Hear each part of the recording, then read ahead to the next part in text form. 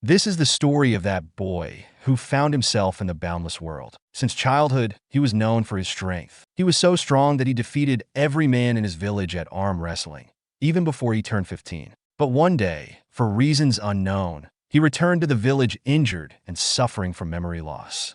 It was his good luck that allowed him to meet the good-hearted governor, and he grew up doing odd jobs for him. Most times, he would work nonstop and had to be reminded to rest, but he mostly replied with, "He has just started working and there's no need for concern." But despite this, the governor remains worried. Although Sung-dae-won had lost his memory, his new life with the governor was good. However, the year Sung-dae-won turned 15, the governor passed away suddenly, and even his only family moved away. Heartbroken and alone, he never stopped working hard and promised himself to repay the governor's kindness by living well and working hard. Year by year, working without a moment's pause, Sung-dae-won, who is now 25, had sorted everything out for himself, except for one thing. He hadn't been able to find a wife. Even though there were women who would like to marry him, he didn't see any of them fit to be his wife. His bachelorhood was a product of his inability to judge his own position in society and his unreasonable standards. Sung-dae-won set off to find a suitable wife. He didn't care how far he had to go, even if it meant traveling to another village. Upon deciding to go on this expedition, he found himself face to face with a woman bruised and injured, looking exactly like he had when he first came to the village. That a little later, as she continued walking, she entered the village alone with a sword strapped to her. The villagers avoided her, scared she might be a Murin person. But Sung-dae-won, who had fallen in love with Baek Jin-jin at first sight, proposed to her. That day, she entrusted herself to the House of the Widows. They both stared at each other, but Baek Jin-jin rejected his proposal. He asked why, but Baek Jin-jin was set on spending the rest of her life alone and made it clear by rejecting him flatly. However, Sung-dae-won was not one to give up. He continued asking her to marry him. He presented a boar, asking her to become his wife. She rejected. He chased after her, asking her to become his wife. She rejected. He went fishing for her, asking her to become his wife. She rejected and asked him to shut his trap. He followed her through the winter storm, asking her to become his wife. She told him to get lost, and no matter how strong the tree, it could be felled with less than 3 strikes by Sung-dae-won. But Baek Jin-jin remained unmoved, even after being hacked at 10 times, 30 times, which almost made Sung-dae-won lose his mind. In the end, even the villagers came around to try to convince her. One of them told her that they think she has done enough and that she should please just accept Sung-dae-won. Another added that there was no one else like Sung-dae-won in the village. The last one said it was all true because Sung-dae-won is strong, kind, and sincere. This made her think. The villagers begged her to take him before he wore himself out. She thought hard on it. Sung-dae-won was already worn out and had started calling himself absolute trash. Someone worse than trash.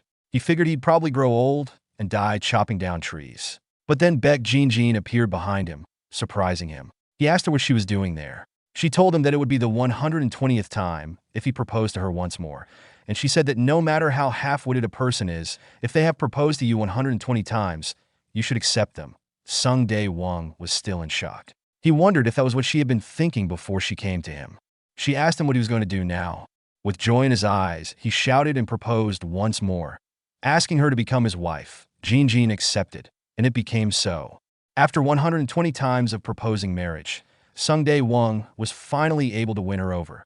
After their marriage, Sung-dae-won used the money he had saved up to set up an inn. Time passed, and the first fruit of their love was born, Song Woo Mun. Sung-dae-won and Baek Jin-jin's joy knew no bounds, except that Baek Jin-jin, whose body was already frail, was further weakened by childbirth. The cries of a newborn baby filled their home. After giving birth to their second child, Sung Woo Kong, her weakened body couldn't even handle stepping outside to get fresh air. Sung-dae-won had to spend the money he earned from the inn on medicine for his wife, which made her feel bad, but her husband always assured her that it was all good. With a satisfied look, he told her that it was his responsibility as a man to take care of his wife's medical bills, and that she should just focus on her health. She appreciated him, and he got emotional. While Baek Jin-jin struggled with her illness, their 2 children grew up fast. The first son, Song Woo Mun, was an exact replica of his mother, with her good looks and well-built body, and he was just as smart too. He would climb trees, making his father worry, but his father would always try to caution him.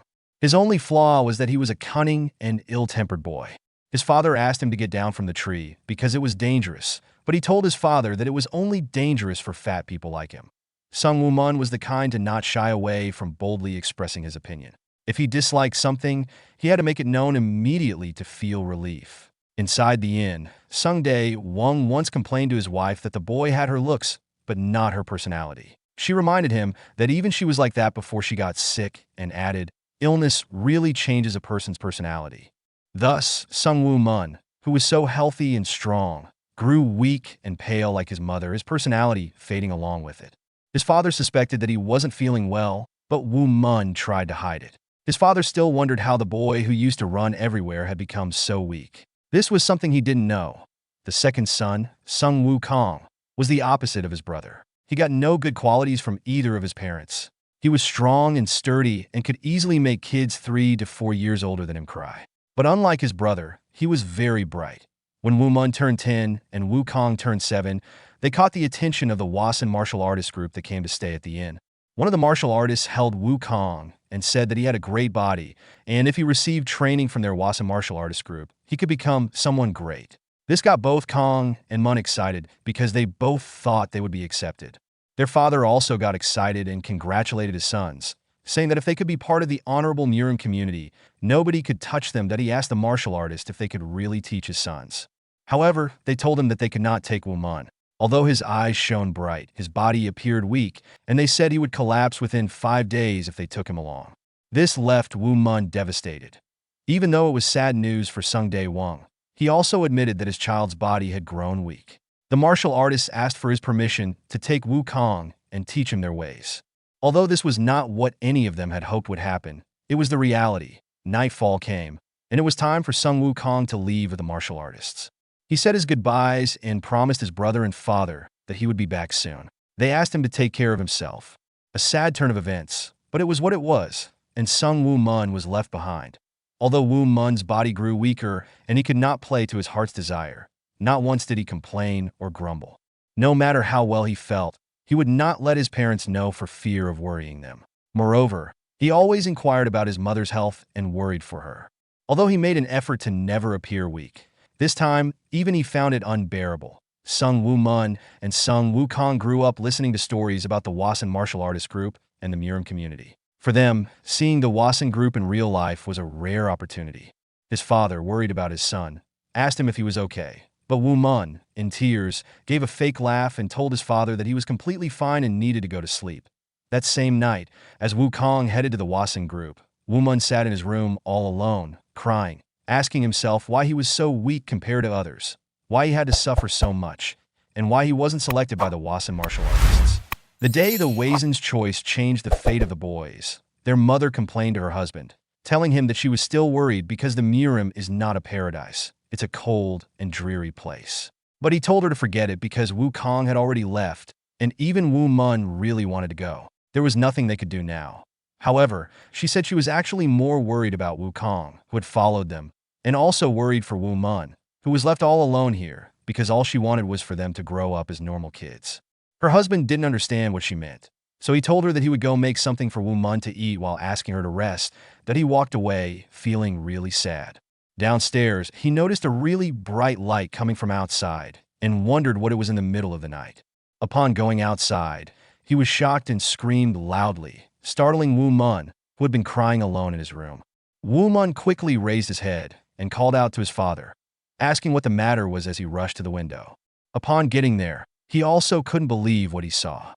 The day the fates of the two children were changed by the choice of the Wasan martial group was also the day when someone came and changed Woo Mun's new destiny. The old man greets Sung Dae-won and Woo Mun, who still can't believe his eyes but just stares. The elderly man, who was once floating, lands on the ground. He walks up to Dae-won and Woo Mun, staring from above. Woo Mun calls the elderly man Shin-sun. Shin-sun means sage with miraculous power. Woo Mun quickly rushes down to meet this Shin-sun, scared to actually come out. He stands behind the door at first. The Shin-sun tells Dae-won that he's starving and must eat, so he asks if they could get him a bowl of plain noodles. Dae-won tells him that he'll get it immediately, so he asks Woo Mun to take the Shin-sun to the best seat in the restaurant. Woo Mun guides the man to his seat. Though he's still a little scared of the Shin-sun's food is presented to him. He thanks them, and they return the pleasantries. While the Shin-sun eats, Woo Mun is fascinated that even great mages eat food. After the sage is done eating, he asks for the bill, But Dae Wong refuses to give him the bill and tells him that it has been an honor to serve him food. He wishes the great sage a safe journey. The sage appreciates the kindness but says that although he is poor, he cannot simply leave like that. So he requests that they prepare him a paper and brush. Dae Wong is surprised at this request and wonders if the sage is going to write something for good luck, so he immediately rushes to get them. On his way, he gets excited because his wife comes to mind, and he plans on asking the sage to write something wishing for his wife's good health and for the health of his entire family too. Woo Mun doesn't stop looking at the sage, so the sage asks him if he looks fascinating to him. Woo Mun apologizes, but the sage proceeds to tell Woo Mun that he sees he really wants to learn martial arts, seeing that he has even wept over it. The boy is shocked and asks the man how he knows. The man smiles at Woo Mun, and just then Dae Wong arrives, presenting the paper and brush. The sage thanks Dae Wong and tells him that he wishes to draw them a landscape painting with his humble skills in exchange for not taking any money from them. Dae Wong, not wanting to seem rude, asks the sage if he really means he's going to give them a painting. The mage sticks the paper to the wall and immediately starts painting. Dae Wong and Woo Mun both watch closely as the sage paints. He starts with an unfamiliar flow, then adds the trees, the landscape, and birds flying in a particular pattern. Woo Mun is stunned because he doesn't see the sage's brush move, but suddenly he sees the landscape appear. He wonders if that's one of the sage's powers, and his father is also awed by the beautiful artwork. The sage adds his finishing touches, and now it's complete. The sage tells them that the painting is a representation of the gratitude he feels toward them and that he hopes they cherish it dearly. He then says he must take his leave. Sung Dae Wong thanks the sage, but instantly remembers that he doesn't know the sage's name. He quickly turns to the sage and asks him to at least tell them his name. The sage laughs without turning back and asks Sung Dae Wong what knowing the name of a forgotten man would do for him. Before leaving, he tells them to remember him as the Celestial Master's thread, and Sung Dae Wong wonders what kind of name that is. While Sung Woo Mun stares deeply into the painting, he suddenly starts to hear a voice from it. The voice says, "Religious enlightenment and righteous duty cannot prove beneficial or harmful to anyone, but they can also prove beneficial and harmful to everyone. Even if one is called omniscient, it cannot be called enlightenment. Even if one is enlightened, they cannot be omniscient. And even if one is omniscient and enlightened, they may still not be called a saint." At this point, Woo Mun realizes that it's the sage's voice. The voice finally says, "The work of this old monk has come to an end."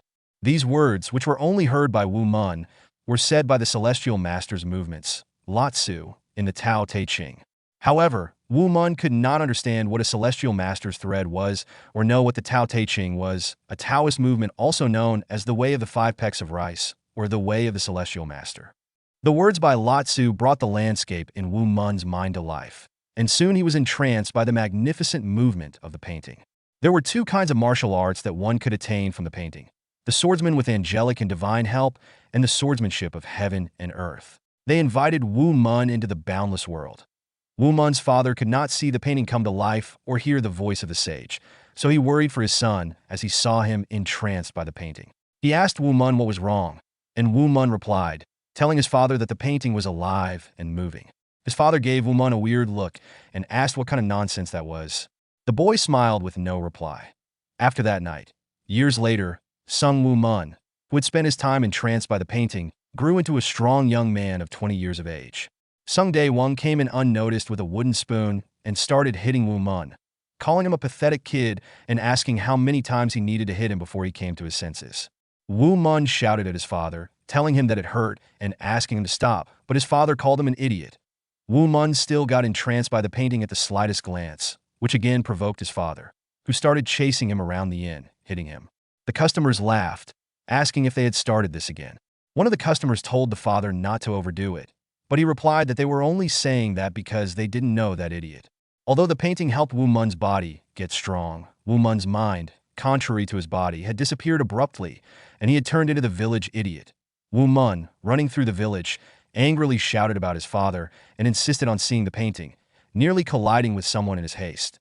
The person hit him really hard, calling him an idiot and saying that he was an imbecile for almost hitting their mistress. Woo Mun realized his fault and got scared. He pauses and stares. The men, who are the guards to the mistress, ask Woo Mun what the hell he's looking at, demanding that he get up and lead the way. Woo Mun's eyes and the mistress's clash, and he starts to get an idea in his head, but the guards call him back to his senses, calling him an imbecile and threatening to make an example out of him. The mistress tells the guards to leave Woo Mun alone, saying it's not right to pick on the weak. Woo Mun uses the opportunity to try and run away, but his path is blocked by someone. He is blocked by someone who beats the shit out of him, asking how he dares to do such a thing. The mistress isn't impressed by this person's act. The person smiles at the mistress and greets her, but she sighs and calls him an asshole. He is shocked that she said that, so he asks her what she said, but she denies saying anything, asking him if he heard something. While Woo Mun gets up and dusts himself off, the strange man laughs off what he thought he heard and says that he probably heard wrong. This person continues simping for the lady and tells her that there will be a huge match held in Goryongpyeong in 10 days, and that the entire Murim looks forward to it. He asks the mistress what she thinks about it, but she seems confused and asks him what he means. The mistress's name is Yun Saihong.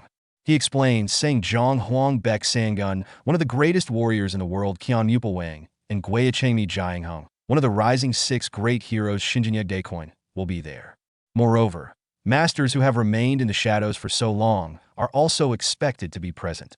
He asks the mistress if she doesn't think it would be wise to take advantage of the opportunity, but the mistress, Yun Saihong, tells the guy that she will do whatever she pleases and that he can keep his nose out of her business.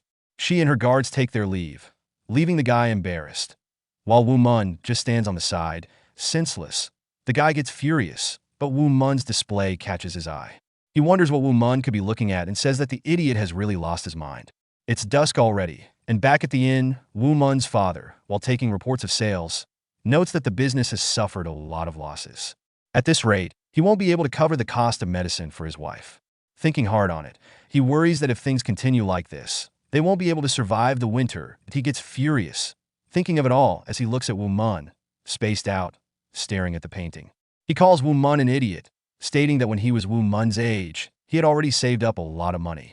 But Woo Mun is so useless. He hasn't helped him one bit. He blames the painting, stating that if it weren't for the painting, the boy might have turned out differently. He initially thought the painting was helping Woo Mun gain his health, but somehow Woo Mun's mind has grown weaker. Then he gets up, furious, and says that he must really be cursed to not be able to throw away that painting. Yelling, he calls the sage a conniving old con artist and says he can't take it anymore and will have to burn the painting.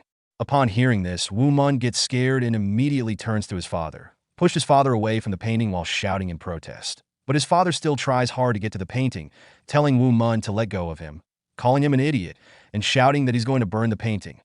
Woo Mun keeps pushing him back while his father asks him to let go, but Woo Mun doesn't, telling him that he can't because the painting isn't his. Woo Mun tightens his grip and pushes his father further away from the painting, which makes his father wonder how Woo Mun got so strong. He rapidly taps Woo Mun's back, telling him to let go or he'll die because Woo Mun's grip is too tight and is choking him. Woo Mun quickly lets go of his father and rushes to get the painting, telling his father that he can't touch it. The father, out of breath, expresses frustration with this foolish idiot and that cursed painting. Their argument is interrupted by some customers who ask if they are closed for the day. Sung Dae-won tells them that they are still open and asks them to please come in. He gives Woo Mun a furious side-eye and tells him that he'll deal with him later. A female customer tries to hold in her laughter. Dae-won attends to the customers, while Woo Mun goes back to being entranced by the painting.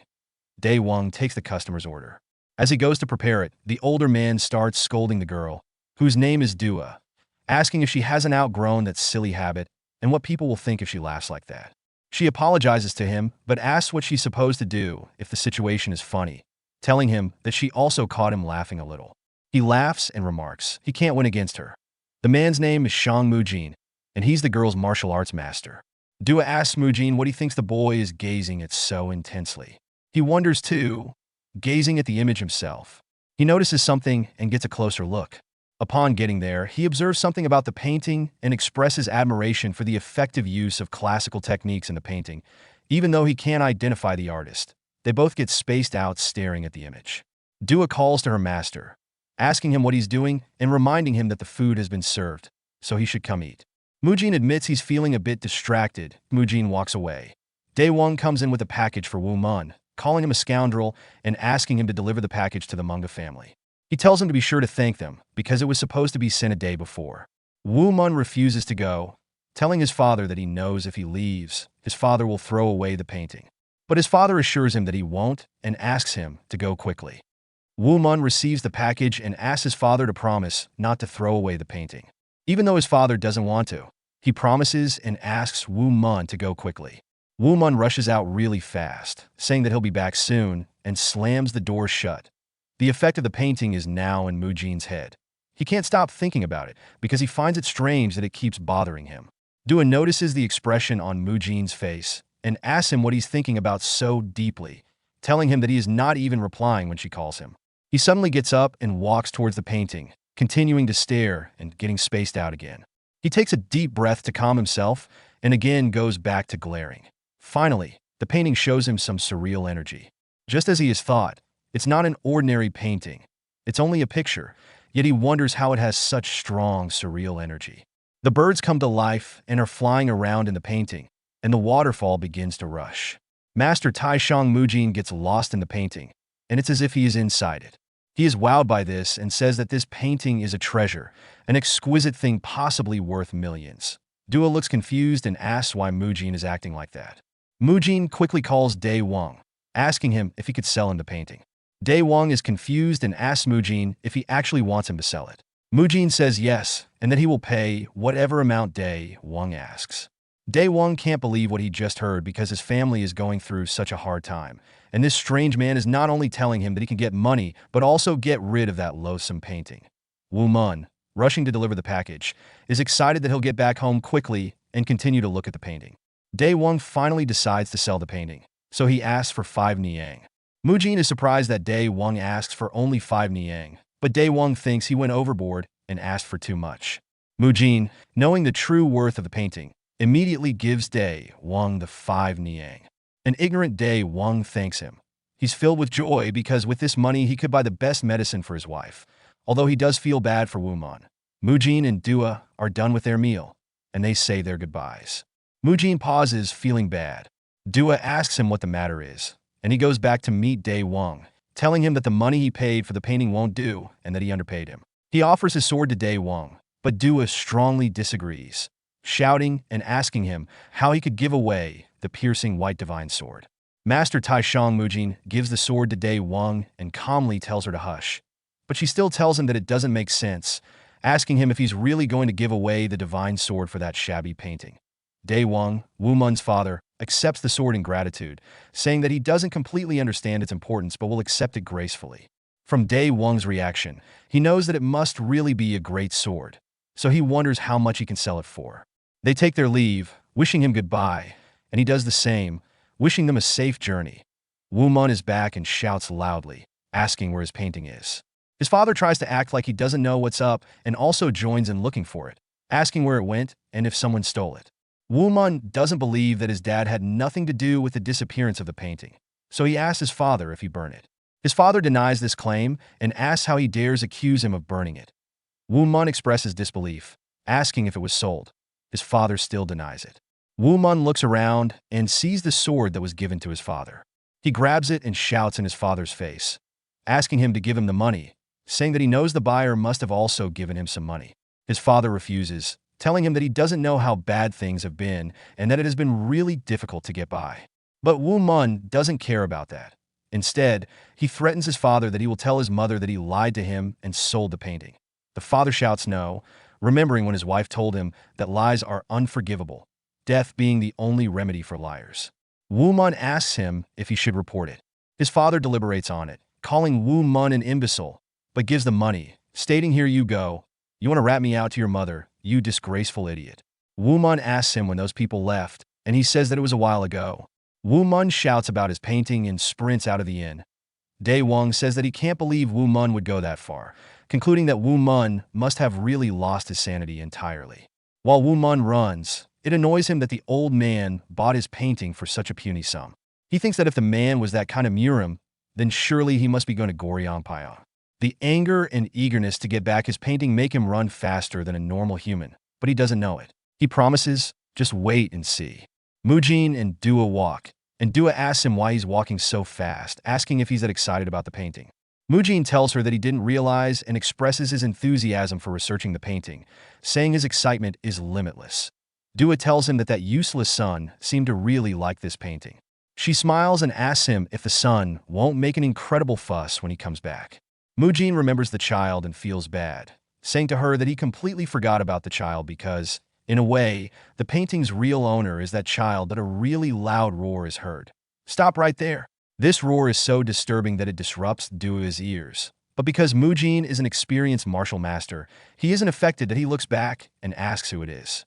It's Woo Mun, running towards them, shouting that the painting is his. Still with the roar, Mujin sees how badly it's affecting Dua.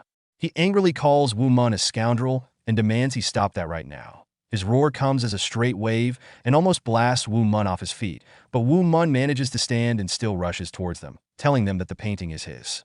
Mujin is surprised at what just happened because, from Woo Mun's appearance, he would never have imagined that he received any training in martial arts. The fact that Woo Mun was able to run all the way here in a single breath, and that roaring, although it had no effect on him, was powerful enough to hurt Dua, impresses Mujin. Woo Mun goes down on his knee, begging them to give back the painting, stating that it is more important to him than anything in this life. Mujin is shocked to hear this, wondering if Woo Mun comprehends the true value of the painting. With no response from Mujin and Dua, Woo Mun gets back up and shouts at them, demanding they give it back this instant. Dua is offended by the way he spoke to them and asks how he dares speak so arrogantly. Mujin is still amazed by everything the boy has done so far, but decides to play along. He tells Woo Mun that he has already bought the painting, asking what right he has to ask him for it. Woo Mun pauses, not expecting this. Mujin looks at Woo Mun, seeing that he has the sword and the money he gave Woo Mun's father. It is unquestionable that the painting belongs to Woo Mun, and since he hasn't paid a reasonable amount to its true owner, it would be best to just return it to him. Woo Mun murmurs repeatedly about the painting, but Mujin is becoming curious about him. Mujin states that Woo Mun seemed to have let out that roar earlier without realizing it. It was a powerful roar, and he smiles, thinking there seems to be a secret hidden in Woo Mun and the painting. Quite unlike him, he starts coming up with a plan. Even though he has decided to give back the painting, Woo Mun is confused, thinking about it. He remembers that the sage had actually drawn it for his father's services, so technically it isn't his, adding that he has just been claiming it stubbornly all this time. Mujin's plan is complete, so he tells Woo Mun that, according to his father, their family seems to be going through a hard time, that he asks if Woo Mun realizes that it's true. Remembering his mother's medical bills, Woo Mun feels really bad that he didn't even think about it, saying to himself that he's so stupid. He tries to pull himself together, realizing that his father must have thought about their mother's medical bills. Disappointed in himself, he calls himself an idiot for forgetting about everything as usual. Tears drop down his eyes, and he says that he's sorry, telling Mujin to please hold on to the painting. Mujin is wowed once more, because for someone who caused such a ruckus to give up easily just at the mention of his family shows that his heart must be in the right place. Woo Mun feels so sad about the whole thing and is about to take his leave, but Mujin smiles and tells Woo Mun that they will have to play a game. If Woo Mun can lay a finger on him even once, then he shall not only return the painting to him, but he would also yield the money to him. He asks Woo Mun how that sounds. Dua disagrees, asking Mujin why he would want that. Woo Mun is surprised because he sees this as an opportunity. He immediately asks Martial Master Mujin if he's being serious. Mujin gives a weird smile and tells Woo Mun that he has a lot of wealth and that the money for his family means nothing to him. So he asks Woo Mun if he would accept. Woo Mun happily agrees. Woo Mun is confident that he could win the money for his mother's medicine and the painting. Kunlun's #1 swordsman, Mujin Won Myong, is known for being a great master. The person currently overlooking the field is, in fact, the greatest master of Kunlun, Mujin Won Myong himself. Woo Mun asks Mujin if he won't regret this, asking if he would really give everything as promised if he manages to touch him. Mujin laughs at Woo Mun and asks him why he would regret challenging him, encouraging him to try and make himself regret it. Woo Mun feels pumped because if he wins this, he could get the painting and money for his mother's medicine. Mujin pulls out the painting, and Woo Mun immediately goes to him, but Mujin easily dodges. Woo Mun tries really hard, and Mujin is surprised by Woo Mun's awful attempts because his body structure is that of someone who has never been taught martial arts. Mujin then stretches his hand to push Woo Mun. That slight push is enough to make him fall, but he gets back up and rushes in again, trying to touch Mujin, that he tries really hard, but Mujin, a martial master, dodges everything with ease. He slams Woo Mun onto the ground. Woo Mun is surprised and asks Mujin how he was able to slam him to the ground without even laying a finger on him. He gets back on his feet and promises that this time he will definitely get Mujin. Mujin easily dodges Woo Mun's attempts each time. Whenever Woo Mun tries to touch him, Mujin slams him to the ground over and over again. Even though Woo Mun could have stopped at any time, he keeps going and continues to get slammed down. Finally, Woo Mun decides to calm down due to the pain from being repeatedly thrown to the ground. Mujin is disappointed and wonders if Woo Mun's roar from before was just an accident. He feels pity for Woo Mun and tells him that he should just give up. But Woo Mun is determined and says to himself that he cannot give up, that he thinks for a while and realizes that he can now see Mujin's movements, even though they may be subtle. He adds that the movements are similar to the movements of the leaves in the painting. If they are indeed similar, then he has seen them a million times already. He rushes in again, motivating himself that there's nothing he can't do. With disappointment in Mujin's eyes, he calmly observes that Woo Mun has resorted to his tactless moves again. However, Woo Mun comes attacking with an aggressive martial arts form, which scares Mujin. Instinctively, he uses a powerful martial art to block Woo Mun's attack, but it's powerful enough to knock Woo Mun straight into a tree. Seeing the force at which Woo Mun hits the tree, Dua asks if Mujin isn't overdoing it. Even though she's angry that Woo Mun hurt her ear, she tells Mujin that he is being too harsh on someone who doesn't even know martial arts. Mujin is speechless because he just used the royal servant's golden dragon power on Woo Mun, wondering if Woo Mun has grasped his movements in such a short time. In a moment of haste, he unintentionally used more force than he intended. Woo Mun picks up a stick, gets back on his feet, and says that his arms were too short. If he had a sword in his hand at that moment, he would have been able to touch Mujin. He notes that Mujin's movements are greater than those of the leaves in the painting, wondering if he would be able to touch Mujin with the stick. With determination, he goes to attack Mujin again, promising to touch him this time. Mujin is shocked, looking at Woo Mun come at him, wondering what this is. He states that the energy he used to block Woo Mun's attack earlier blocked Woo Mun's acupuncture points, but Woo Mun has already unblocked them. He wonders if Woo Mun has been hiding his endurance and energy unbeknownst to him. Woo Mun comes at him, about to strike Mujin. Mujin is shocked by Woo Mun's power, calling him a monster. Woo Mun's attack is about hitting Mujin. He realizes that he cannot dodge and that it's going to cut through. Woo Mun's attack hits Mujin, and the stick breaks in his hand, which makes Mujin instinctively use more power than intended to push Woo Mun backward, sending him flying across the field once again. Mujin can't believe what just happened. Dua rushes to him, calling him grandfather. Mujin says he sees that in a hurry, and Woo Mun ended up using Amida Buddha's most excellent power technique. Dua rushes to attend to Mujin's wounds and asks how that guy was able to do that, but Woo Mun screams in pain, blood rushing out from various parts of his body, as if he were punctured all over, shouting that it hurts and that he is in so much pain. Mujin rushes to Woo Mun, thinking of what to do. He wonders if Woo Mun's body has collapsed into a near-comatose state induced by martial arts. While Woo Mun keeps shouting that it hurts, still trying to help him, Mujin finally understands that, without realizing it, Woo Mun has learned martial arts through the painting. However, Woo Mun's body remains untrained and thus cannot endure Mujin's attack. Woo Mun, in serious pain, cries for help and begs Mujin to save him. Mujin doesn't know what to do because Woo Mun's body is dying. It seems to be unable to overcome the attack and is deteriorating. Mujin pulls Woo Mun up suddenly and sits him in the lotus position, immediately mimicking the Buddha's cross-legged sitting position. Mujin performs some key-opening techniques on Woo Mun and tells Dua that for at least 1 hour, she must stand guard more rigorously than she ever has before and that nobody should touch him. She understands, knowing that when one's body continues to deteriorate, the situation is dire. Woo Mun opens his mouth wide and spits a large amount of blood. Mujin tells him that if he wants to leave, then he must pay attention to what he wants to say.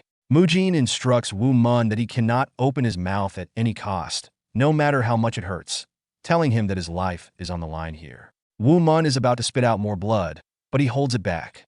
Mujin starts to chant some words as he connects to Woo Mun's body, that he realizes that Woo Mun's body has already been severely damaged. But if he can put all of his energy into Woo Mun, he can save him. However, Mujin warns that if he does save Woo Mun, he will never be able to summon the energy and force required for martial arts. He blames himself because his petty curiosity led to all of this, but he promises that no matter what, he shall save Woo Mun. Meanwhile, Woo Mun begins to cry as he thinks of his mother and father. Mujin has begun pouring his energy into Woo Mun. Dua looks around, recalling that they are on the road to Goryongpyeong. People who harbor animosity toward Mujin would definitely pass this way. She wonders what would happen if they ran into such people at a time like this. She tries to hold herself together, knowing she'll be powerless in front of them that moment. she hears the rustling of the bushes. The people behind say they're pleased with what they see, thankful for having followed Mujin and Dua. Dua turns back and shouts, "Who is that?" One of the men in the bushes replies, "Mujin Woo Myong of Kunlun. We have finally come to the moment of your reckoning." Another one says they have come to take their revenge, and they all laugh. Dua realizes who they are, the evil, raucous, and corrupt four. She also realizes that she and her grandpa have been tailed by them all this while. She questions if this is what people mean when they say, "out of the frying pan, into the fire," because she knows she won't be able to hold them off alone. Mujin is unaware of what's happening around him as he continues Woo Mun's treatment. Dua whimpers, wondering what she's supposed to do without her grandpa. She summons some courage and shouts at the men, "How dare you appear in front of Master Tai Shang Mujin?" They laugh at her, asking if she thinks they are fools, saying even a child could kill Mujin in his current state. One of the four says soon the news of Mujin's death will spread far and wide, laughing as he adds that he should also play with Dua a little, so that even after death, Kunlun's #1 swordsman would cry tears of blood due to humiliation. Dua gets scared and moves backward, telling them they shouldn't dare come near her. The man and the others laugh, telling her she looks cute when she's scared. One of them shouts, "Kill Mujin." Dua is terrified and doesn't know what to do, thinking of her grandfather. But at that moment, someone arrives and knocks the man's sword away, surprising everyone. Dua is relieved, but still wonders who this person is. The raucous four get angry that someone would dare interfere. The spear-wielding person tells them that as if it's not bad enough they are attacking someone in critical condition, now they are ganging up on a girl. He tells them they're the lowest of vermin. This provokes the raucous four, and they decide to go after the spear man altogether. As they rush toward him, he uses his technique to cut down all of their swords in half. The raucous four is terrified, wondering what just happened. The spearman, positioned to attack, calls them pathetic scoundrels and says they lack even the ability to judge their opponent correctly at that moment. Even Dua realizes he's a martial arts master. While all this is happening, Master Mujin senses something strange from Woo Mun's body. A strange suction force is formed inside Woo Mun, sucking Mujin's energy rapidly. Mujin wonders what on earth this is. Woo Mun sits, absorbing Mujin's energy, and as he focuses, he finds himself in a strange place. At first, he wonders what's happening, but realizes this is inside his body. He can see that his body is disintegrating, with blood vessels bursting. Noticing strange energy on his hands, he questions if it's the energy he's getting from Mujin. Then, he sees lines from a landscape painting. Realizing they are trying to guide him, he thinks that if he uses the lines from the painting along with Mujin's energy, he should be able to fix his body. In that moment, without realizing it, Woo Mun takes the teachings of the landscape painting and restructures his body. Although it feels like an eternity has passed, it's only a moment. Guided by instinct, he remains unaware of the transformation his body will soon undergo because of his willpower. Woo Mun has sucked too much of Mujin's energy, causing Mujin to cough up blood and plop down to the ground. He tries to gather himself, wondering what just happened and who this child is. He catches the smell of blood and quickly turns around to search for Dua.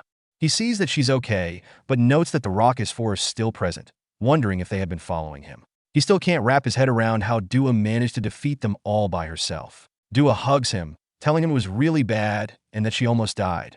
Mujin asks if someone helped her, inquiring if it was one of the greatest warriors in the world or one of the rising 6 great heroes.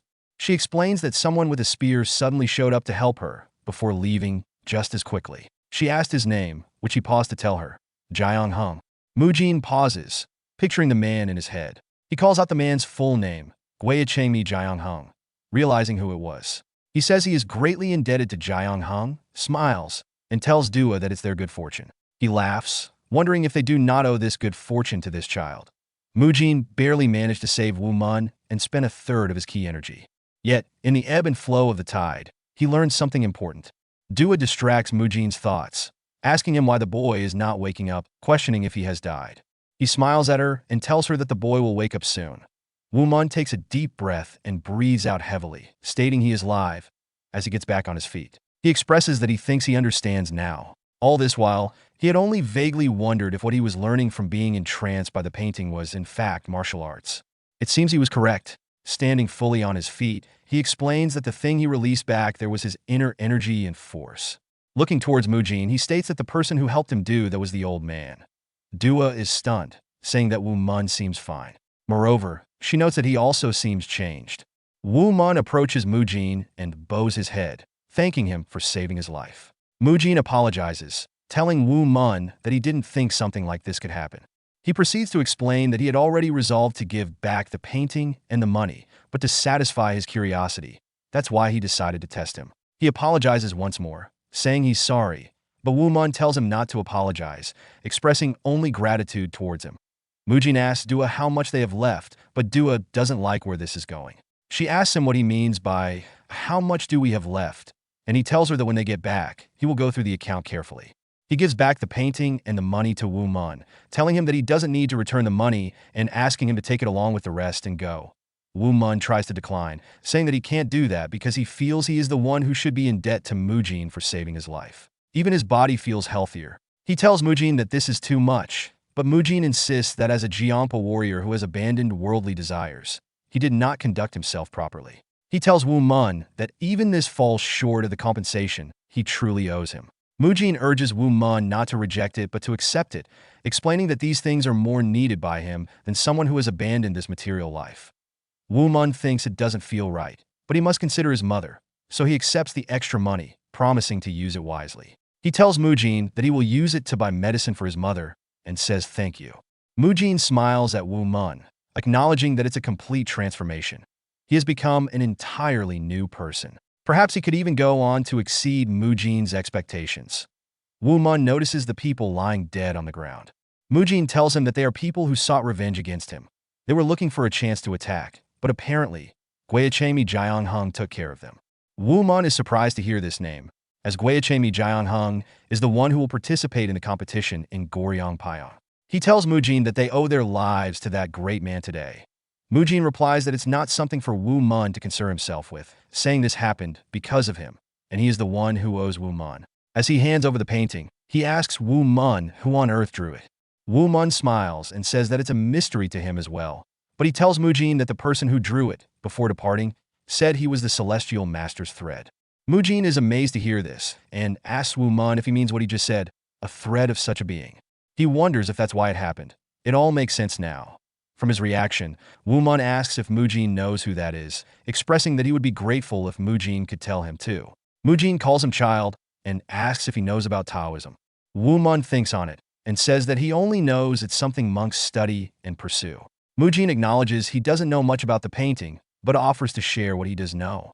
He explains that during the Three Kingdoms of Korea period, 57 BC to 668 AD, the turmoil caused by the Yellow Turban Rebellion was led by Zhang Ju, who was said to be a follower of Taoism and a sorcerer. Zhang Ju spearheaded the way of great peace, tapping down the Taoist movement, but alongside that, another Taoist movement was growing popular, the way of the Five Peaks of Rice, also known as the Celestial Masters. The man who led this movement, Celestial Master Zhang, was Zhang Ling. Woo Mun is amazed by this and says if it was someone called Zhang Cheon-sa. Then Mujin confirms it, stating that the way of the Five Peaks of Rice is also known as the Cheon-sa sect. The Celestial Master's thread that the sage mentioned must definitely refer to the Cheon-sa sect in the way of the Five Peaks of Rice. Woo Mun stares at the painting, wondering about the Cheon-sa sect. Mujin tells Woo Mun that the martial arts teachings of the Cheon-sa sect died with the last follower of Zhang Cheon-sa, and after that, the teachings were passed down orally under the title of Kyeonsa-do. That is how they exist today. Mujin smiles and tells Woo Mun that it's an astonishing feat for him to have learned the now extinct martial arts of the Cheon-sa sect. Woo Mun then asks Mujin if he might know who drew the painting. Mujin says that itself is also a mystery, even to him, but smiles as he adds that they can only guess that the person was one who wished to pass on the teachings of Cheon-sa. He concludes that he now understands how Woo Mun's body absorbed his energy so easily, explaining that it's because of the energy that forms the root of Taoism, which is the energy of the Cheon-sa sect. Finally, he says that it still baffles him. While Woo Mun continues to stare at the painting, pondering the Cheon-sa sect, Mujin feels tempted. If he takes Woo Mun under his wing, he could bring fame to the Kunlun faction. However, he knows that taking someone with the Cheon-sa sect martial arts will surely draw opposition. Shaking his head, Mujin is disappointed in himself for letting his greed outweigh everything else. He decides that if it's meant to be, he will consider it again in the future. But for now, he can only offer his meager help. So he calls out to Woo Mun and reflects on a previous duel, acknowledging Woo Mun's skills in swordsmanship and energy manipulation.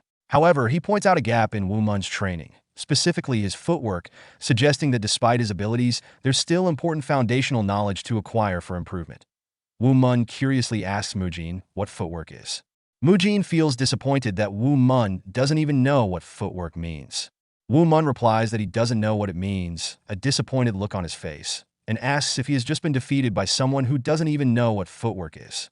However, Mujin decides to teach Woo Mun. He demonstrates, telling him that footwork refers to the way one moves their feet while dueling someone.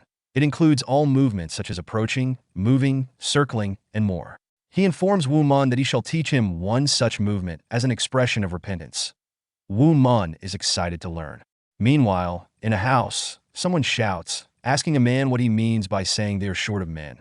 The man tells the lady that if she does not want to be slighted compared to the other families, she should consider their interests and supply them with men. He also tells her that for that to happen, she would have to at least give them 50 warriors. But for now, they have barely managed to gather 30, that the lady thinks on this and tells the man that it would be favorable for them to display a strong front. She asks him to put up notices around their village and the nearby ones that they are recruiting temporary workers to send to Seoul for work. She adds that they are on a tight schedule, so he needs to hurry and do this. However, the man tells her that they do not need workers. They need warriors. The lady looks back at the man and calls him Commander Jang, asking if their purpose is to fight. He responds, telling her no. Then she says that all they need is to hire people to look like they're warriors, and she and the commander will be fine if they command the workers to pretend to be warriors. She adds that if they appear to have a massive force, no one would dare challenge them, and they will be fine. Commander Jang says that he understands and tells her he shall do as she has commanded, although she thinks that if there is one useful man among the workers, it would work out. Back with Woo Mun, he is sweating profusely and feeling exhausted while Mujin performs some footwork on a huge rock. Mujin's movements are too fast. Woo Mun cannot see what he is doing. He states that he can't see Mujin clearly and won't learn anything like this. He thinks this won't do because he really wants to learn. Gathering ki from around his body, he directs it to his eyes, and suddenly he can clearly see Mujin's movements. He is glad that he can finally see, although it does get blurry constantly. If he focuses his mind and directs his spirit towards his eyes, he can maintain clarity. Mujin is performing divine and ethereal captivating movement footwork, which is considered one of the best inside the Kunlun sect. It possesses astonishing power to render the user's vision blurry and captivate them. It is one of the hardest footwork techniques to learn. Woo Mun instinctually directs the energy of the celestial and divine swordsmanship towards his eyes and narrowly manages to see Mujin's movements. Finally, as Mujin completes the last step, he asks Woo Mun if he memorized it well. He tells him that he has left his footprints on the rock so that Woo Mun can refer to them later to memorize his movements. Woo Mun thanks him. Mujin takes the sword and gives Woo Mun the Kunlun Friendship Medallion, telling Dua that they must wish him farewell now. However, Dua doesn't seem to approve of Mujin, giving Woo Mun the medallion. Mujin tells Woo Mun that this is the piercing white divine sword, used by the Bond faction's Emperor Wang Yongyang, and it is priceless. He adds that he was planning on giving it to him in exchange for his painting, but now he doesn't have any other means to defend himself and must take it with him. Instead, he gives Woo Mun the medallion and urges him to use it wisely when the time arises. Woo Mun replies that if that's the case, he shall not refuse the kind offer, but asks what it is. Mujin tells him that the medallion shows that he is a friend of the Kunlun sect, but advises him not to worry about it too much. While Dua is still very displeased with this, she tells Woo Mun that the friendship medallion is more important than he knows. Before leaving, Mujin asks Woo Mun to promise him one thing: to never sell nor throw away the Kunlun friendship medallion. He tells Woo Mun that even though it's the last remaining medallion, he does not regret giving it to him. Woo Mun bows his head and promises, stating that if he gets a chance, he will visit Kunlun. Mujin tells him, so be it, and says that they shall continue their journey now. Woo Mun wishes them a safe journey to walk away. Dua looks back at Woo Mun, who still bows his head as they depart. Dua turns away, but keeps looking back at Woo Mun, unable to predict that today, which felt both short and long at the same time, would bring such unprecedented change in Woo Mun's life. Dua finds herself blushing while staring at Woo Mun, so she quickly turns away, surprised by her own feelings. Woo Mun returns home to his father, presenting the money to him, which surprises his father, especially since Woo Mun also got the painting back. His father asks where he got the money from. While handing back the painting, Woo Mun tells his dad that it seems things turned out well, explaining that he got the painting and the money back from Mujin. His father responds with a simple yeah, but then turns back to his dad, calmly telling him that it was wrong to have sold the painting without his knowledge. He warns his dad that if he deceives him again, he will tell his mother. The father agrees but wonders what's wrong with Woo Mun, noticing he seems different and speaks differently, questioning if Woo Mun has regained his mental capacity. Woo Mun puts a chair in front of the painting, sits on it, and once again begins to stare at it. He declares that he shall go back inside the painting's fantasy once again because he wants to meet the lines that guided him from inside his body before. As Woo Mun sits and stares at the painting, his father wonders if he is going back to his old ways and stays to observe. Woo Mun unexpectedly shouts, "This is not working," startling his father, who wonders what's wrong. Woo Mun doesn't know why he is unable to get back into the fantasy. He thinks it might be because a lot of things happened today, so he decides to get some sleep and try again tomorrow. In the morning at the inn, Woo Mun is back at the painting, staring, but it's still not working. By the afternoon, Woo Mun is still staring at the painting and is still unable to get back into the fantasy. As night falls, he continues to struggle with it. His father walks by and isn't surprised that Woo Mun hasn't changed 4 days later. Woo Mun is begging the painting to please work while his father looks increasingly frustrated. Dae-won can't take it anymore. He shouts at Woo Mun, telling him he doesn't care if he broke his promise or if Woo Mun tells on him to his mother. He asks Woo Mun to stop this immediately. He expresses anger and frustration, feeling that Woo Mun has worsened instead of improved, and contemplates destroying a painting for their own good. Woo Mun feels sad as he realizes that he has been useless. He holds his father's hand and asks for forgiveness. Woo Mun acknowledges his selfishness and promises not to revert to his old ways. Dae-won, surprised, asks if he's serious, and Woo Mun apologizes again. Dae-won looks at Woo Mun with many emotions swirling inside him, while Woo Mun appears remorseful, realizing that the illusion has vanished completely. For his parents' sake, he knows he has to give this up and forget about it. Suddenly, Dae-won starts to cry. Woo Mun asks his father why he is crying. Dae-won tells Woo Mun that he is crying because it has been a long time since Woo Mun said something befitting his age, and he continues crying. Woo Mun thinks about what his father said and fears that he may have been entranced by the painting, living his life like a fool, all this while without realizing the effect it had on his parents. He acknowledges that he has not been a good son, so he tells his father that he's sorry and that he shall live well from now on. These words make his father even more emotional, causing him to cry more. Later that night, Woo Mun smiles as he checks on his father, who lies on his bed sobbing, says, "Our Woo Mun has come back to us." After confirming that his father has gone to bed, Woo Mun returns to face the painting and tries once more to see if he can get back into the fantasy illusion. He closes his eyes and focuses. Everywhere goes dark, and he can see the sage standing behind a lady, apologizing for not being able to keep his promise. The sage says, "The Taeyong Jiki is something one cannot overcome." Taeyong Jiki is a condition where the body is overwhelmed with energy or fire. A person afflicted with Taeyong Jiki is expected to die within 7 years. Woo Mun doesn't understand what's going on. He looks around and wonders where he is. He also recognizes the sage. The sage asks Woo Mun how he is doing, asking if a person is sick. Woo Mun doesn't understand, so he asks the sage if he's referring to himself. The sage then tells Woo Mun that his personal desire to fix the Taeyong Jiki led to his Xian deteriorating, an ability to ascend to immortality. The sage begins to explain, saying that Taeyong Jiki refers to a person born with exceptionally strong and violent energy. The person suffers from an imbalance of yin and yang and is extremely weak, eventually dying when they turn 20. That Woo Mun exclaims, "No," but the sage continues. He tells Woo Mun that Taeyong Jiki is a rare disease that affects 1 in 100 people, so rare that many don't even know what it means. Woo Mun asks if that means those kids are affected by Taeyong Jiki. The sage confirms this, explaining that for the past 200 years, he has been studying the disease and trying to save these kids, but his efforts have been unsuccessful. The sage shows Woo Mun his body standing in front of the painting. Woo Mun shouts, asking if that's himself. The sage responds by asking if he would like to see inside his body. Woo Mun shouts again as he is taken inside his body. The sage tells Woo Mun that the celestial and divine swordsmanship, which brings eternal harmony, is the swordsmanship of heaven and earth, containing the logic of all things in the universe. These two martial arts forms have intermixed to occupy the blood vessels and are extinguishing the fire burning within him.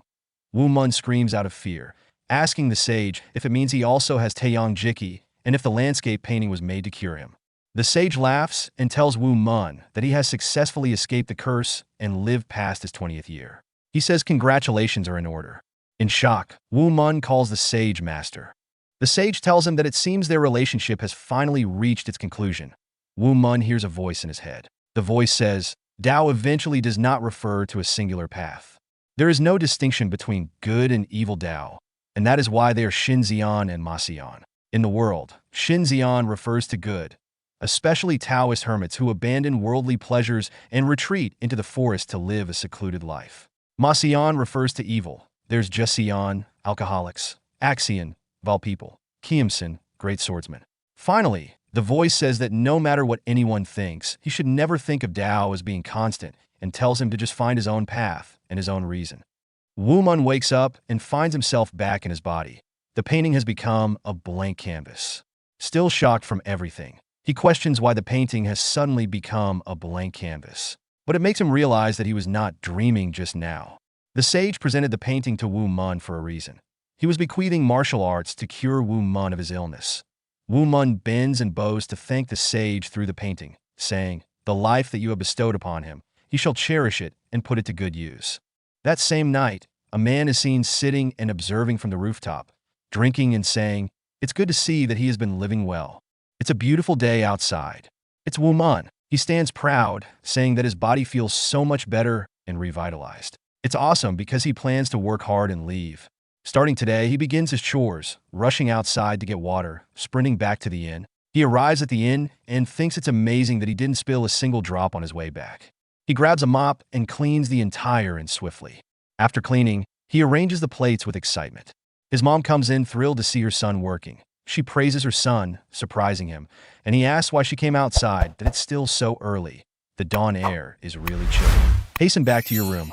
She says, You have been working so hard since morning for your father, and you've started speaking like someone your age. This mother's heart is so happy. Thank you, my Woo Mun. Holding hands with his mother, he realizes that he never knew her hands were this thin and cold. Even though it saddens him, he puts on a bright face and leads her back to her room. While in the room, his mother tells him that it's so nice to see he has returned to his old self, and that whenever she thinks about how he was, she doesn't finish her statement. Woo Mun, looking at his mom with tears of joy in her eyes, realizes that he has been such a bad son, and he feels like the world's worst son. He leaves her to rest, cheerfully saying goodbye. As he leaves, he sees his father, who just got out of bed and is shocked to see Woo Mun up this early. Woo Mun beats his chest and says, Father, from now on, he shall help him with running the inn. He tells his dad to also make him do any difficult tasks available. His father is filled with so much joy just from hearing this and rushes to hug Woo Mun with tears of joy. He exclaims, So yesterday's events were not a dream after all, my son. Woo Mun tells him to stop crying, but he cries even more, hugging Woo Mun and thanking all the gods in heaven. The Jade Emperor Buddha. He thanks them all for restoring Woo Mun. Woo Mun tries to free himself from his father's grip, telling him that he needs to get back to work, but he realizes he can't escape. Of course, his father seems to have been born with unlimited strength, but it's surprising for someone who doesn't know martial arts to be so strong.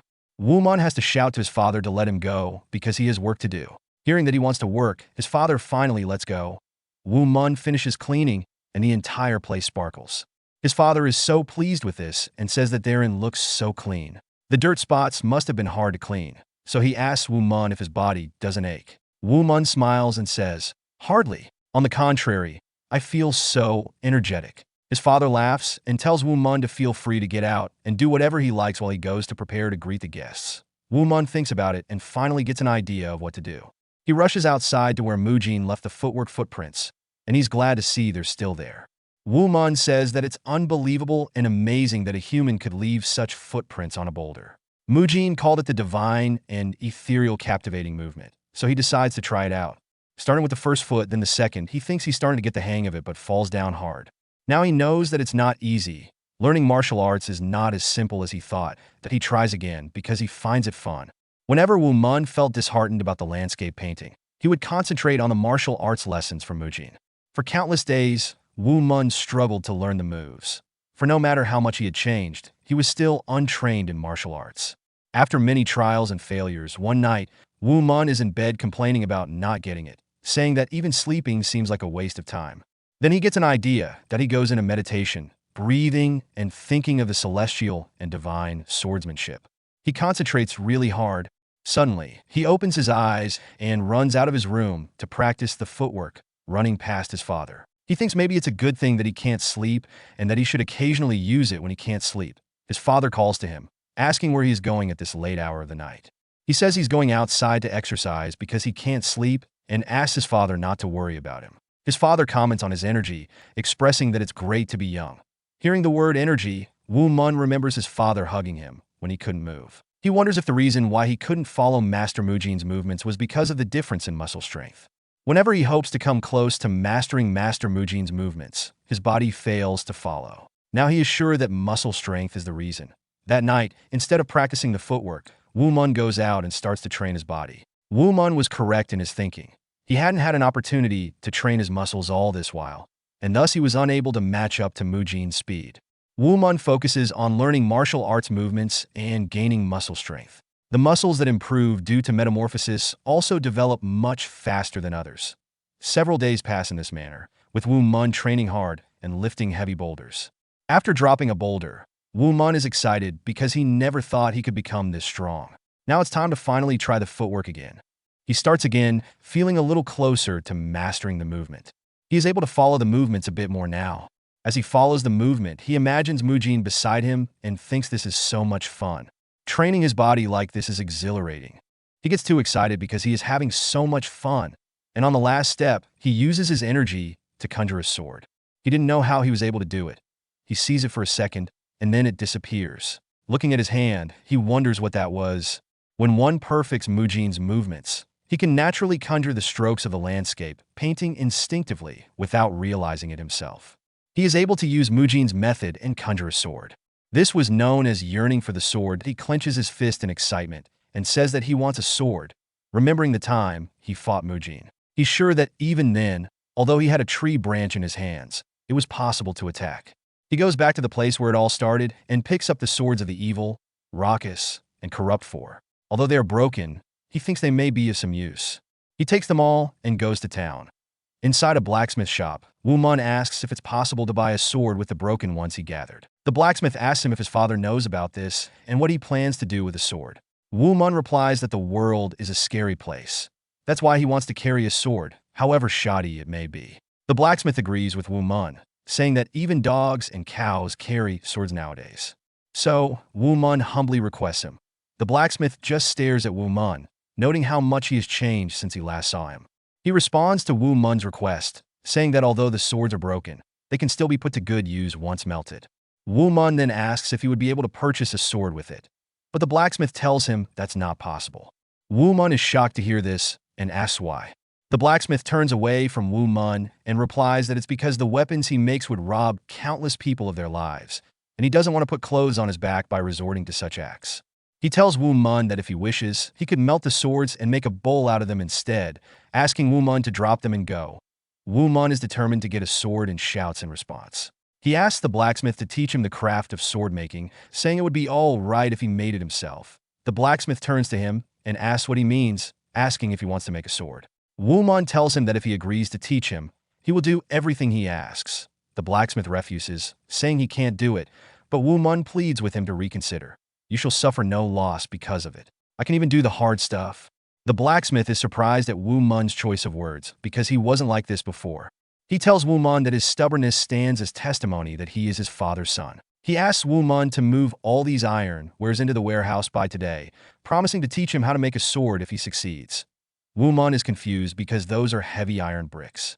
The blacksmith smiles as he walks away, thinking it would be difficult for someone like Woo Mun to even lift one. 2 hours later, Woo Mun comes running to the blacksmith, telling him that he has moved all of it. He asks the blacksmith to teach him. The blacksmith shouts, "What?" because he doesn't believe it. He goes with Woo Mun to check it out and sees that he has actually cleared it all. He tells Woo Mun that it's impossible because they are so heavy, so he asks how he managed to move them all in such a short time. Woo Mun asks if he's breaking his promise, and the blacksmith agrees to teach him, saying a promise is a promise. Woo Mun rejoices. The blacksmith then calls his apprentice, Min Song, and tells him to show Woo Mun how to work with the bellows. The guy is frustrated and questions how he's expected to teach that person to use the bellows. Woo Mun gets pissed that Min Song still thinks he is an idiot, but the blacksmith calls Min Song a fool, telling him that Woo Mun is older than him, so he should mind his words and hurry up and teach Woo Mun. The blacksmith is Min Sung's father. Min Sung tells Woo Mun that this is so damn annoying, but Woo Mun holds his cool and tells Min Sung that he looks forward to learning from him. Min Sung is still annoyed. He goes to the bellows and asks Woo Mun why it feels like he has grown taller. He doesn't even want to hear from Woo Mun, so he just asks him to come with him to the bellows. He tells Woo Mun that it's not easy to make a sword, and that even blacksmiths like himself and his father have to devote at least half a year to learn how to work the bellows. It's Woo Mun's turn to do what Min Sung has just shown him. So Woo Mun observes that Min Sung took the flames with the wind. As he works the bellows, he thinks to himself that the wind blows violently upon meeting the fire, almost like how the painting used to sway. In order to make a sword, one must learn how to control wind and fire, and it doesn't seem like an easy task. Min Sung gets pissed because he sees that Woo Mun is already getting the hang of it and is good at it. He wonders how this guy, who used to be an idiot, has become so smart. His jealousy makes him call Woo Mun away, telling him that they are done and saying, anyway, he is busy too, so he wasn't looking forward to spending too much time on this. Let's move on to forging. Now Woo Mun is shocked and asks if they are moving to the next stage already. While forging, Min Sung tells Woo Mun that this is what they call forging. The strike should be strong but controlled. There should not be the slightest error when you strike. He thinks this would give Woo Mun so much difficulty, so he smiles and tells Woo Mun that it would be hard for someone like him to do even 10 times. Woo Mun analyzes everything Min Sung has just told him, realizing that weak strikes would be futile, whereas excessively strong strikes would ruin the shape. He thinks this would definitely improve one's concentration, so he tells Min Sung that he would like to try it. Min Sung laughs and tells Woo Mun to take a big mallet while he uses the smaller one. Before they start, Min Sung tells Woo Mun that breathing is important here, and that he has to control his breath as well as the force he uses to strike, that he is excited and ready to laugh at Woo Mun because he thinks Woo Mun cannot last 30 minutes. They start, and Min Sung begins to sweat heavily, noticing that Woo Mun is doing so well and isn't even breaking a sweat. Min Sung gets tired and frustrated, wondering how this happened, because it seems to him that Woo Mun has been born to do this even better than his father. He disgracefully turns away and shouts, "Enough!" telling Woo Mun that they are done for today and that Woo Mun is bad at forging. Really bad, extremely dreadful. Even though he knows Woo Mun is doing it better than he is. Woo Mun apologizes and tells him that he will do better next time, but this makes Min Sung even more annoyed. He tells Woo Mun that the next step is wielding and that it's an extremely difficult job, so he asks Woo Mun to watch carefully. After teaching Woo Mun the basics, Min Sung thinks this is so annoying because Woo Mun is doing everything so well. Woo Mun asks if he is doing well, and this question provokes Min Sung even more. He can't hold it anymore, so he shouts at Woo Mun, saying that it's right. He says it 3 times out of frustration. It annoys him so much because someone he thought was an idiot is doing his job more perfectly and faster than anyone else. Woo Mun asks him if he is being ironic. Even the blacksmith himself is surprised and wonders how Woo Mun is able to learn such difficult things in such a short period of time. It's almost as if Woo Mun is talking to the sword while forging it. But the blacksmith thinks that's not it.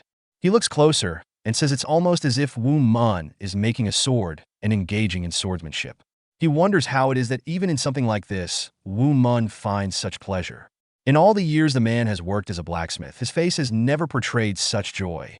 The blacksmith calms down and thinks. Then he asks Woo Mun and Min Sung to stop. Min Sung asks why, stating that he was the one who asked him to hurry along, so he's teaching Woo Mun wielding.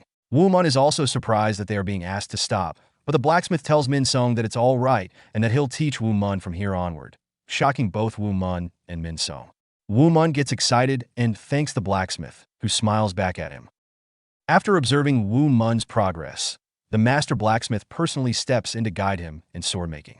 Woo Mun is taken aback by how different the blacksmith's approach is compared to his son, Min Sung. The blacksmith offers little verbal instruction, yet Woo Mun learns significantly just by observing.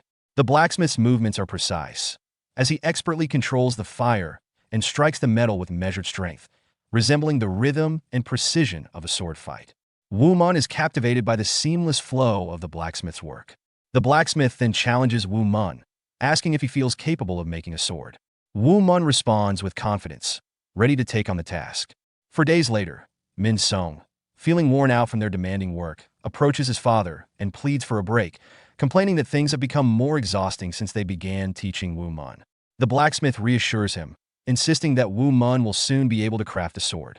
Min Sung, however, is skeptical and laughs at the notion, Insisting that Woo Mun is incapable and that it would take him at least 10 years to achieve such a feat, he criticizes his father for being too optimistic. When they arrive at the blacksmith shop, they are taken aback to find Woo Mun standing proudly with a completed sword. Woo Mun celebrates the completion of his sword. His eyes shine with pride as he admires his creation, stating that he forged it using his own strength. Min Song is left in shock, unable to believe that Woo Mun has succeeded so quickly in creating a sword. Min Song is still in shock at Woo Mun's accomplishment. He expresses disbelief that it could happen in just 4 days. Woo Mun reflects on his earlier experience making a sickle, feeling slow and awkward. In contrast, as he crafted the sword, his hands seemed to move on their own. He wonders if it's the influence of the painting he saw, but ultimately realizes that the true catalyst for his progress was the blacksmith's guidance. Grateful for the blacksmith's mentorship, Woo Mun thanks someone for their help in making the sword. The blacksmith responds with approval, noting that the sword turned out better than he anticipated. He then tells Woo Mun that there's no longer any need for him to make sickles or hoes. He can now create as many swords as he desires.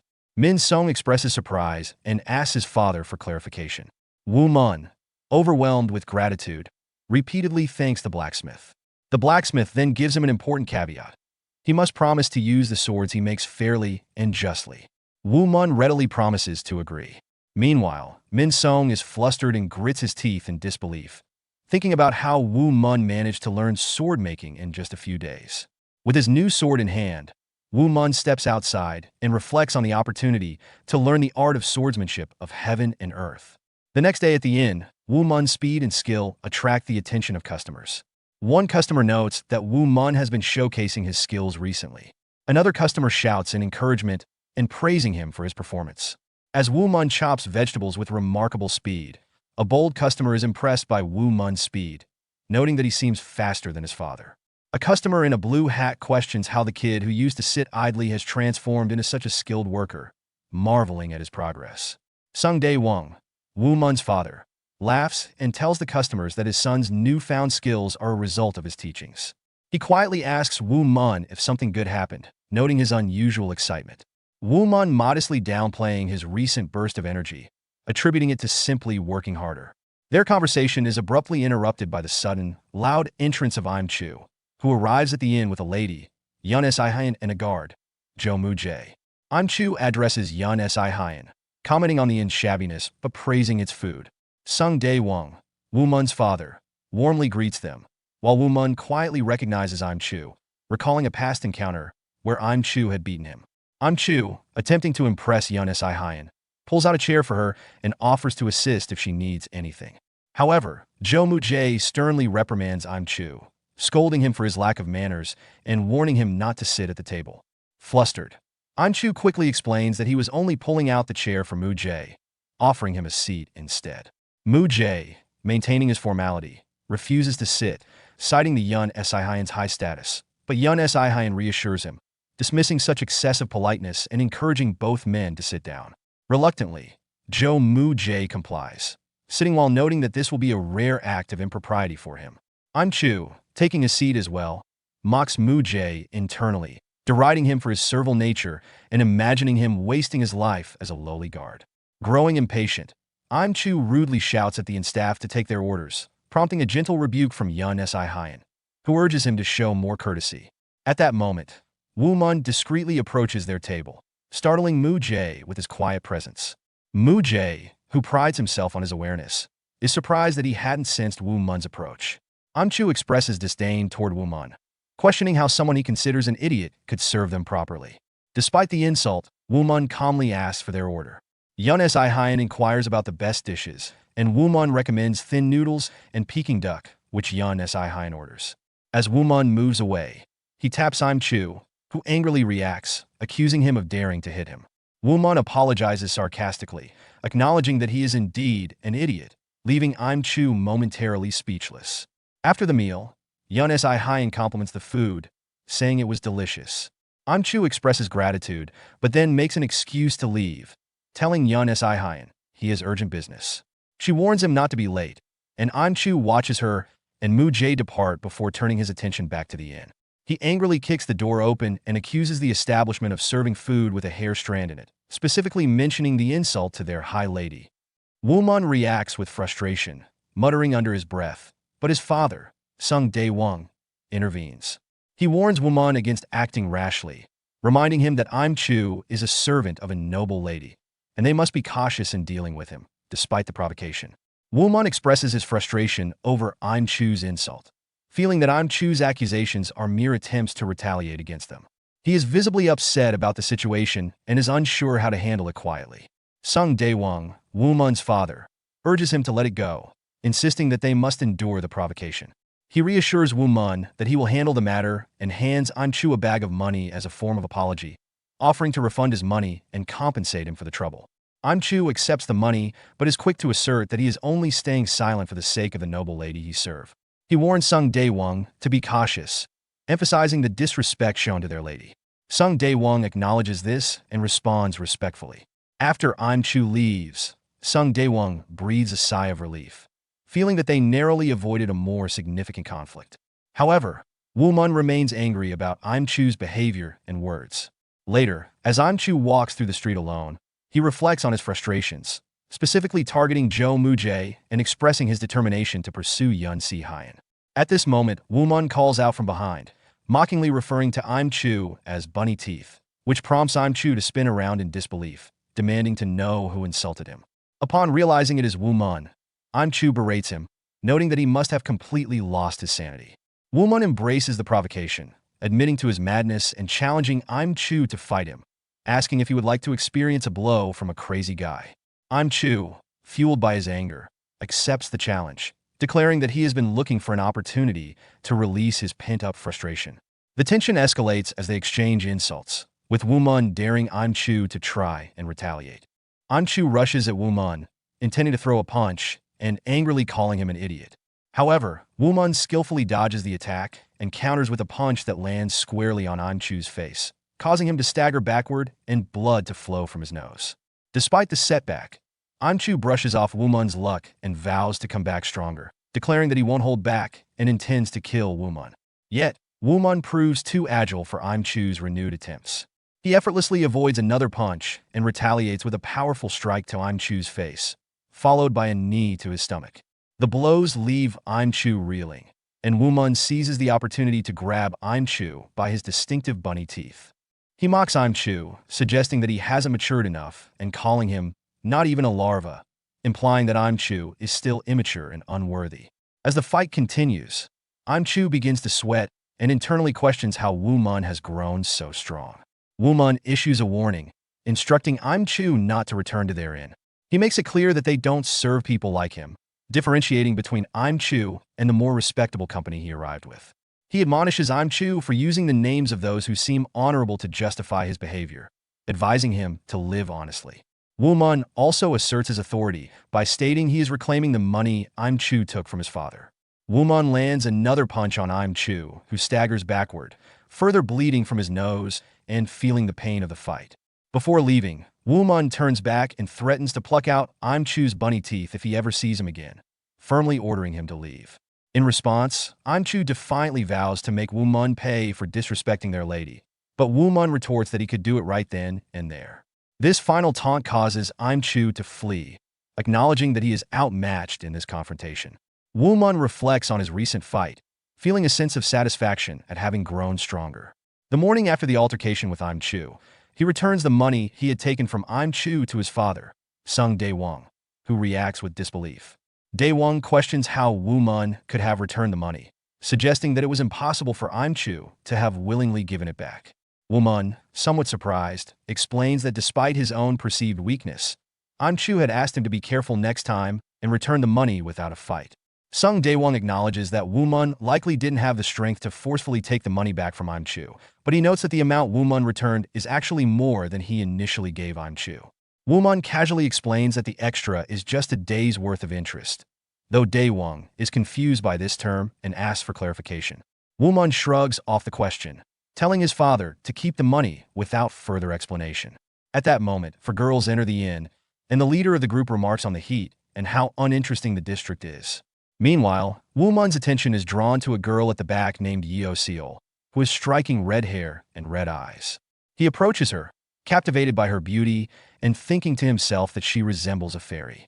Noticing Woo Mun's focus on Yeo-seol, The group leader feels a twinge of annoyance, questioning why he is paying attention to Yeoseol when she is standing right there.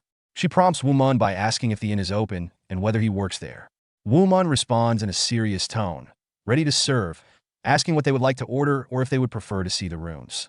Yeoseol then speaks up to clarify their needs, explaining that they are not familiar with the menu and requests something tasty at a reasonable price. She mentions that they plan to stay for the night and will be leaving the next morning, thus asking Woo Mun to prepare 2 rooms for their group. Woo Mun smiles at Yeoseol while saying yes. The group leader comments that it seems Woo Mun only smiles for Yeoseol and suggests that since Yeoseol typically prefers simple things, she would be satisfied with someone like an innkeeper. The group leader implies that Woo Mun's role as an innkeeper is modest, which causes Woo Mun to question his identity. At that moment, his father, Sung Dae-wong, calls out to Woo Mun, urging him to show the girls to their seats. Woo Mun politely asks them to sit, assuring them that their food will be ready shortly. However, the group leader quickly criticizes the condition of the chair, saying it looks like it could fall apart at any moment, suggesting Yeoseol should sit here. Yeoseol complies, moving to that chair without protest. This behavior frustrates Woo Mun, who wonders why the group leader is so mean to Yeoseol and where they might have come from. As Woo Mun begins chopping vegetables, he notices the girls chatting animatedly among themselves, while Yeoseol remains silent and excluded from the conversation. Concerned about her isolation, Woo Mun thinks about how nobody is engaging with Yeoseol, sensing her discomfort. When night falls, the group leader directs her attention back to Woo Mun, referring to him as innkeeper, and demanding to know where they will be staying for the night. Woo Mun gestures for her to follow him, but this only angers the group leader, who finds his actions disrespectful, calling him an impertinent idiot. One of the other girls chimes in, dismissing Woo Mun as just a worthless innkeeper boy who lacks martial arts skills. Woo Mun feels flustered and indignant, thinking to himself that he is not worthless, especially since he does no martial arts. Eventually, Woo Mun leads the girls to their room and confirms that the person will be staying there. The group leader reacts negatively to the room Woo Mun shows them, claiming it is too small and smells bad. Woo Mun calmly responds that all other rooms are occupied and suggests that if they are dissatisfied, they should find another inn. This angers the group leader, who threatens Woo Mun, saying he is courting disaster by treating her this way. Another girl from the group intervenes, warning the leader to back off, explaining that they cannot afford to attract attention by attacking someone who lacks martial arts skills. She implies that their master would be displeased if they did so. Curious, the group leader asks about that, but the girl dismisses the topic, telling the leader to forget about Woo Mun and focus on getting some rest. The group leader reluctantly concedes, stating that Woo Mun is lucky today. Seizing the opportunity, Woo Mun suggests that if the current space is too small, he can take one to stay in the stables. The group leader orders Yeoseol to go to the stables, prompting a confused response from her. When she asks why, the group leader accuses her of hesitating, but Yeoseol reassures her that it's not a refusal and agrees to go. Woo Mun then instructs her to follow him. As they leave, Yeoseol turns back to her friends, wishing them a good night, while group leader stated to her not to oversleep. However, instead of taking Yeoseol to the stables, Woo Mun leads her to a much nicer room, explaining that a guest had canceled, so he won't charge her extra. Yeoseol is surprised by the room size and cleanliness and expresses that it might be better to invite the other girls to join her. Woo Mun assures Yeoseol that her friends would likely be asleep by now and that disturbing them would be pointless. He observes that everyone appears tired, suggesting they may have already fallen asleep. He humorously warns Yeoseol to keep his kindness a secret, or else he might face repercussions from her friends. Yeoseol agrees and expresses her gratitude, thanking him for his consideration. Woo Mun responds warmly, telling her not to worry and wishing her a good night before leaving the room. Once he steps out, Yeoseol excitedly explores her new accommodations. She lays down on the bed, delighted by its coziness. Woo Mun, overhearing her cheerful comment, feels a sense of happiness from having made her comfortable. He decides to practice his martial arts for the time being, satisfied with how things are going. Meanwhile, outside the inn, Anhui arrives with a group of martial artists, pointing out Woo Mun's location and declaring that he is the one who beat him. The leader of this martial arts group, Dae-byacha, scolds Anhui for his reckless behavior, warning him that if the promised money is not forthcoming, he will regret it. Anhui reassures Dae-byacha, promising that if they ensure Woo Mun can no longer harm him, he will pay the 45 silver coins he owes. Filled with rage, Anhui expresses his intent to make Woo Mun suffer, referring to him as asshole. Woo Mun steps out of the inn with his wooden sword, planning to practice his martial arts. His focus is quickly interrupted when Im-chu confronts him, declaring that he's dead now and that he has brought Daebiacha with him, a formidable martial artist. Daebiacha mocks Im-chu's inability to handle Woo Mun, calling him worthless. Unfazed, Woo Mun sighs and warns Im-chu that he had previously advised him against this confrontation. Im-chu retorts, telling Woo Mun to watch his words, threatening that Daebiacha will not spare him. Daebiacha responds to Woo Mun's slight by swinging his axe at him, but Woo Mun deftly dodges the attack. Daebiacha's confidence grows as he declares that merely injuring Woo Mun's legs won't suffice, vowing to break all of his limbs. Im-chu shouts encouragement, urging Daebiacha to destroy Woo Mun. Daebiacha swings his axe wildly, laughing as he attempts to land a hit. However, Woo Mun proves agile, easily evading each strike.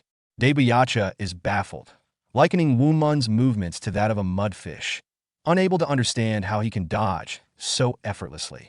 In a moment of clarity, Woo Mun recalls the stance that his teacher, Song Woo Mun, taught him. He recognizes the energy flowing through him, reminiscent of the divine and ethereal captivating movement. This revelation helps him to further refine his dodging technique. Frustrated, Daebiacha orders his underlings to grab Woo Mun, attempting to corner him. As the two henchmen advance with their weapons drawn, Woo Mun sees an opportunity to combine his sword fighting and martial arts energy skills. He swiftly strikes at both underlings, showcasing his agility and skill. After Woo Mun dispatches both of Daebiacha's underlings, only Daebiacha himself remains standing. Fueled by anger, Daebiacha prepares for the next confrontation. When Daebiacha attempts to attack him, Woo Mun swiftly knocks the axe out of his hands, sending it flying away from them. Pointing his wooden sword at Daebiacha, Woo Mun taunts him, questioning if he's ready to give up and encouraging him to retrieve the axe for a fair fight. Daebiacha, taken aback by Woo Mun's confidence, feels mocked, realizing that he is being outmatched by someone wielding only a wooden sword. His two injured underlings, still on the ground, nervously call out to him for support. Daebiacha starts to sweat, acknowledging internally that he can no longer underestimate Woo Mun. In an attempt to save face, he laughs and concedes that if Woo Mun has a grudge against Im-chu, he is free to deal with him as he wishes. To Woo Mun's surprise, Daebiacha turns to flee, commanding his underlings to follow. They comply, calling out to him as they scramble to catch up. As they retreat, Woo Mun expresses disappointment, lamenting that he was just beginning to find his rhythm in the fight. He reflects on how combining sword fighting with martial arts energy was helping him feel a sense of completion within his body. Meanwhile, Im-chu, watching the events unfold, is drenched in sweat and filled with disbelief at Woo Mun's newfound strength. Feeling emboldened, Woo Mun grabs Im-chu and confronts him, threatening him with more violence. He chastises Im-chu for his despicable behavior towards his father and suggests that he should have learned to behave better after being hit in the past. Im-chu, sensing the danger, desperately tries to appease Woo Mun, claiming he was wrong. However, before he can finish his sentence, Woo Mun delivers a solid punch to Im-chu's face, making it clear that he will not tolerate any further disrespect. Woo Mun accuses Im-chu of only attacking those weaker than him. Im-chu starts to respond, but Woo Mun interrupts by punching him again, warning that if he would go to such lengths over a small issue, he must have committed worse acts in the past, and advises him not to do it again. After delivering a thorough beating to Im-chu, Woo Mun warns him that he doesn't believe Im-chu will reflect on his actions anytime soon. He tells Im-chu that if he doesn't want to face further consequences, he should leave. With his battered body, Im-chu starts to move away, clearly shaken by the encounter. Woo Mun reflects on the chaotic events of the day, expressing disbelief that he had to deal with Im-chu and Daebiacha in quick succession. Despite the tumultuous experiences, he finds excitement in experimenting with the combination of sword fighting and martial arts energy, indicating a sense of growth and mastery over his skills. The next morning, Woo Mun is abruptly awakened from his sleep by a shout from the leader of girls' martial arts group, who calls for the innkeeper. He quickly runs to her room, concerned that something might be wrong, and asks if there's a problem. The leader, however, simply expresses her thirst and demands water. Although Woo Mun feels a surge of anger at her demanding attitude, he restrains himself and informs her that there is water located under her bed. To his irritation, she responds by asking for tea instead. Woo Mun tells her he will get her a cup of tea from the restaurant downstairs and invites her to come down. She responds by saying that they were going to leave anyway, so they might as well accompany him. As they descended the stairs of the inn, the girls' martial arts group leader taunted Yeoseol, questioning if she slept well in the horse shed and if it smelled bad. Before Yeo Seol could respond, Woo Mun interjected, defending the cleanliness of the horse shed and insisting she must have slept well. Yeo Seol confirmed this, that her experience was indeed pleasant. After the martial arts group finished their business, they prepared to leave the inn, while Sung Dae-won, Woo Mun's father, enthusiastically bid them farewell, expressing hopes for their return and wishing them a safe journey. Woo Mun remained quietly fixated on Yeo Seol. This silent admiration did not go unnoticed by his father, who teasingly questioned Woo Mun about his feelings for her, suggesting he had developed a crush. Woo Mun quickly denied this, claiming that while he felt a sense of pity for Yeo Seol, their interactions were not indicative of any romantic interest. He observed that the dynamic between Yeo Seol and the group leaders seemed strained, which further led him to dismiss any idea of attraction. In a moment of vulnerability, Woo Mun then redirected the conversation by inquiring about his brother, Woo Kong, who was taken in by the martial artists of Hwasan. This question brought a noticeable shift in his father's demeanor, as Sung Dae-won's expression darkened, revealing sadness and concern over Woo Kong's situation. He had left Woo Mun behind, who felt inadequate due to his perceived weakness in martial arts. The next morning, Sung Dae-won approached Woo Mun with an important proposition. The noble Libi house had requested Woo Mun to work for them. He emphasized that the conditions of employment were excellent, even lamenting that he would have taken the opportunity himself if he were 10 years younger. Woo Mun was taken aback, questioning why he would leave the inn where he had been helping his father so diligently. Dae-won acknowledged Woo Mun's hard work, but expressed his concern over the emotional toll it took on him to hear guests insult him. He emphasized that Woo Mun could not remain at the inn forever, as he deserved better treatment. Dae-won then remarked on Woo Mun's personal growth. He noted that Woo Mun no longer obsessively focused on the past and had become more perceptive and intelligent. He encouraged Woo Mun to prove to his mother that he had matured into a respectable man. This struck a chord with Woo Mun, who reflected on his father's words, realizing he couldn't continue being a burden on his family, especially with his mother's health declining. Determined to show his family that he could take responsibility, Woo Mun agreed to work at the Libi house, vowing to make his parents proud. This declaration moved Dae-won to tears, and he embraced Woo Mun, expressing his pride in his son's decision and character. Woo Mun, slightly embarrassed, teased his father about crying over such matters. Later, at the Libi noble family house, the recruitment officer examined Woo Mun, skeptical of his abilities due to his slender physique. He asked what Woo Mun could lift, casting doubt on his strength. In response, Woo Mun showcased his surprising power by effortlessly lifting both the recruitment officers with his chair and table with one hand each. He playfully challenged the officer, asking if this demonstration was sufficient proof of his strength. The officer, astonished by Woo Mun's unexpected display of strength, exclaimed in disbelief and asked to be let down, realizing that he had underestimated Woo Mun. After impressively showcasing his strength to the recruitment officer, Woo Mun was officially accepted as a porter for the Libi noble family. He laughed, feeling a sense of accomplishment, and remarked to himself how easy the process had been. As night approached, an announcement was made for all new recruits to gather. The officer informed them that they would leave for Goryeo the next day and instructed everyone to prepare by moving the luggage. Woo Mun realized that had he arrived even a moment later, he might have missed the opportunity to apply, highlighting his good fortune.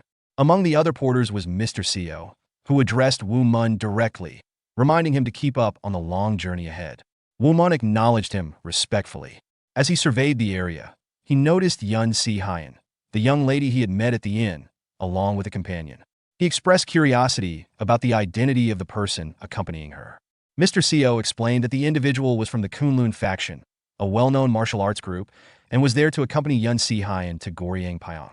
This revelation struck a chord with Woo Mun, as he recalled that Song Mu-jin, his martial arts mentor, had also mentioned being from the Kunlun faction.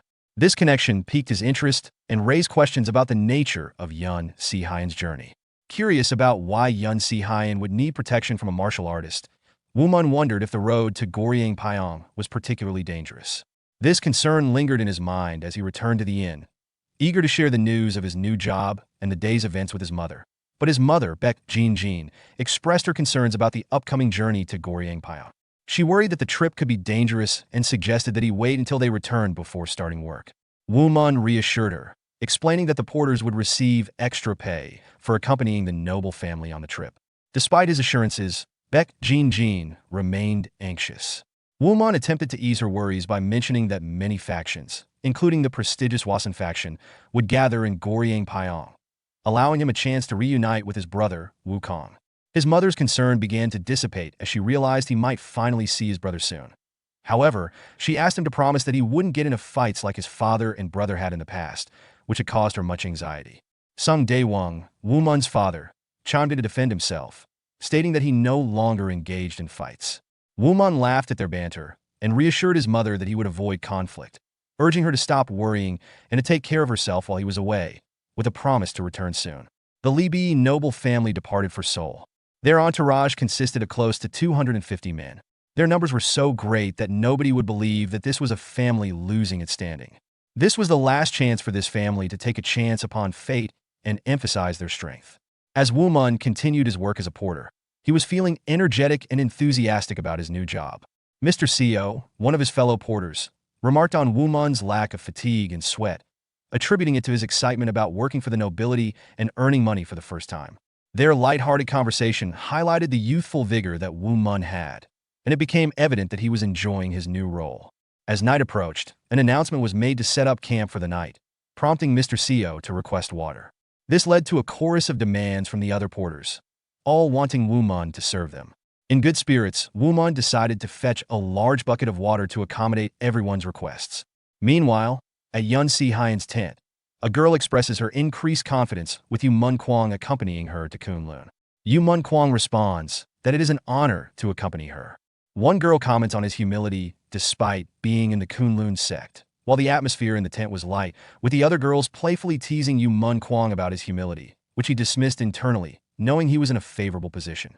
He recognized the luxurious accommodations and attractive company he had, contrasting it with the old men he typically associated with in his sect.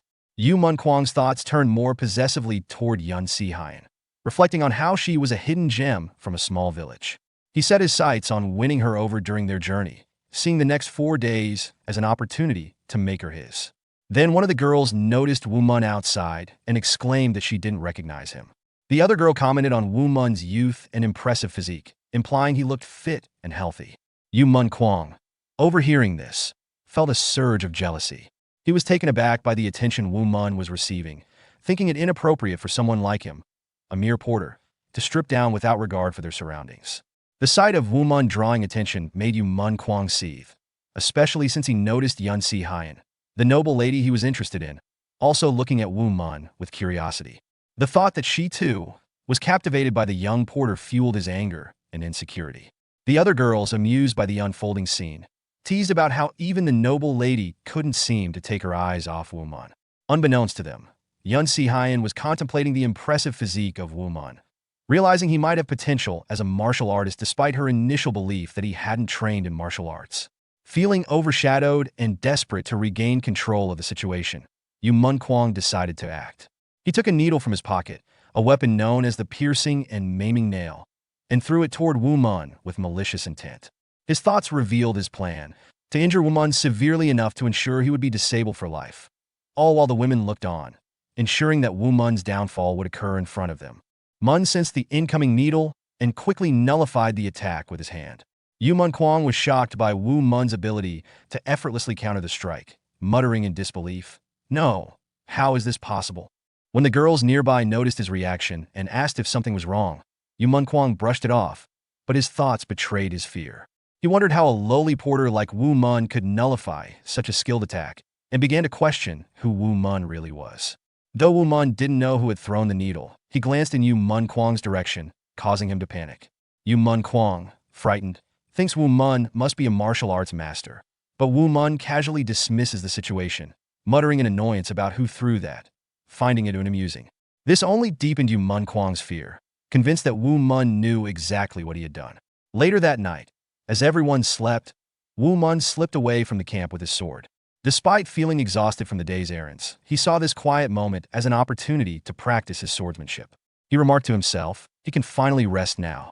But of course, resting time is the time to practice sword fighting.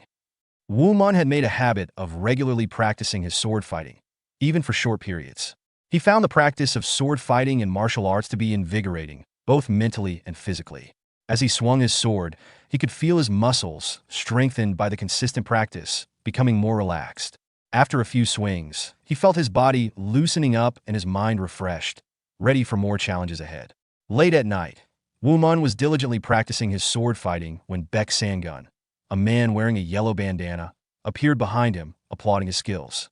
Baek Sang-gun praised Woo Mun's abilities, expressing that he had never seen such impressive swordsmanship before and felt he had missed out by not witnessing it sooner. Intrigued by Woo Mun's talent, Baek Sang-gun inquired about his identity and teacher. Woo Mun, while thinking of his mentor Song Mu-jin, replied that he did not have an official teacher. Baek Sang-gun found this response intriguing and, laughing, suggested that Woo Mun might be a hidden martial arts prodigy. He went further, hinting at a grand destiny for Woo Mun, calling him the Shimron Dragon of Murim, and implying that Woo Mun had a secret mission to save the world from future dangers. Woo Mun denied any such identity or mission, but Baek Sang-gun continued with his cryptic remarks, asking if Woo Mun was hunting evil factions like the Evil Bloody Sect or the Four Gates of 1,000 Evils. Woo Mun, bewildered by Baek Sang-gun's strange talk, wondered if the man was drunk. He clarified that he was not pursuing any group, prompting Baek Sang-gun to laugh and admit that he was only joking. Not wanting to prolong the odd conversation, Woo Mun politely excused himself, leaving the scene. As Woo Mun attempted to distance himself from Baek Sang-gun, the latter persistently followed him, claiming they had met by fate and suggesting they travel together. Baek Sang-gun mentioned that he was heading to Goryeo-pyong, offering to accompany Woo Mun if their paths aligned. Trying to avoid further interaction, Woo Mun decided to run off, but when he returned to camp, he was surprised to find Baek Sang-gun already there. Baek Sang-gun, now laughing, teased Woo Mun about his fast pace, pointing out that everyone was resting. To Woo Mun's dismay, he realized Baek Sang-gun had become a porter for the noble lady they were accompanying, after impressing an officer by effortlessly lifting heavy luggage. That night, Baek Sang-gun continued to bother Woo Mun, asking him to demonstrate more martial arts techniques. Woo Mun, growing frustrated, explained that he didn't know any more moves beyond what he had already shown. Despite Woo Mun's exhaustion and pleas for rest, Baek Sang-gun kept pestering him for conversation, saying he wasn't tired yet. Woo Mun, irritated by Baek Sang-gun's relentless behavior, thought to himself that he was stuck with a particularly strange companion. The next day, Woo Mun was visibly fatigued, having had little sleep due to Baek Sang-gun's interruptions. As they journeyed towards Goryeo-pyong, Woo Mun shot an angry glare at Baek Sang-gun, who responded teasingly, "Why are you looking at me like that? I'm not into men." Annoyed, Woo Mun snapped, realizing he didn't even know Baek Sang-gun's name. In his carefree style, Baek Sang-gun responded that names weren't important and suggested Woo Mun could simply call him Nameless Traveler. Woo Mun, now addressing Baek Sang-gun as Mr. Nameless Traveler, continued to receive playful jabs from him. Baek Sang-gun teased, saying, "Isn't it polite to ask someone's name at least twice?" However, Woo Mun, indifferent to the banter, replied, "No, it's fine, Mr. Nameless Traveler." Baek Sang-gun, pretending to be hurt, pleaded for Woo Mun to be nicer, but soon shifted his focus to something unusual, commenting cryptically, "It's closer than I thought," leaving Woo Mun confused. At that moment, an officer announced it was time for a lunch break. Seizing the opportunity, Baek Sang-gun grabbed Woo Mun's hand, excitedly urging him to follow, claiming he had something to show him. Woo Mun, both curious and cautious, asked about it. Baek Sang-gun only hinted at a huge gift that would surprise him. As they ventured further away from the group, climbing steep, rocky terrain, Woo Mun grew concerned and asked how much longer it would take, worried about getting into trouble for being late. Baek Sang-gun, however, reassured him, insisting that if he didn't follow, he would surely regret it. Despite his wariness, Woo Mun couldn't help but notice Baek Sang-gun's effortless agility in climbing the difficult terrain, realizing that this man was not ordinary. Finally, they reached a cliff, and Baek Sang-gun revealed the surprise. A majestic, silver-haired celestial tiger stood before them. Stunned, Woo Mun stared in awe at the divine creature. Baek Sang-gun proudly explained that it was the silver-haired celestial tiger, or Yunmo Biko, a treasured beast born with divine starlight. Overwhelmed by the sight, Woo Mun asked more about the mystical creature. Baek Sang-gun continued explaining the silver-haired celestial tiger to Woo Mun, noting that although the tiger was close to being a celestial beast, it wasn't truly one because it lacked a divinity crystal, the Naden, in its body. He added that the tiger appeared to have died recently. Woo Mun was amazed, thinking that the beast's fur was stronger than steel and its teeth could crush diamonds. He couldn't believe he was witnessing such a legendary creature in person. Suddenly, a cub attacked Baek Sang-gun, who swiftly struck it, sending the cub crashing to the ground. Shocked, Woo Mun questioned, "It's just a cub. Aren't you being too harsh?" The cub, undeterred, rushed to its mother's dead body, growling defensively at the two men. Baek Sang-gun laughed, admiring the cub's protective instincts, saying, "Even though it's just a beast, it's amazing that it's trying to protect its mother's body from strangers." Woo Mun then remarked that no matter how mystical the creature was, it would struggle to survive on its own. Baek Sang-gun, seizing on Woo Mun's concern, proposes that Woo Mun adopt the cub, pointing out that if they leave it behind, it will surely die. The suggestion catches Woo Mun off guard, and he reacts with surprise and disbelief, unsure of how to respond. Woo Mun shouted in anger, asserting that Baek Sang-gun was responsible for bringing him to this place, and should therefore take care of the cub. Baek Sang-gun, however, responded nonchalantly, claiming that he expected to end up in prison soon and couldn't take on that responsibility. He compared himself to the clouds and the wind, emphasizing that living freely was his life's purpose. Woo Mun thought to himself that Baek Sang-gun was suddenly acting very cool and composed in a moment of crisis. Despite Baek Sang-gun's urging to take care of the cub, Woo Mun remained firm in his refusal. In a playful yet mischievous manner, Baek Sang-gun laughed and, channeling his ki, tapped his shoulder to create a noise. When Woo Mun noticed and asked about the sound, Baek Sang-gun pretended not to hear, thinking to himself that Woo Mun's hearing was quite sharp. Suddenly, Woo Mun spotted a large boulder poised to fall on the cub and its deceased mother. Realizing the imminent danger, he shouted at the cub to run away, but the cub didn't move away and wants to remain with his mother's side. Without hesitation, Woo Mun rushed forward, determined to save the cub. He blocked the boulder, declaring, "Biko, his mother, may be dead, but at least he must live," before using his strength to hurl the boulder away. Baek Sang-gun was astonished, exclaiming, "He is really incredible, little brother. He can't believe he tossed that huge boulder aside like that."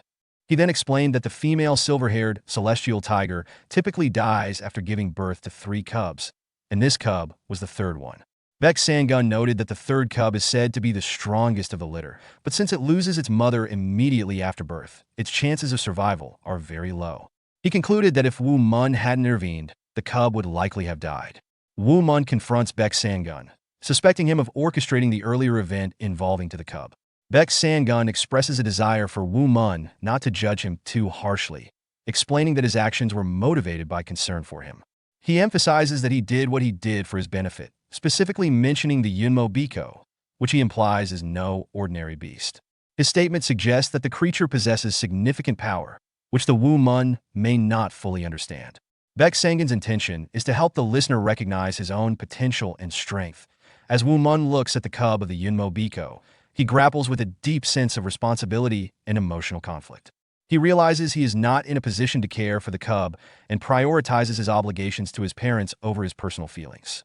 Despite this resolve, he expresses a soft apology to the cub as he walks away. The cub gazes at Woo Mun with tear-filled eyes as he prepares to leave, signaling its sadness and attachment. Especially after Woo Mun had saved the cub from a boulder earlier. The cub then turns its attention to its mother, acknowledging her presence one last time before saying goodbye to her lifeless body. Ultimately, driven by instinct and the connection formed with Woo Mun, the cub makes the decision to follow him, leaving behind its mother in search of safety and companionship.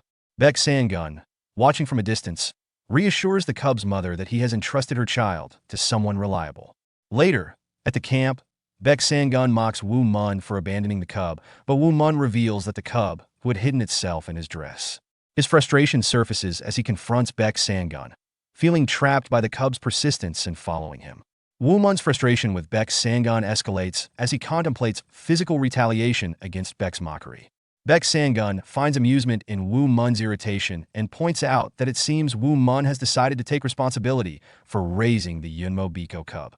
He shares insights about the cub, noting that it won't attack without cause due to its divine light, and that it is omnivorous, capable of eating both meat and rice. In response, Woo Mun urges Baek Sang-gun to quickly fetch some rice, noting his concern over the immediate needs of the cub. He expresses his exasperation with a sigh, signaling the weight of the responsibility he now feels. Baek Sang-gun agrees to help, asserting that he can manage to find food. As Baek Sang-gun approaches the food handlers, his attempts to procure rice are met with resistance. He asks for leftover rice, but the food workers inform him that they have just finished serving and are preparing to leave. Baek Sang-gun, undeterred, insists there is still plenty of food left, but his request is met with disdain from one of the handlers, who dismisses him as a good-for-nothing. Yu Mun-kwang intervenes and asks about the situation, prompting the food handler to explain Baek Sang-gun's late arrival and request for food. Yu Mun-kwang is observing Baek Sang-gun with contempt, viewing him as a useless person who is now associating with Woo Mun, a porter. Yu Mun-kwang dismisses Woo Mun's earlier deflection of his attack as mere luck, believing that both men are incompetent. Frustrated, he kicks over a bucket of rice, mocking him by saying, "He wanted some food. Here you go." Baek Sang-gun reacts with outrage, exclaiming that Yu Mun-kwang has wasted precious rice. Despite the gravity of the situation, Yu Mun-kwang simply smiles, which only serves to aggravate Baek Sang-gun further. As Baek Sang-gun continues to laugh, the food handlers and Yu Mun-kwang become increasingly disturbed.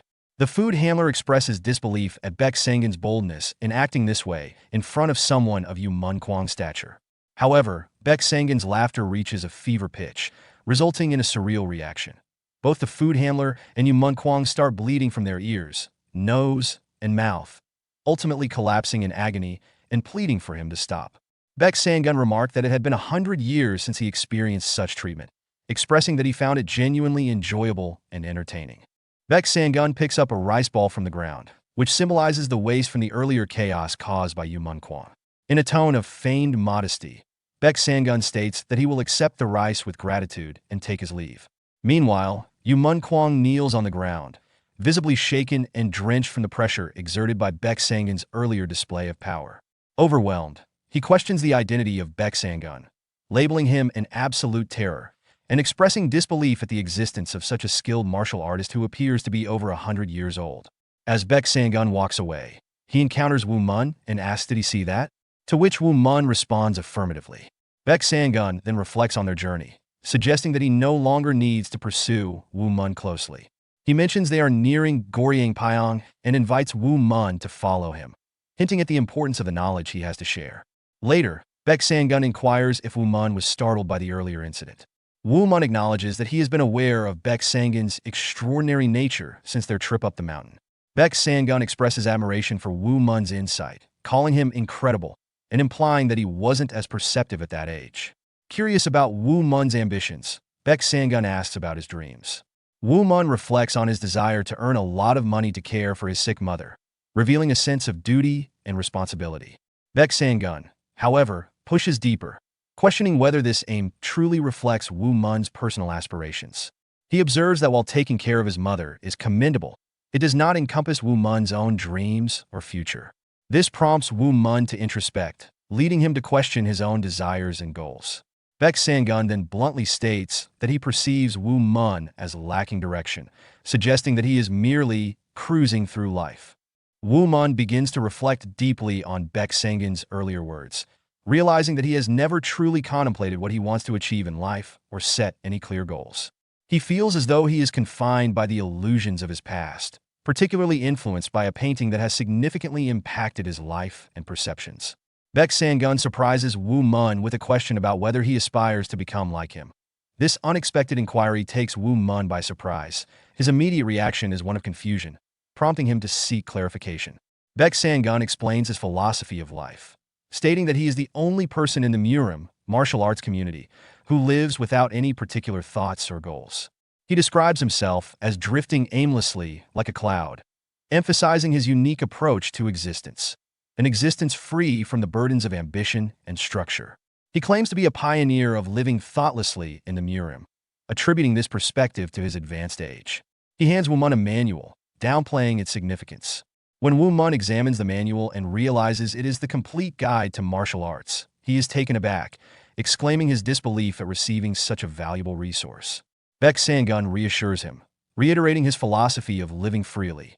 Didn't he tell him before? He asserts that he lives and acts according to his own desires. He explains that his fascination with Woo Mun's inner energy led him to stick around, but he has come to genuinely like him.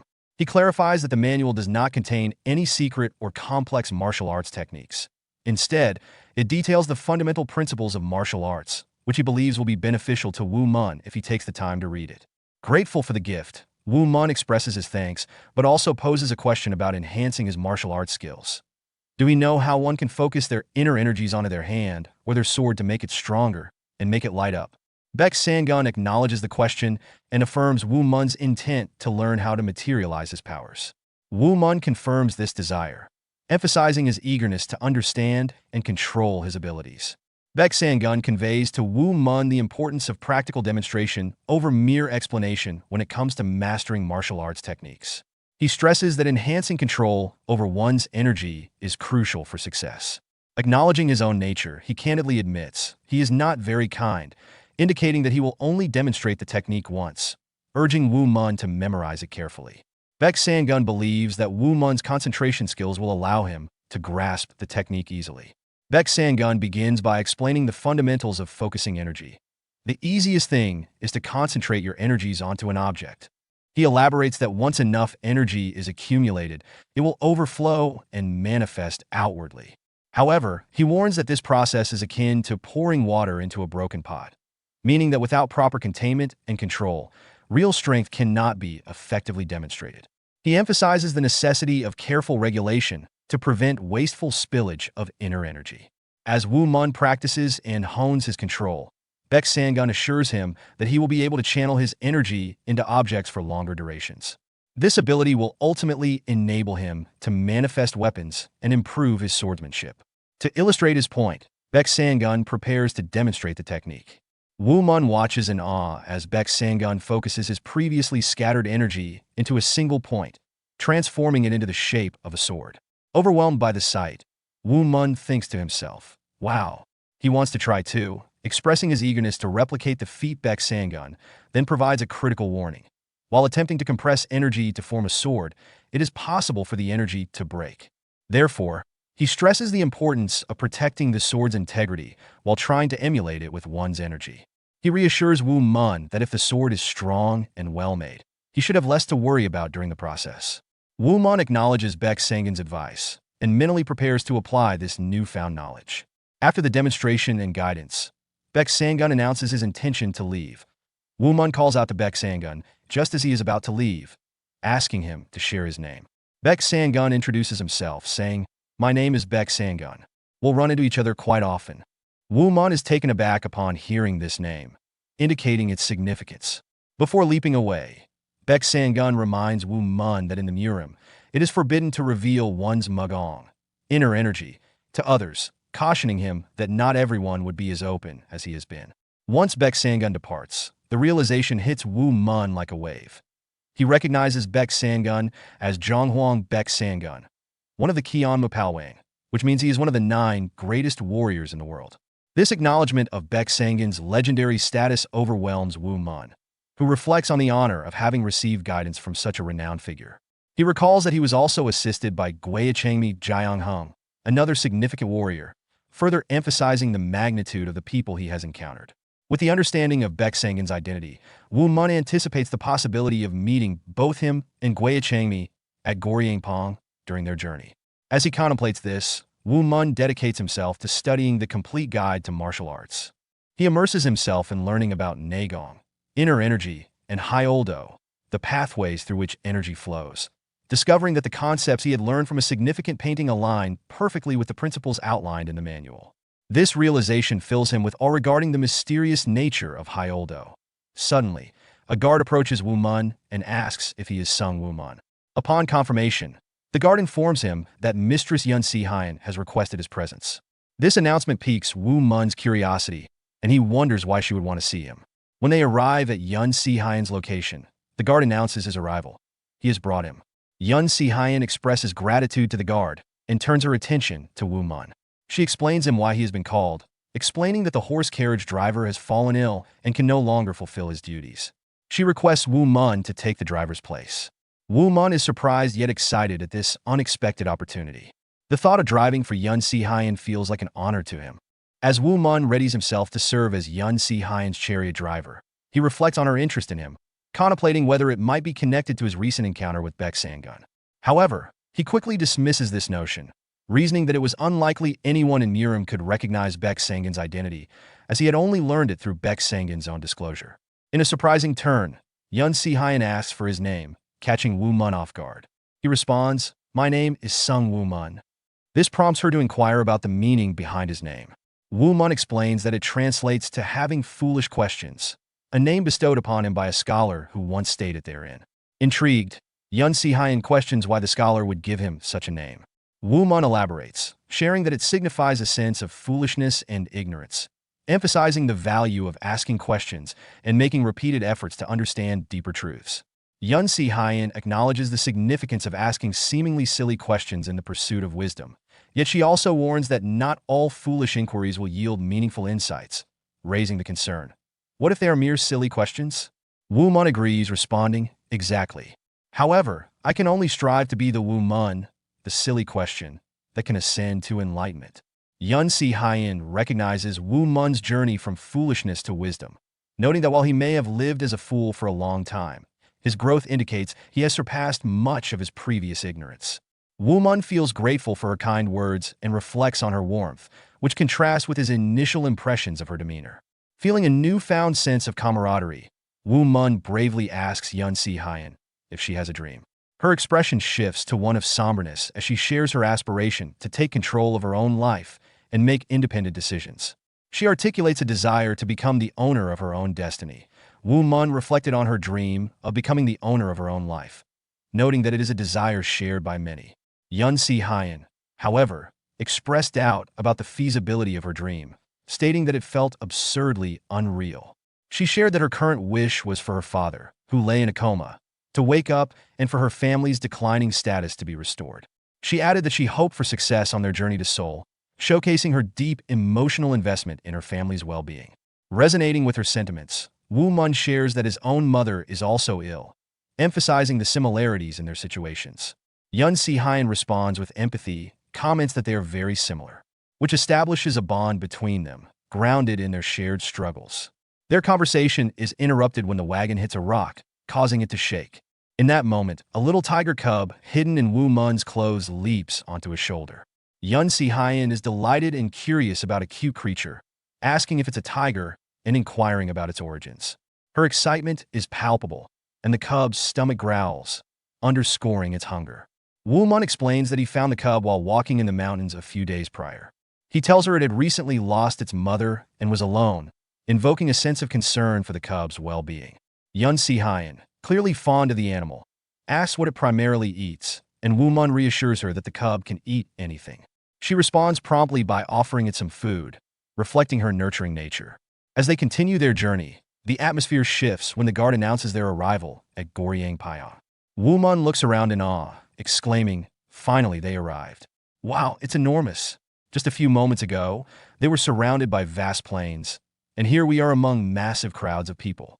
As they arrived in Goryangpyeong, Yun Si-hyun explained to Woo Mun the significance of the upcoming martial arts match between Baek Sang-gun and Gwae Changmi.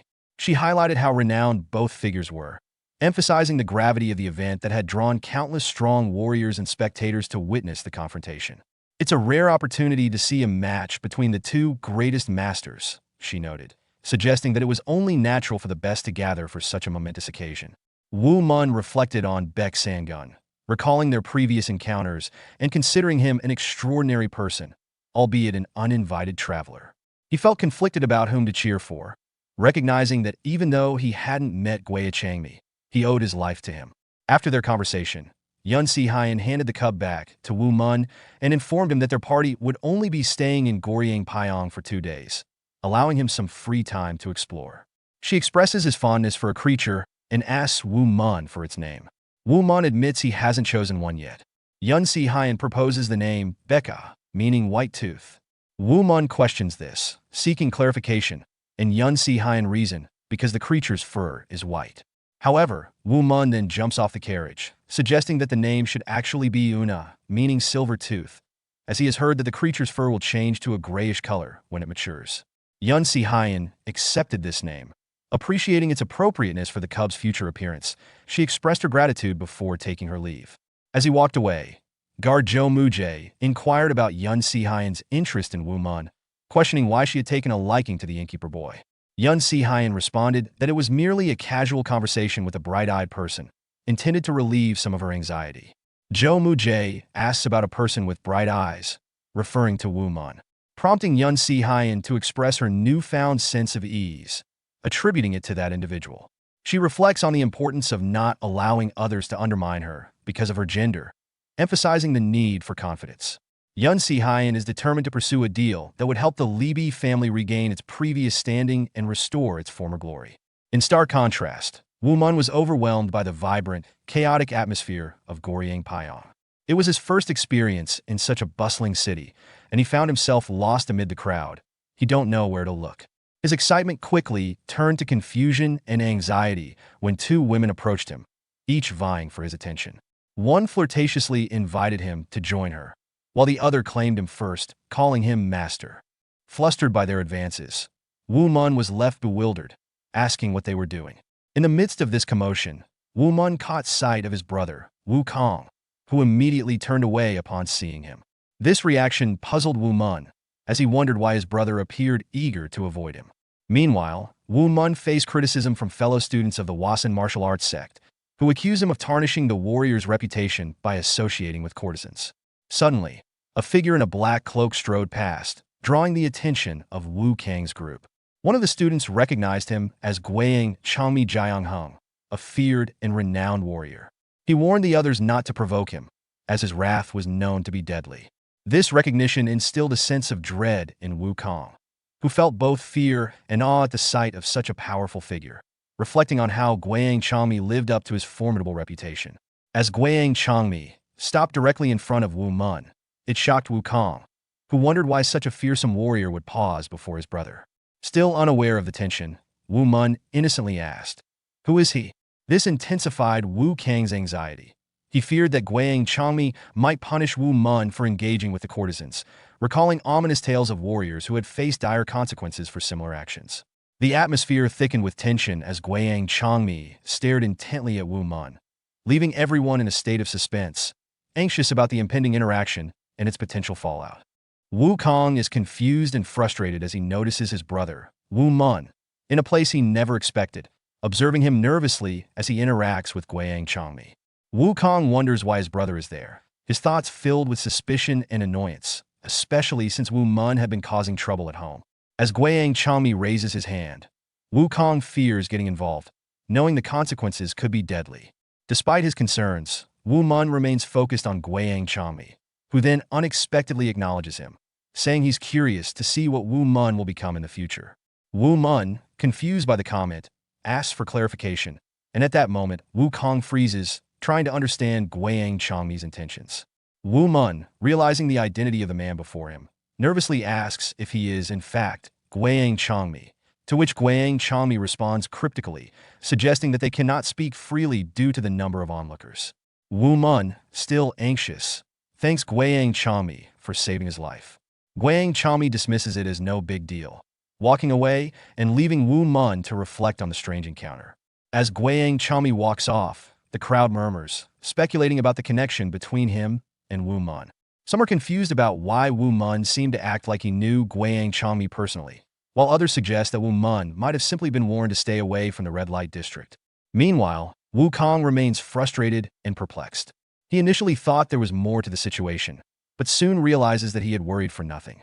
His thoughts shift to his brother's behavior, growing more irritated by the fact that Woo Mun, who has been causing turmoil in their family, is now also mingling in places like the Jisiang's district, further adding to Woo Kang's frustration and anger towards him. Woo Mun and Woo Kong silently part ways, their mutual anger and frustration evident in their expressions. Though neither speaks, the tension between them is palpable. As Woo Mun walks away, bitterness lingers in his thoughts. That fool of a brother, he muses. Just because I've played the fool all these years, he now acts as if he doesn't even know me? Later that night, the emotions boil over as Woo Mun returns to his tent, still stewing over the encounter. His mind replays the moment, amplifying his disappointment.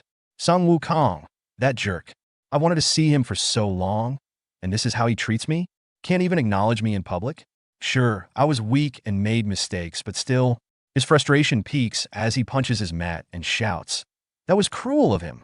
After all this time, not even a simple nod of recognition? Nothing?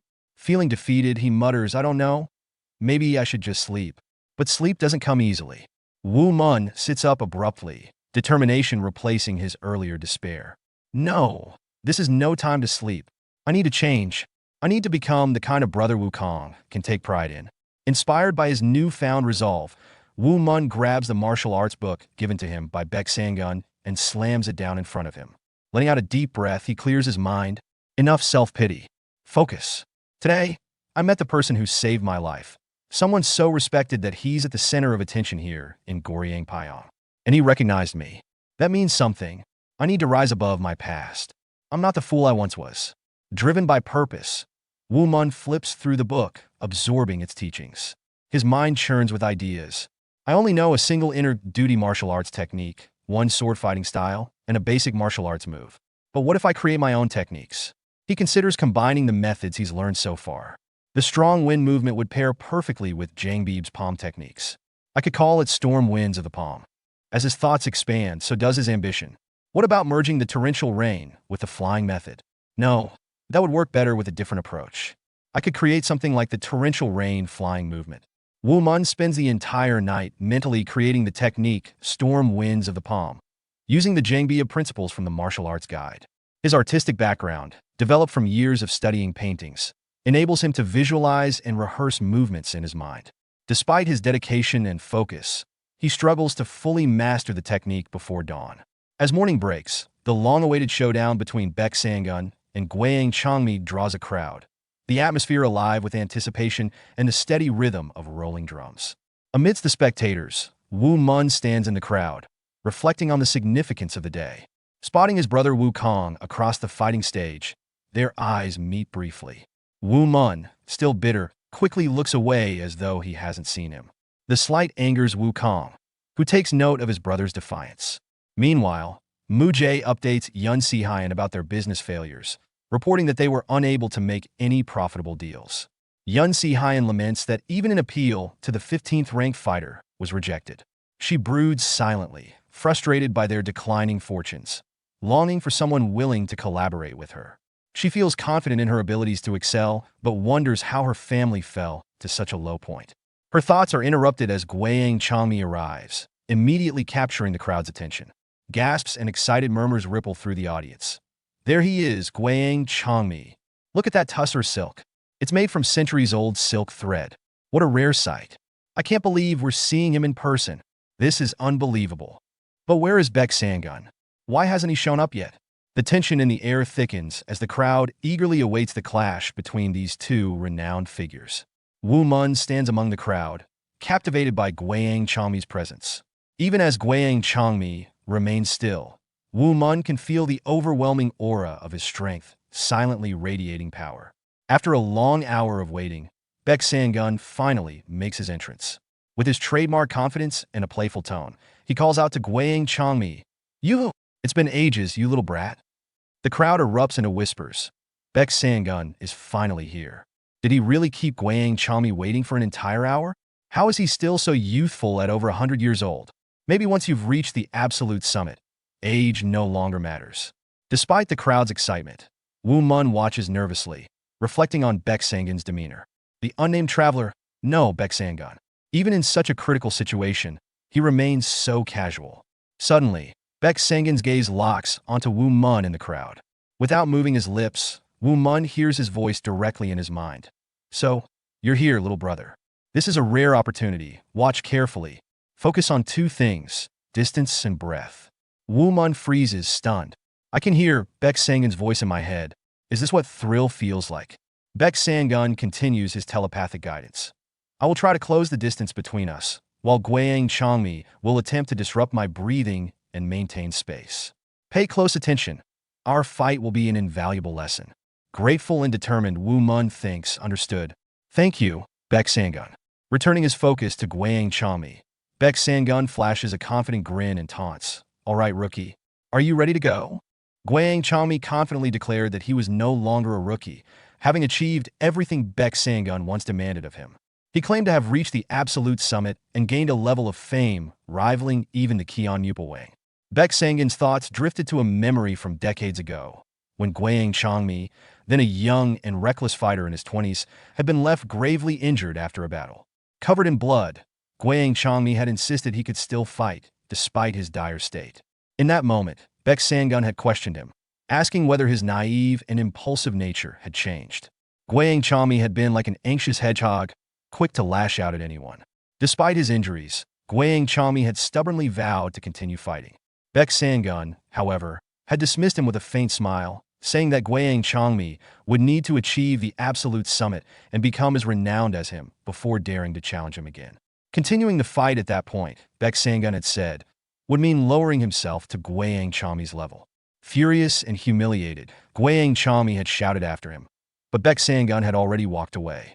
Now, in the present, Baek Sangun acknowledged the passage of 30 years and the transformation Guiyang Changmi had undergone.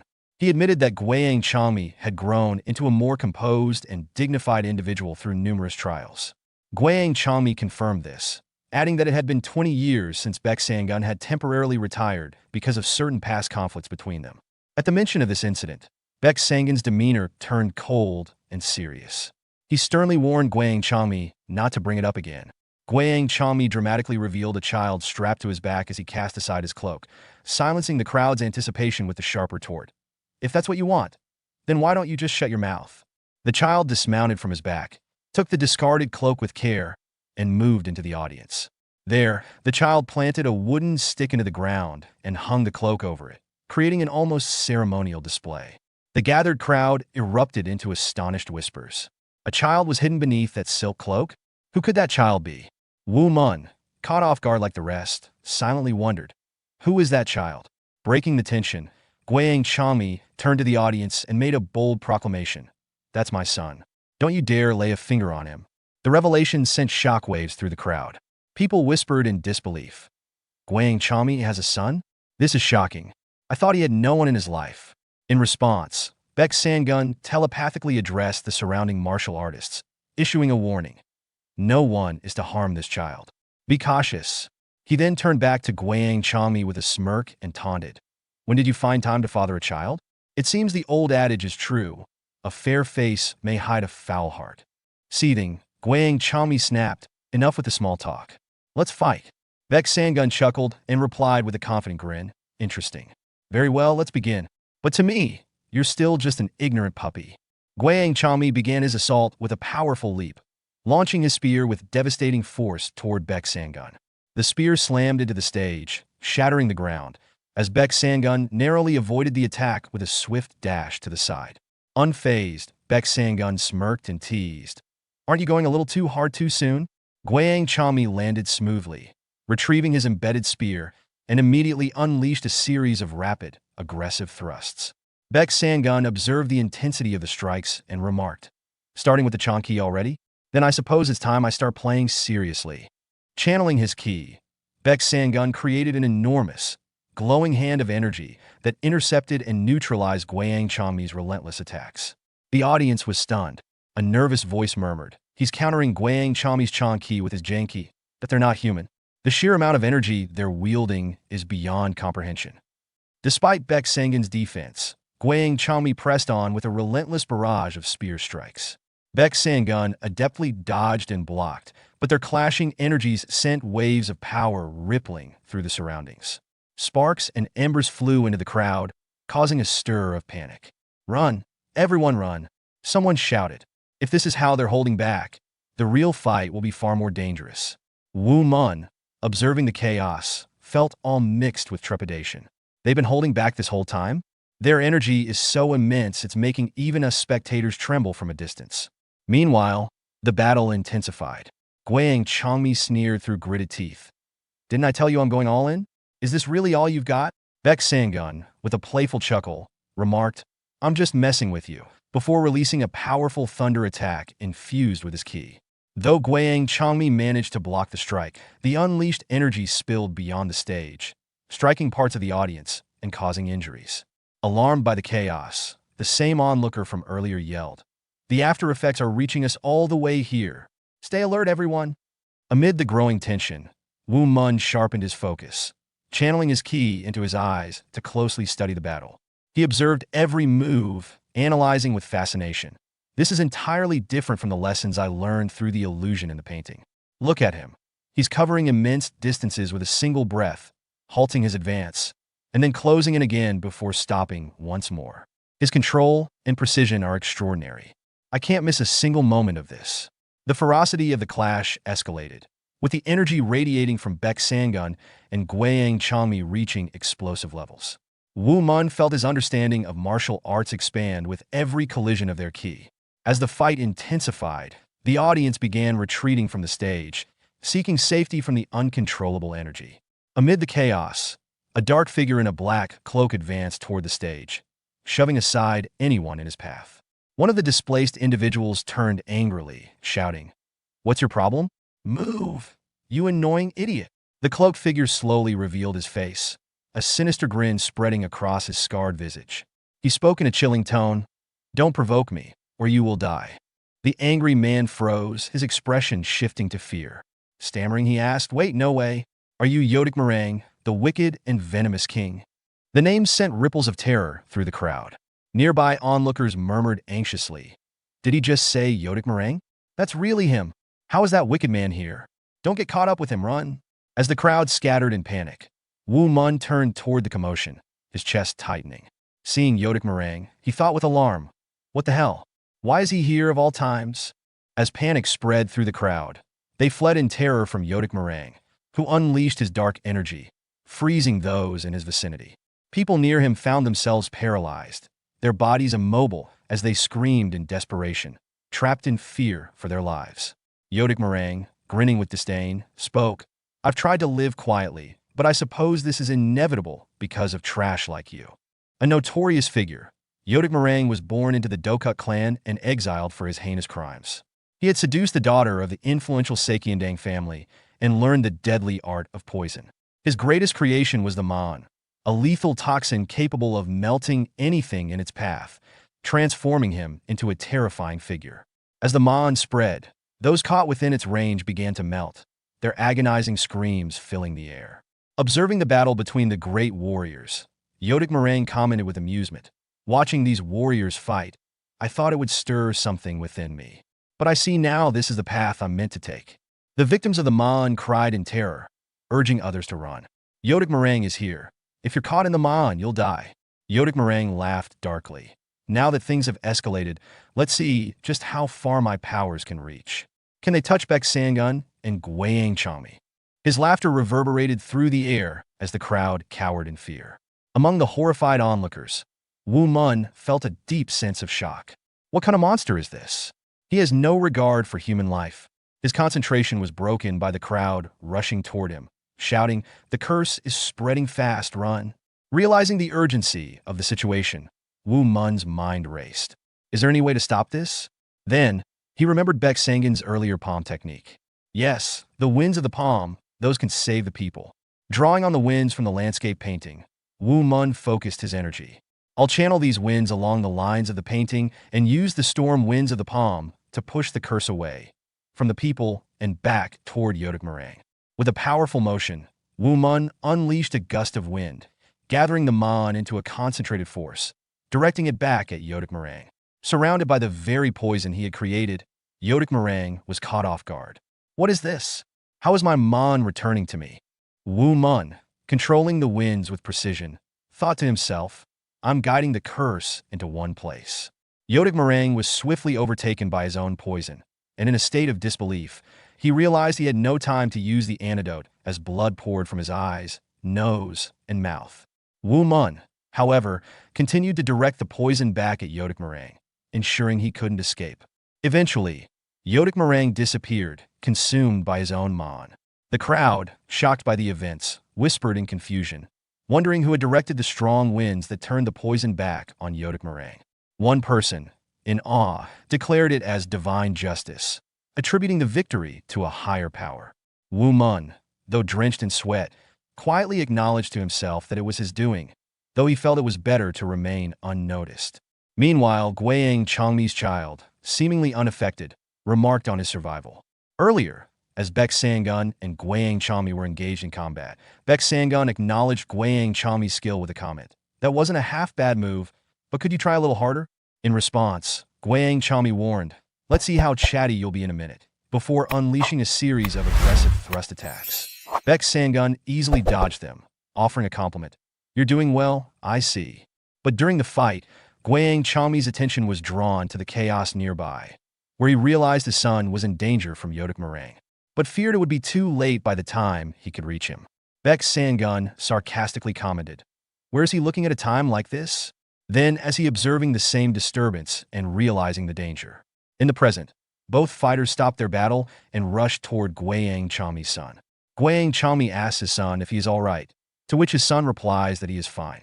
Baek Sangun, feeling demotivated, asked if they should continue the fight, to which Guiyang Changmi suggested postponing it. He proposed that the next time, it would just be the two of them. Guiyang Changmi then turned to his son, saying, "Let's go," and his son immediately climbed onto his back. The two prepared to leave, with Guiyang Changmi donning his cloak. Woo Mun, watching the scene unfold, felt disappointed, wishing he could have seen more of the fight, but lamented how Yodak Meringue had ruined everything. His thoughts were interrupted when Guiyang Changmi threw a bag of money at him, thanking him for saving his son. Woo Mun, surprised, realized Guiyang Changmi knew what he had done. He tried to refuse, saying that Guiyang Changmi had already saved his life in the past, but Guiyang Changmi insisted, explaining that his son's life was more valuable than Woo Mun's and that the money meant little to him. Woo Mun thanked him, and Guiyang Changmi, before leaving, remarked, "If fate allows, we'll meet again." As the two warriors disappeared, the crowd murmured in confusion, questioning why Guiyang Changmi had spoken to Woo Mun and why both Baek Sangun and Guiyang Changmi had left so abruptly. Woo Mun reflected on the experience, feeling fortunate to have witnessed their fight, especially the use of the strong winds of the palm and Guiyang Changmi's Changqi, which he believed would help him in his own sword training. Meanwhile, Wu Kong, observing from a distance, wondered why Guiyang Changmi had interacted with his brother, feeling confused and unsettled by the encounter. That night, Yun Si Hyen expressed relief to Woo Mun for surviving Yodak Meringue's Mon, acknowledging the close call. Woo Mun mentioned his luck and asked if she had secured anyone, to which she sadly replied, "No." Despite this, Yun Si Hyen resolved to continue doing what she could until the end, and she suggested that, since it was the last night, Woo Mun should make the most of it and enjoy himself. He thanked her in response. Later, as Woo Mun practiced in the quiet of the night, he focused on refining his blade aura. Drawing inspiration from Guiyang Changmi's spear aura, Woo Mun imagined focusing it even more intensely, like the deep strokes of tree roots in a Shan Sui painting. After further concentration, he successfully formed the concentrated blade aura, smiling at his achievement. He felt grateful for having such renowned teachers, Baek Sangun, Guiyang Changmi, and Mujin Wonmyeong, and appreciated the progress he had made. At that moment, Baek Sangun appeared, laughing and complimenting Woo Mun's rapid progress. Woo Mun, surprised to see him, acknowledged the effectiveness of their earlier fight in helping him refine his technique. Baek Sangun then joked that, if not for Yodak Meringue's interference, he would have shown Woo Mun Guiyang Changmi's vulnerability. Woo Mun agreed, praising Guiyang Changmi's incredible spear aura, which had also helped him develop his own blade aura. Baek Sangun asked Woo Mun about his plans, suggesting that watching expert battles could be either helpful or harmful, depending on how one studied them. He then asked if Woo Mun was returning home, to which Woo Mun confirmed that the convoy was leaving that day. Baek Sangun, surprising Woo Mun, said he would accompany him, explaining that he needed to visit his daughter. Woo Mun was shocked, as he had heard Baek Sangun had no children, and the daughter he once had was said to have died long ago. Baek Sangun then mentioned Woo Mun's brother and asked if he was coming too. This further surprised Woo Mun, who asked if Baek Sangun knew his brother. Baek Sangun casually replied that his daughter might recognize him if he came with his grandchildren. When Woo Mun expressed confusion, Baek Sangun pointed at him and declared that Woo Mun was his grandson. Woo Mun was taken aback, questioning how that could be true since his mother had never mentioned it. He also asked if Baek Sangun was truly the nameless traveler. Laughing, Baek Sangun teased Woo Mun for still calling him by that name despite claiming to be his grandfather and suggested that his mother should have taught him better manners. Woo Mun thought to himself, "My mother's name is Baek Jin Jin, and his name is Baek Sangun. They both share the same surname. That means my mother is actually Baek Sangun's daughter." Baek Sangun shared that when Woo Mun's mother was young, she lived with him, but due to his nomadic lifestyle, he sent her to the 100-iron blade house, thinking it would be a better environment for her. He also pointed out that her health was frail. Woo Mun confirmed this, agreeing that his mother's condition was indeed weak. Baek Sangun revealed that as Jin Jin grew older, the 100-iron blade house pressured her into an arranged marriage, which she refused, valuing her independence just like he did. As a result, she left the house, prompting the family to send trackers after her to protect their reputation. During this time, Baek Sang-gun was unaware of the situation due to his travels, but later discovered that one of the trackers had accidentally caused severe internal injuries to Jin. Woo Mun reflected on this, realizing that it explained why his mother was often ill, yet still seemed so strong. Baek Sang-gun added that internal wounds only worsen if untreated, and since Jin couldn't heal herself at the time, there was nothing she could do to fix the damage. Woo Mun reflected on the revelation, realizing that Baek Sang-gun was actually his grandfather. However, he wondered if his mother would accept this fact. Baek Sang-gun, noticing Woo Mun's hesitation, chuckled and suggested, "Let's hold off on the formalities until we see your mother. It'll be better for you too, right?" Still nervous, Woo Mun responded with a simple, "Yes, grandfather." As Baek Sang-gun moved away, he mentioned, "There's still time before the group leaves, so let's go find your brother first." Woo Mun asked if Wukong knew about this, and Baek Sang-gun revealed that he hadn't told him yet, choosing to inform Woo Mun first because he was the older sibling. Woo Mun nodded, thinking to himself that this revelation would likely shock Wukong even more. Later, at the Wasen Group's lodge, the three most powerful rising stars, known as the Heavenly Flame Trio, had gathered. They were the youngest in history to master both the 24-hand Plum Blossom Sword style and the Violet Dawn Heavenly Art, earning them the title of the youngest Plum Blossom Sword Masters. Among them was Sung Wukong, who, unlike the other two, came from no notable background or wealth. The other two, Yucho, the eldest son of Weizen's most prestigious family, and Hien Mukiel, the son of Weizen's general, came from powerful lineages. While their skills were impressive, their fighting abilities didn't compare to Sung Wukong's, which created tension as their ambitions clashed with his growing prominence. As Wukong was preparing to leave, his fellow student Bai, who also preparing to leave. Nervously, Wukong asked if Bai was ready to go, to which Bai quickly nodded and left. From a distance, Yucho observed the interaction and smirked, causing Wukong to reflect on his status as Weizen's rising star, noting how people often avoided him. He then wondered about his brother, thinking he should check on him and find out what he and Guiyang Chami had discussed. Just as Wukong was lost in thought, Baek Sang-gun suddenly burst into the lodge, loudly declaring, "My grandson should be here. I wonder where he is." The room fell silent in shock, and whispers quickly spread among the people present. "Why is he here? Did he just say grandson? He has a grandson here." Baek Sang-gun was approached by an older man named Kyeolji, who asked why he was there. Baek Sang-gun recognized him and teasingly asked if he still had the same issue from his youth. Kyeolji, now in his 50s and irritated, insisted that he was no longer a boy and to forget about the past incident. Baek Sang-gun laughed it off and continued teasing him. The students around them watched nervously as Kyeolji tried to remain composed and asked about Baek Sang-gun's business. Baek Sang-gun, still with a grin, explained that he was there to see his grandson. Kyeolji, skeptical of his claim, questioned if it was another one of Baek Sang-gun's jokes. Baek Sang-gun, becoming serious, clarified that his daughter was still alive and her son was present, confirming the truth of his statement. Kyeolji is taken aback when Baek Sang-gun reveals that his daughter is alive, which he had been secretly keeping from him.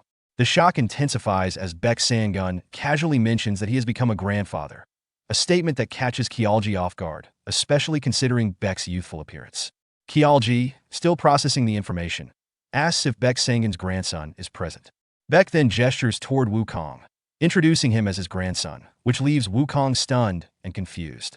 Baek Sang-gun's revelation causes further shock, especially among the Heavenly Flame Trio, who were unaware of this connection and find it hard to believe. Wukong, unable to fully grasp the situation, confirms that both he and his brother, Woo Mun, are Baek Sang-gun's grandchildren. Baek Sang-gun asks Kyeolji for permission to take Wukong aside for a conversation. Kyeolji gives his approval for Baek Sang-gun to take Wukong aside. As he observes Woo Mun, Kyeolji is impressed by the strength of Woo Mun and decides to remember his name. He's also intrigued by the revelation that Wukong is Baek Sang-gun's grandson, finding the situation increasingly interesting. After stepping outside, Baek Sang-gun further clarifies the situation to Wukong. Wukong, still uncertain, asks if the revelation is true. Baek Sang-gun reassures him with a chuckle, confirming that even Woo Mun believes him.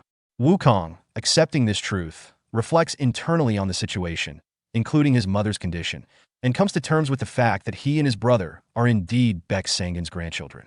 Baek Sang-gun, eager to meet his daughter, instructs them to notify their clans and prepare to leave. Both Wukong and Wu Mun agree to the plan. Later, Wu Mun returns and is confronted by his superior, who scolds him for his absence.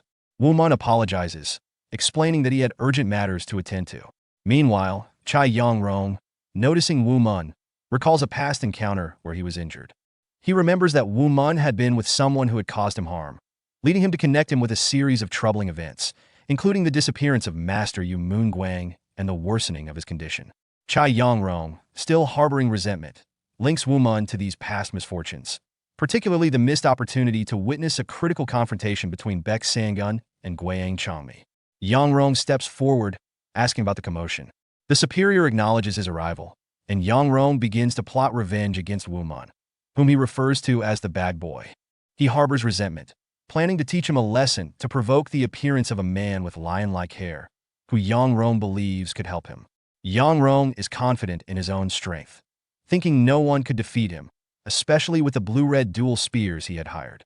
When Yongrong demands an explanation, Wu Mun's superior informs him that Wu Mun had disappeared without notice previously and had done the same again this morning, while others were working hard.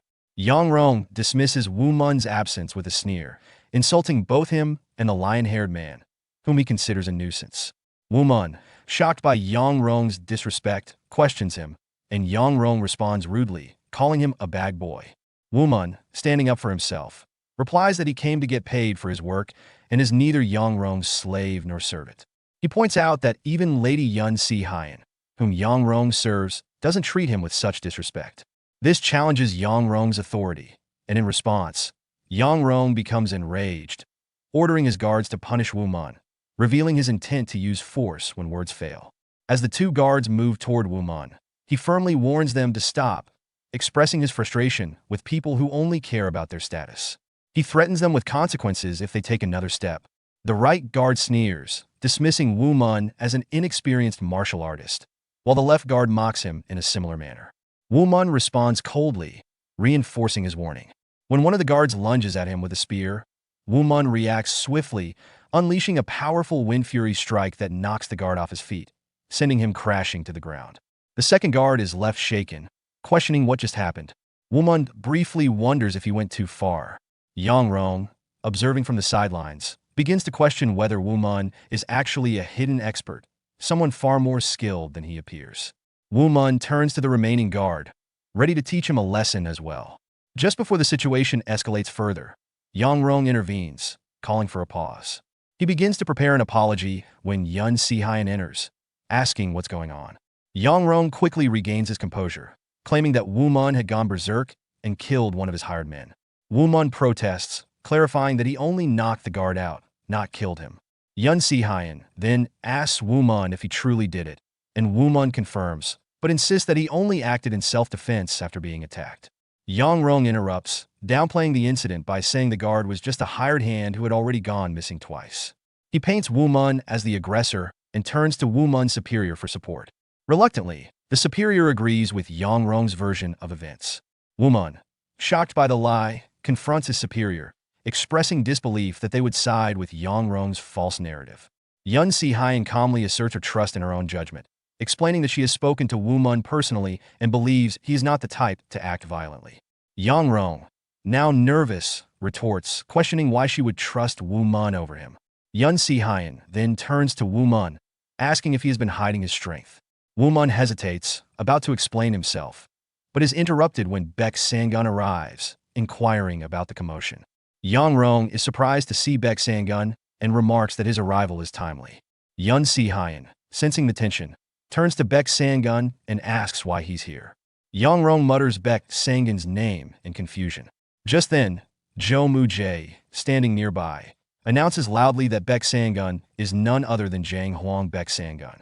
This revelation causes Yongrong to break into a cold sweat, unable to believe the truth. Jo Mu-jae firmly reassures him, claiming to have witnessed Baek Sangun's identity during a recent fight. Realizing the gravity of the situation, Yongrong immediately drops to his knees, apologizing profusely and begging for mercy, claiming he did not know Baek Sangun's true identity and promising never to disrespect him again. Baek Sangun, unamused by the dramatic display, asks why Yongrong is crying and pleading. Wu Mun, With a smirk, jokingly suggests that Baek Sang-gun must have used a shapeless chi on him to cause his reaction. Baek Sang-gun laughs, dismissing the idea, saying he would never use such tactics on someone he sees as an immature little puppy. Woo Mun then retorts, pointing out that Baek Sang-gun had indeed left a severe internal wound on a Kunlun group member in a previous encounter, referencing a past event where Baek Sang-gun had used his power to incapacitate Yu Mun Kwang. Baek Sang-gun chuckles as he recalls a previous encounter where he left a Kunlun group member severely wounded, admitting it was an enjoyable experience, but clarifying that he didn't do anything to Yang-rong this time. Despite this, Yang-rong continues to kneel and beg for mercy, crying and pleading for forgiveness, admitting his foolishness.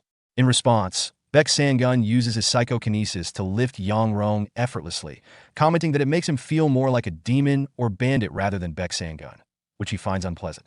When Yang-rong complains that his body won't respond, Baek Sang-gun grows irritated, calling him noisy, and quickly strikes Yang-rong's pressure points, causing him to collapse unconscious.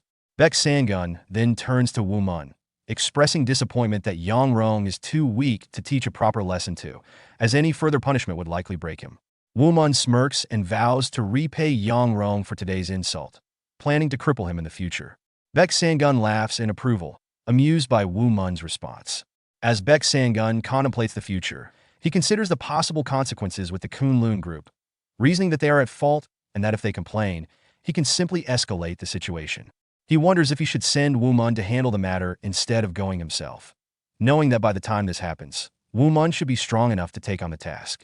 Woo Mun, noticing Baek Sang-gun's smile, asks what he finds so funny. At that moment, Yun Si-hyun bows respectfully to Baek Sang-gun, introducing herself as the head of the noble Lee clan and expressing her great honor in meeting him. Baek Sang-gun observes her closely, noting that while she is clearly nervous, she doesn't tremble like others do, which he finds impressive. Acknowledging her introduction, Baek Sang-gun asks if the convoy is headed to Wonhan, to which Yun Si-hyun confirms, adding that it would be an immense honor for her if he accompanied them. Baek Sang-gun, impressed by her sharpness, reflects that her perceptiveness matches her beauty, as she quickly understands his underlying intention. He then explains that he is accompanying her as a form of repayment for a debt his grandson, Woo Mun, owes her.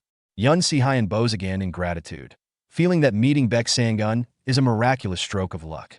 However, her thoughts shift to Woo Mun, realizing that not only had he hidden his true strength, but he had also concealed his lineage as Baek Sang-gun's grandson. This revelation surprises her, especially since he had been the first person she had opened up to, aside from her family. Before she can ponder further, Baek Sang-gun interrupts, urging everyone to stop standing around and start the journey to Wonhan. Yun Si-hyun promptly agrees, ready to set off. After her initial shock, Yun Si-hyun invited Baek Sang-gun to ride in the wagon. Baek Sang-gun accepted the offer, remarking, "All right, I'll accept your offer and ride on the wagon." He then turned to Woo Kong and Woo Mun and said, "You two can keep walking. Young people need to experience hardship." Both brothers accepted without complaint, continuing on foot as the convoy moved forward. As they walked, Yun Si-hyun noticed Woo Mun carrying several bags and asked, "Why are you still carrying those bags?" Woo Mun replied, "I was hired for this job, so of course I'm carrying them. Or have I been fired for being late?" Surprised, Yun Si-hyun asked, "Does that mean you're planning to continue working for our convoy?" Woo Mun nodded firmly.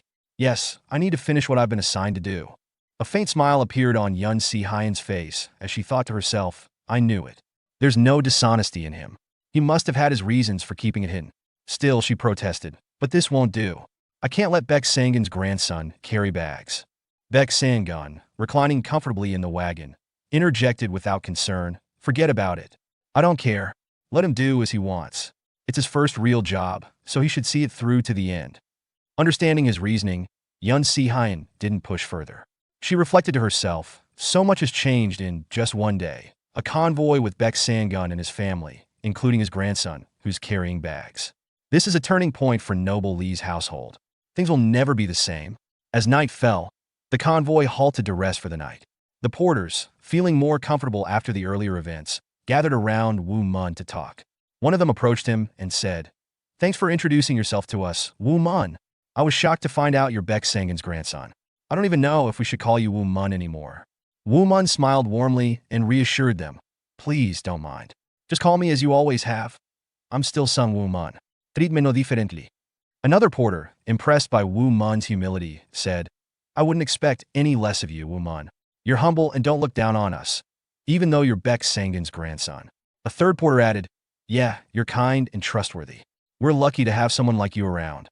Curious about Woo Mun's past, one porter asked, so, Woo Mun, did you always know Baek Sangun was your grandfather? Yun Si-hyun, who was nearby, overheard the question and turned her attention to Woo Mun, eager to hear his response. Woo Mun replied honestly, no, I had no idea. I only found out recently. I was just as shocked as you are when he told me. Hearing this, a smile formed on Yun Si-hyun's face as she thought to herself, I knew it. He didn't hide it from me on purpose. Meanwhile, Baek Sangun, who observes Yun Si-hyun's reaction to Woo Mun, reflects on his past considerations of making her his step-grandchild, but starts to think she may be more suited to being his disciple, indicating a shift in his thoughts about her. In the background, Woo Kong, who is focused on eating, notices his brother Woo Mun's changes and muses over the transformation, showing his awareness of the changes in Woo Mun's character. The next morning, as the convoy continued its journey, Woo Mun introduced his pet, Una, to the other porters. They were amazed, recognizing her as a rare Biko cub, which sparked admiration and surprise among them. Woo Mun, fondly looking at his pet, reassured her with a gentle comment, noting that she had been feeling down lately. He reflected that, as a Biko cub, Una had once been vulnerable, but now that her connection to Woo Mun, as Baek Sangun's grandson, was known, she was no longer a target for danger. However, Una suddenly stopped, her demeanor shifting as she growled lowly and ran back to Woo Mun in alarm. He, startled by her reaction, quickly asked what was wrong. Just as this occurred, Baek Sangun, sitting in his wagon, smirked knowingly, anticipating trouble. Yun Si-hyun, walking beside him, glanced at him in confusion, not fully understanding the situation. Woo Mun hurried toward Baek Sangun, informing him of the potential danger, and Baek Sangun calmly acknowledged the threat, confirming that they were indeed about to face some unwanted visitors. Woo Mun pointed ahead, alerting the group to the presence of a mysterious threat. Both Woo Kong and Yun Si-hyun tensed as they spotted a large group of people cloaked in black, wearing masks, standing in their path. Woo Kong, surprised by his brother's keen observation, thought it was impossible that Woo Mun had noticed the danger when he hadn't. Yun Si-hyun, shocked, froze in place, while her uncle Jo Moo-jae, sensing something off, voiced his concern, expressing a bad feeling about the situation. Baek Sangun, undeterred by the growing tension, swiftly jumped off his wagon, making it clear that they couldn't disrupt the convoy because of this threat. He instructed Woo Mun and Woo Kong to come with him and handle the situation. The two brothers immediately agreed, but Woo Kang's thoughts were filled with doubt, considering that Woo Mun had never formally trained in martial arts and wondering how he could possibly face so many enemies. Yun Si-hyun, worried, asked Baek Sangun if they needed assistance, but he laughed off the idea, dismissing their guards as bag carriers pretending to be warriors. He warned that her involvement would only increase casualties. Realizing that Baek Sangun had seen through that, Yun Si-hyun apologized, feeling embarrassed by her attempt to offer help. Baek Sangun then firmly instructed them to stay behind and not move, ensuring that they would handle the situation. Both Yun Si-hyun and Jo Moo-jae, though concerned, agreed to follow his orders. As Baek Sangun, followed by Woo Mun and Woo Kong, moved forward, he couldn't help but feel a mix of intrigue and amusement at the audacity of those who would dare target him. He said aloud, "Let's go, boys," as he led them forward with confidence. As they walked, Woo Mun smiled faintly, but before he could speak, Baek Sangun abruptly covered his nose, exclaiming in disgust at an overwhelming stench. He jokingly suggested that the smell might be from someone who had relieved themselves nearby, commenting that it was unbearable. Suddenly, laughter emerged from the nearby bushes, and a figure in a red cloak appeared. Baek Sangun continued his mocking commentary, connecting the smell to a notorious figure known as the Bloody Devil, humorously dubbing them feces piss. Woo Mun, unable to contain himself, burst out laughing at the ridiculous name, finding the situation comically absurd. However, Woo Kong, growing more anxious, realized the gravity of the situation. He recognized that the Bloody Devil was one of the new 6 great super warriors, feared martial artists on par with the greatest in the world. He was stunned by the fact that such a dangerous figure was now in front of them. At that moment, the Bloody Empress stepped forward, her presence striking terror into the air. As she approached, the trees and leaves around her seemed to bleed, adding to her eerie and menacing aura. As Wu Mun observed the bloody empress more closely, he was horrified to see the souls of her victims, men, women, and even children, clinging to her, crying out in despair. Shocked by the sight, he asked, "Wait, are those the souls of the dead?" Baek Sangun, with a grim expression, confirmed his suspicion, revealing the depth of the bloody empress's cruelty. He explained that she was a vicious and merciless woman, responsible for the torment of countless lives. Wu Mun's attention was drawn to the faint shapes of children among the tortured souls, which deepened his shock and disgust. Baek Sangun solemnly acknowledged this grim reality, confirming that even children were among the victims. Wu Mun, tapping into the power of the unbreakable celestial master's immortal art, had unlocked an undeveloped ability called soul vision, though he hadn't fully mastered it. This divine Tao power granted him the ability to perceive glimpses of the spiritual realm, allowing him to witness the souls attached to the bloody empress. Filled with anger at the sight, Wu Mun charged forward, channeling his ki into his sword. As the blade glowed with icy energy, the bloody empress recognized his technique and noted that it was the Northern Ice Storm technique. She remained motionless as Wu Mun closed the distance, but with a casual flick of her left hand, she sent him flying backward with immense force, crashing into a distant tree. Wu Kong, alarmed by his brother's sudden defeat, rushed to his side. However, before he could reach him, Baek Sangun, with a confident smirk, turned to the bloody empress and mockingly commented, "What do you think, bloody cloud empress? Not bad for a little brat, right?" The bloody empress, surprised by the faint wound Wu Mun had inflicted with his blade ki, muttered in disbelief, "He wounded me. With just blade ki?" However, the wound quickly healed, disappearing as if it had never existed. Her expression darkened with rage, and she angrily remarked, "That brat dares to anger me." Baek Sangun, observing the rapid regeneration, chuckled and commented on her enhanced abilities, acknowledging her surpassing the limits of humanity. He taunted her, calling her a little puppy, and declared, "Let's play." The bloody empress, sneering at him, questioned, "Who the hell is that boy?" Baek Sangun shrugged off her question, seemingly unfazed. He then accused her of turning her back on Murim and becoming a mere servant to her new masters. With that, he charged at her without warning, declaring, "Let's end this." The bloody empress met his charge head-on, yelling, "Baek Sangun, I'll kill all of you," signaling that the battle between them was about to intensify. Meanwhile, Wu Kong reached his brother Wu Mun, who was struggling to get back on his feet after being thrown into the tree. Concerned, Wu Kong asked, "Are you all right?" Wu Mun, though visibly in pain, reassured him, "I'm fine," as he surrounded himself with a white aura. Moments later, his injuries healed, and he let out a deep breath. Wu Kong, astonished by the sight, exclaimed, "You healed yourself with inner energy? Something really has changed about you." Wu Mun, without elaborating, simply replied, "I don't have time to explain right now." At that moment, Baek Sangun's voice rang out in their minds, giving them urgent instructions. "I'll handle the bloody cloud empress. You two take care of the goons. If you don't hurry, the convoy will be wiped out." Wu Kong, still startled by the mental communication, asked that's grandfather's voice. As Wu Mun and Wu Kong sprinted back toward the convoy, Wu Mun cursed under his breath, realizing that the attackers were targeting the convoy. When they arrived, they were met with chaos. Enemy soldiers were mercilessly slaughtering the porters without sparing anyone. One of the attackers smirked, mentioning that the bloody Cloud Empress was dealing with the Palm Emperor, and that the two brothers should show up soon, hinting at the larger battle at play. Meanwhile, at one of the wagons, two enemy soldiers cornered Yun Si-hyun. One of them leered at her, commenting on her beauty and expressing surprise at finding such a gem in the convoy. The other soldier laughed and suggested they might have some fun with her before finishing their mission. Jo Mu-jae, barely able to stand due to his injuries, struggled to his feet and weakly shouted, "Don't you dare touch her." However, the first soldier sneered and shoved him back to the ground, mocking his efforts as mere posturing. The second soldier approached Yun Si-hyun, smirking and planning to seal her key channels to make her easier to deal with. With Yun Si-hyun feeling helpless and bracing herself for what was to come, Wu Mun appeared just in time. He sliced off the second soldier's arm with a clean strike of his blade, causing the severed limb to hit the ground with a spurt of blood.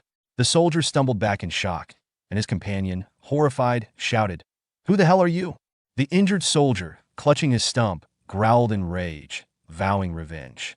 "That brat cut off my arm. I'll kill him." Wu Mun, filled with fury, pointed his sword at the enemy soldiers and demanded, You bastards dare lay a hand on her? Yun Si-hyun, surprised by his protective stance, watched as he positioned himself between her and the attackers. She blushed, but Woo Mun focus quickly shifted as he looked at the devastation around them. Woo Mun, feeling the weight of the loss, clenched his teeth. The sight of so many innocent lives lost, including those of kind-hearted porters like Mr. Moon and Mr. Cheon, who weren't warriors but simply good people, filled him with rage. His grip on his sword tightened as he shouted at the soldiers, "You're not people. You bastards have no right to take their lives." The soldiers mocked him, one of them jeering, "We can't hear you, little boy," while the other threatened that he will sever all his limbs. The cruelty of the attackers only fueled Woo Mun's resolve. Despite Woo Mun's determination, Yun Si-hyun, still shaken, called out to him, urging, "Woo Mun, these men are strong. You could die. You're not one of us. You don't have to risk your life." But Woo Mun, unwavering, replied with strong conviction, "No, I was hired by this convoy, and everyone who lost their lives were my comrades. I can't forgive them." His words caught Yun Si-hyun off guard as he charged forward, his blade gleaming with righteous fury. Meanwhile, on the other side of the battlefield, Baek Sang-gun was locked in combat with the Bloody Empress. She managed to pierce his stomach with her spear, sneering, "Palm Emperor Baek Sang-gun, it seems your age has finally caught up with you." Baek Sang-gun's voice trembled in pain, but then a sly smile crossed his face as his body vanished and reappeared behind her. With renewed confidence, he taunted, "That's my line. Fooled by such simple trickery." The Bloody Empress, with a sly smile, turned around and taunted, "Who's been fooled now?" Baek Sang-gun, looking down, noticed that his feet were bound by tendrils of darkness. With a faint smirk, he acknowledged, thinking one step ahead, "I see. Living up to your name?" The Bloody Empress responded coldly, signaling the end of their exchange. "That'll be the end of your chit-chat." Baek Sang-gun, undeterred, calmly enveloped his palm in a bright aura of ki, signaling his intent to get serious. He then launched a powerful attack, creating a violent storm of wind that surged toward her. However, the Bloody Empress raised her guard, effortlessly blocking the assault with practiced ease, revealing her formidable defensive skills. Meanwhile, Woo Mun was on a rampage, cutting down enemy soldiers one after another. One panicked soldier cried out, "It's Wind Fury! Stop him!" But before they could react, Woo Mun swiftly turned and struck the soldier down with a single palm strike. Two more soldiers charged at Woo Mun, one shouting in disbelief, "What the? This brat is strong," and the other yelling, "Hurry up and kill him." Using his footwork technique, Woo Mun vanished before their eyes, leaving the soldiers confused and disoriented. "Where is he?" they stammered in fear. In a blur of motion, Woo Mun reappeared behind the two soldiers and, with precise sword strikes, cut them both down instantly. Their bodies crumpled to the ground. Woo Mun thought to himself, "Divine Mirage Steps is really effective," before continuing his relentless assault, showing no mercy as he pressed forward against the attackers. On a nearby hill, two shadowy figures in dark outfits watched the chaos unfolding below. The first figure, wearing a long hat, asked, "Who is that boy?" The second figure, donning a samurai hat, responded, "I thought the only concern besides the Palm Emperor was Sung Wukong. So, who the hell is he?" Back on the battlefield, Wukong arrived at Woo Mun's side. The two brothers instinctively positioned themselves back to back, ready to fight together. Wukong remarked, "Bro, I was busy taking care of the left." Their appearance reinvigorated the porters, who began to shout, "Plum Blossom Swordsman Sung Wukong is here. We're saved." Yun Si-hyun, watching from a distance, thought, "There's hope. I always knew Master Kong was strong, but I never expected Sung Woo Mun to be this powerful." The brothers fought in perfect synchronization, each cutting down enemies with precise, coordinated strikes. Wukong, however, grew uneasy as he assessed the situation. He thought, "Who are these people? They're all at least second-tier martial artists, and there are over 100 of them. I can't handle those two watching from the hill either. The Bloody Cloud Empress usually works alone, so why does she have such a large group? Could they be the Black Bull Gang or the Dark Horse martial sect in disguise?" He then glanced at Woo Mun in surprise, noticing how effortlessly his brother was dispatching foes. In the time Wukong had cut down 3 men, Woo Mun had already taken out 5. His movements are so fluid. Is this really my brother? Wukong thought, his resolve hardening. "I can't lose. I'm the Plum Blossom Swordsman." He summoned his technique and began striking down enemies, his sword leaving a trail of blood that blossomed like flowers in his wake. Woo Mun, fighting alongside his brother, admired Wu Kang's growth. He's really become an incredible fighter. I can't lose as his older brother, Woo Mun thought as he unleashed a barrage of techniques, including Divine Mirage Steps, Wind Fury Strike, and Northern Ice Storm. His flurry of attacks tore through the enemy ranks. The remaining soldiers, overwhelmed, muttered in disbelief. How is he able to create such wind fury? His swordsmanship is too good. Despite his success, Woo Mun felt uneasy, thinking, there are still too many. I need a plan. He recalled a technique used by Guang Chami against Baek Sangun and thought, that's it. Using Wind Fury repeatedly, he corralled the soldiers into a tight group. With a confident smile, he leapt into the air and unleashed a devastating cloudburst technique. His sword rained destruction upon the clustered soldiers, who collapsed in unison. As he looked at his weapon, Woo Mun thought, combining Guang Chami's spear key with the rainstorm technique from the Sansu-hwa painting is incredibly effective against large groups. With his new strategy, Woo Mun had turned the tide, taking down the majority of the enemy soldiers. On the hill, the long-hatted figure observed the massacre below and remarked, 30 men eliminated at once. We can't just sit back anymore. The two shadowy figures then descended to the battlefield. The samurai-hatted man barked at the soldiers, commanding, stand back. We'll handle this ourselves. Woo Mun and Wu Kong immediately turned to face them, prepared for the next challenge. Woo Mun muttered under his breath, they're here. The samurai-hatted figure rushed forward with a sneer, saying, you must be the idiotic grandson of the Palm Emperor. Strange, I heard you weren't much of a fighter. Woo Mun parried his attack with ease and replied, what do you know about me? Meanwhile, the long-hatted figure engaged Wu Kong, testing his blade with a series of quick strikes. He smirked and said, Sung Wu Kong, the plum blossom swordsman. Impressive, but playtime's over. As the battle began to intensify, Woo Mun retorted to his opponent, you're noisy. I don't know how you know about me, but I'm not an idiot anymore, and I won't lose to trash like you. The samurai-hatted figure sneered in response, trash? You dare provoke Yu Myong-su? Woo Mun smirked, taunting, so they give names to garbage now? Stop talking and come at me, fool. Hearing the name, Yu Myong-su, Wu Kang's expression grew grave as he recognized the notorious name. Yu Myong-su? One of Yunnan's evil three, he thought. I suspected they weren't ordinary, but why is he here? Now enraged, Yu Myong-su unleashed his dark ki, summoning multiple spectral blades.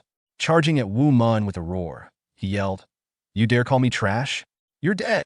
As Yu Myong-su unleashed a barrage of spectral blades, Woo Mun reacted quickly, tightening his grip on his sword and deflecting the incoming strikes with precise movements.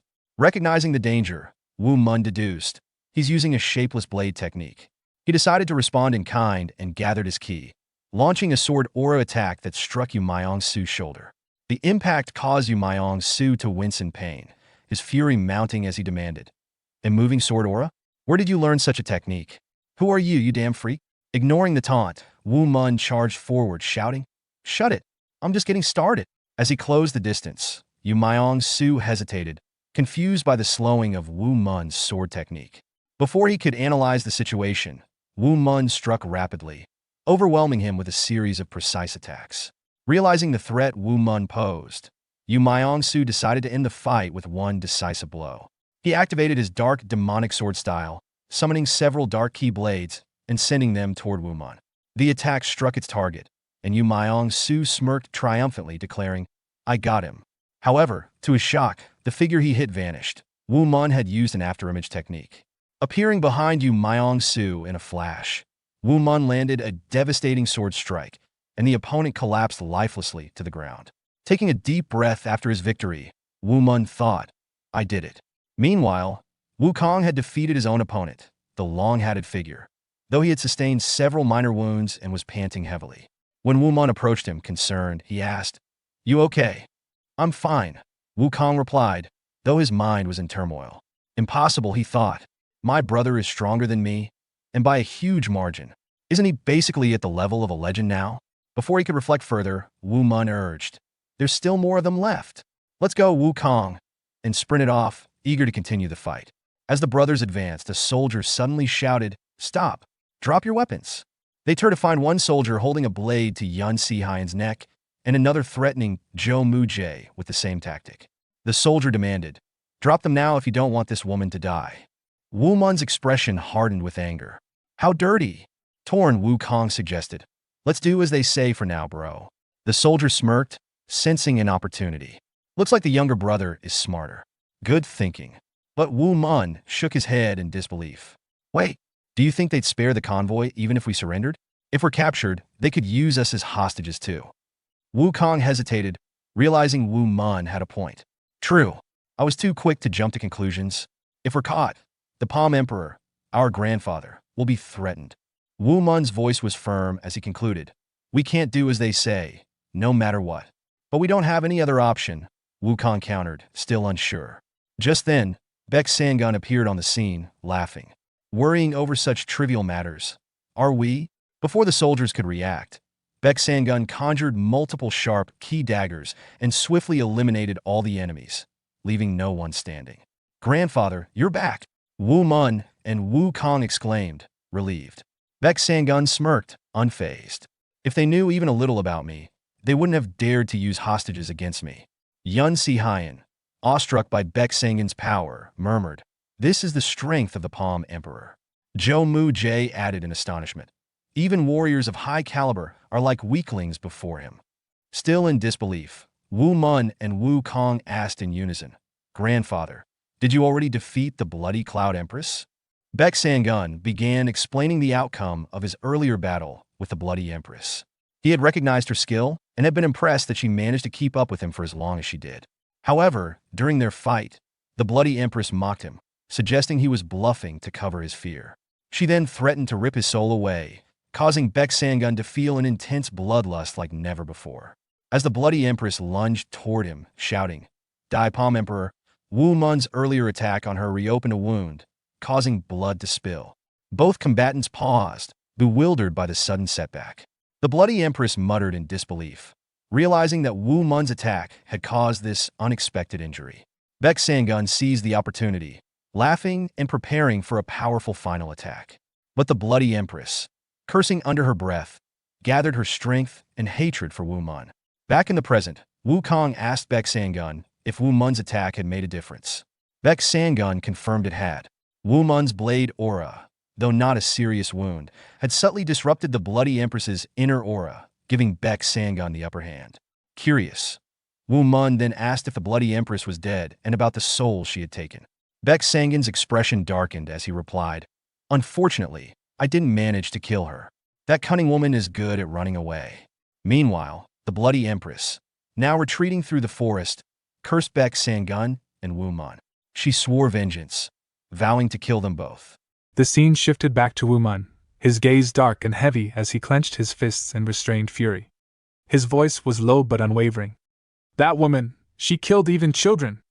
The members of the Noblesse Merchants Corp, completely innocent people, slaughtered without remorse. I cannot forgive her.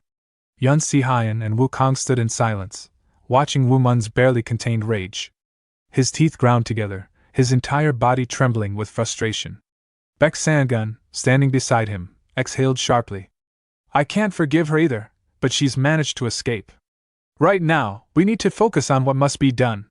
Some time later, Baek Sangun's voice rang with authority as he commanded.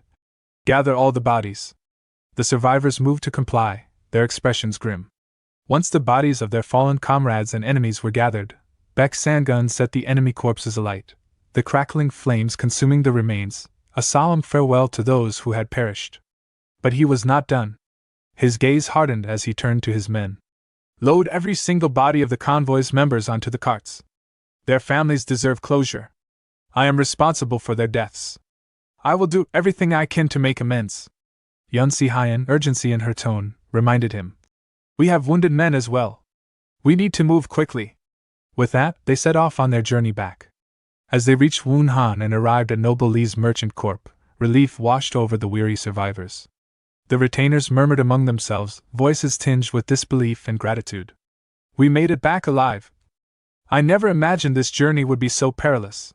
The gods must have been watching over us. Tears and embraces followed as families reunited, their relief palpable. Jo Mu Jae, his face pale from his injuries, addressed the group. Good work, everyone. We'll leave the cargo for tomorrow. For now, tend to the wounded. One of his subordinates looked at him with concern. Sir, your wounds are serious too. You must be treated immediately. But Jo Moo-jae shook his head stubbornly, his expression darkened with guilt. I'll be fine. My incompetence has already caused too many deaths and injuries. I will receive treatment only after everyone else has been cared for. His subordinate pleaded. Please, sir. Before the man could finish, a sudden, precise strike hit Jo Moo-jae's pressure point. His body tensed before he collapsed to the ground. The culprit, Baek Sang-gun, stood over him, his movements swift and deliberate as he applied further pressure, ensuring the bleeding was slowed. Baek Sang-gun chuckled. Quit acting tough when you're on the verge of death. I've stopped most of the bleeding. Have him rest and feed him some medicinal herbs later. Jo Moo-jae's subordinates, startled but relieved, quickly nodded. Understood. As Baek Sang-gun walked away, muttering about their next course of action, Woo Mun finally voiced the question that had been gnawing at him. I wonder, just who were they? Baek Sang-gun turned slightly, his gaze unreadable. Good question. I'm not entirely sure either.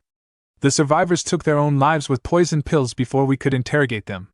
But considering how meticulous they were in concealing their identities, they're either a group that fears my reprisal or a secret organization with ties to an evil cult, one that would become a public enemy if exposed.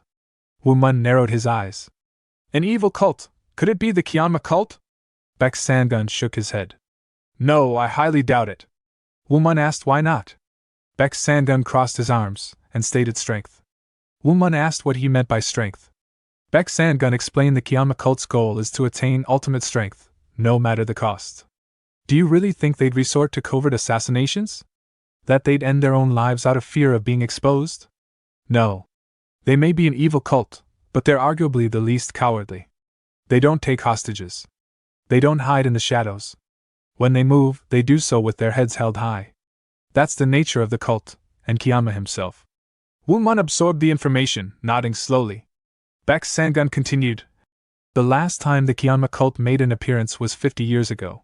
Back then we, the Kyanmyupawang, were the ones who defeated Kyanma himself. He was the strongest man I've ever fought, which is why I remember him, and his cult, so clearly. This is not their work. Woo Mun exhaled sharply. Then who could it be? They even had the bloody devil among them. Baek Sang-gun's expression darkened. I wonder. Woo Mun clenched his fists again. Bastards. Baek Sang-gun observed him, then chuckled softly. You're the type who can't stand injustice, aren't you? But listen, boy, you'll meet countless people like the bloody devil. Woo Mun frowned. Baek Sang-gun continued, his voice tinged with experience and warning. As long as you stepped into this world, you'll encounter those who are far worse. If you let your rage consume you, it will control you. You must master your anger, not the other way around. Woo Mun took a deep breath, steadying himself. Understood. Baek Sang-gun gave a satisfied nod. Good. Now I've got some business to handle. Get ready to leave with Wukong. Woo Mun bowed slightly. Yes, grandfather. Some time later, Baek Sang-gun met with Yun Si-hyun alone, his expression solemn. There's something I must discuss with you. She tilted her head. What is it? Wordlessly, Baek Sang-gun produced a glowing crystal and placed it in her hands. She gasped. This is a night glow gem. Just one of these is worth an entire castle. I couldn't possibly accept this. Baek Sang-gun waved dismissively. Consider it compensation. A lot has happened because of me. This isn't even enough by my standards. Take it. His voice turned firm. I have 2 requests. First, do not reveal my identity to the people of this village. Make sure the convoy keeps this secret as well. Second, when dealing with the night glow gem, only entrust it to those you can rely on. Can you promise me that? Yun Si-hyun stared at him, processing his words. The first promise is to protect this village from the troubles that come with associating with the Palm Emperor. The second is a warning, whoever holds the gem will be in danger. She met his gaze. Understood, Palm Emperor. Baek Sang-gun chuckled. I like how straightforward you are. Alright then, I'll leave things to you and head home with my grandchildren. If you need anything, come to the lodge. She took a deep breath before speaking, her voice calm yet resolute.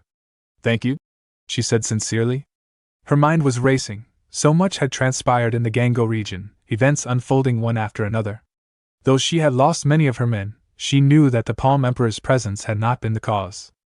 The true culprits were the Bloody Devil and that mysterious organization.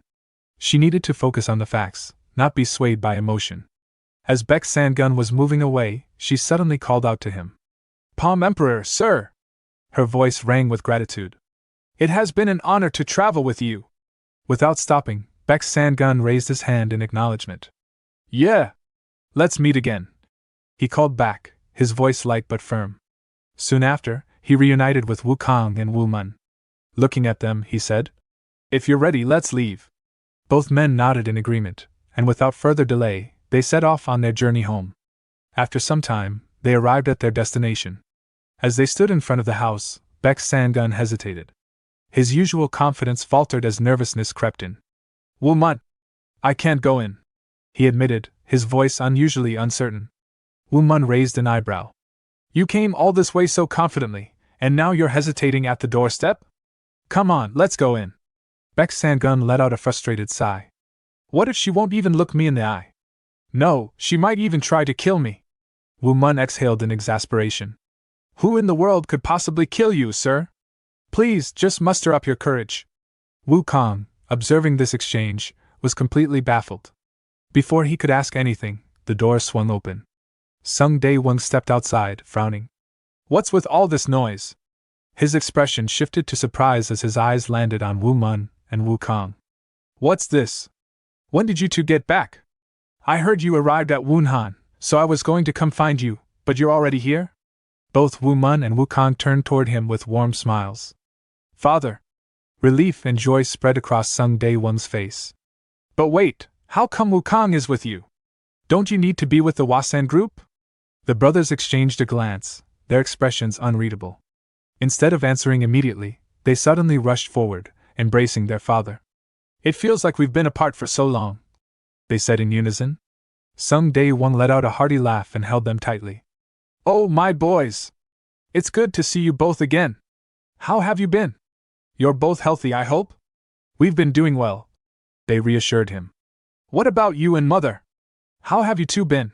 Sung Dae-won nodded. We've been just fine. But then his gaze shifted toward Baek Sangun, his brow furrowing. And who's that over there? It looked like you were arguing with him.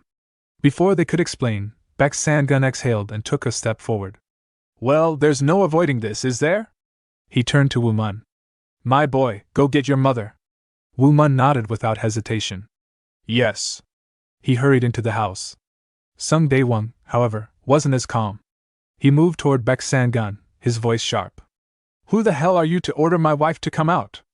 Do you even know her? Wukong quickly intervened. Father, please calm down, he said, pointing toward Baek Sangun. He's our grandfather. Sung Dae-won blinked in confusion, his eyes darting between Baek Sangun and Wukong. What? He's our grandfather, Wukong repeated. Sung Dae-won grabbed his son by the shoulders and gave him a firm shake. Did you turn into an idiot after your brother got his head straight? Snap out of it. I'm perfectly fine, Wukong retorted. Of course, he looks young, but he's the Palm Emperor Baek Sangun. You know how masters maintain their youthful appearance. Sung Dae-won scoffed, utterly unconvinced. What kind of nonsense are you spouting? Are you seriously telling me that the Palm Emperor is your grandfather? That's ridiculous. Come on, we're going to see a doctor. I can't have another fool in the family. Father, just listen. Before Wukong could finish, Baek Sangun cut in with a sigh. Leave him be, Wukong. Jean will explain everything once she's here. At the mention of her name, Sung Dae-won stiffened. His expression turned dark as he glared at Baek Sangun. What did you just say? His voice lowered dangerously. Jean? You little brat, how dare you say my wife's name like that? Inside the house, Woo Mun entered his mother's room, his voice gentle. Mother, we're home. Jean turned toward him, her tired eyes softening. Woo Mun, you've come back in one piece. Have you been taking care of yourself? His gaze flickered to the cloth in her hands. Mother, what's that? She quickly folded it. Oh, it's nothing. Looking at her closely, he realized how pale she was. She's ill, but she's still sewing for me. Jean interrupted his thoughts with a warm smile. Come here, let me see my son properly. Woo Mun hesitated before speaking. Mother, we have a guest. Come with me, I'll help you. A guest? She asked, puzzled. Yes, he confirmed. And Wukong is here too. Jinjin's eyes widened slightly. Oh my, Wukong's home too. That's wonderful. How has he been? Wu Mun smiled. He's doing well. He's gotten much stronger. Jinjin let out a soft laugh. That's good. But a guest, you said? Looking at her frail figure, Wu Mun made a silent decision. Her condition has worsened. I'll use the unbreakable celestial master's divine art to transfer some of my ki to her. He focused, channeling his energy into her body. The sudden warmth startled her, and she turned to him in shock. Wu Mun, did you learn martial arts? Wu Mun's heart sank. Grandfather was right. She sensed it immediately because she, too, once learned martial arts. Yes, mother, he admitted. I never meant to deceive you, but... Jinjin pressed a hand to her forehead, distressed. Oh dear. I never wanted my children to walk the path of a martial artist, and yet, even you. I'm sorry, mother, Wu Mun murmured. But let's talk about that later. For now, come with me. There's someone waiting for you. As the door opened, Sung Dae-won turned to his wife. Ah, you're here, my dear? Look at this fool, he claims you're his daughter. How could that be?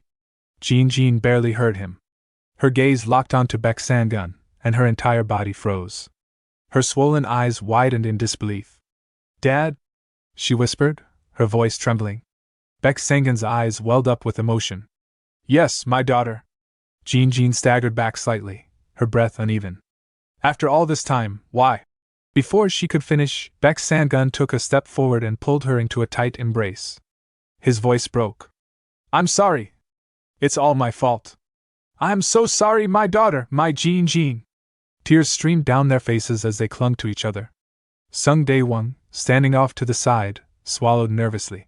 Jinjin lied about being an orphan? His mind reeled. Her father is the Palm Emperor Baek Sangun. A cold sweat formed on his brow. Which means, he's my father-in-law. And just moments ago, he had insulted him.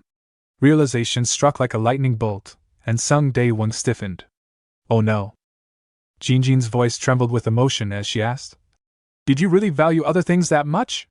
Is freedom everything to you, father? Is that why you weren't there even when mother passed? Why you left me alone? Baek Sangun lowered his head in shame. I'm sorry. I have nothing else to say except that, I'm sorry. Jinjin wiped her tears away angrily. No! Say something! At least give me an excuse! Baek Sangun clenched his jaw. I have so much to say, he thought, but in the end, they're all just excuses. Instead, he said, this isn't good for your health. Calm down. If you get too agitated, your condition will worsen. Tears streamed down Jinjin's face. You're terrible. You're absolutely terrible. Wu Mun and Wukong stood silently, watching the heartbreaking reunion between their mother and grandfather. Meanwhile, their father, Sung Dae-won, was sweating profusely and muttered under his breath. I'm gonna be okay. Baek Sangun sighed. I'd like to continue this conversation, but you're in worse condition than I expected. We need to treat you first. He turned to Sung Dae-won. Son-in-law, close up the lodge for the next 4 days. I'll need complete focus while I treat your wife. That much you can manage, can't you? Sung Dae-won swallowed nervously. Yes, father. Jinjin shook her head weakly. That's not necessary, father. I'll be fine. My wounds are too severe, you might also end up. Baek Sangun studied her for a moment, his heart heavy. Even when she's angry, she's still worried about her worthless father. She hasn't changed at all. With a deep breath, he declared, Jinjin, if I can heal you, I'll do whatever it takes, even if it costs me my life. But don't worry. Have you forgotten who I am? I'm the Palm Emperor. You don't need to be concerned about me.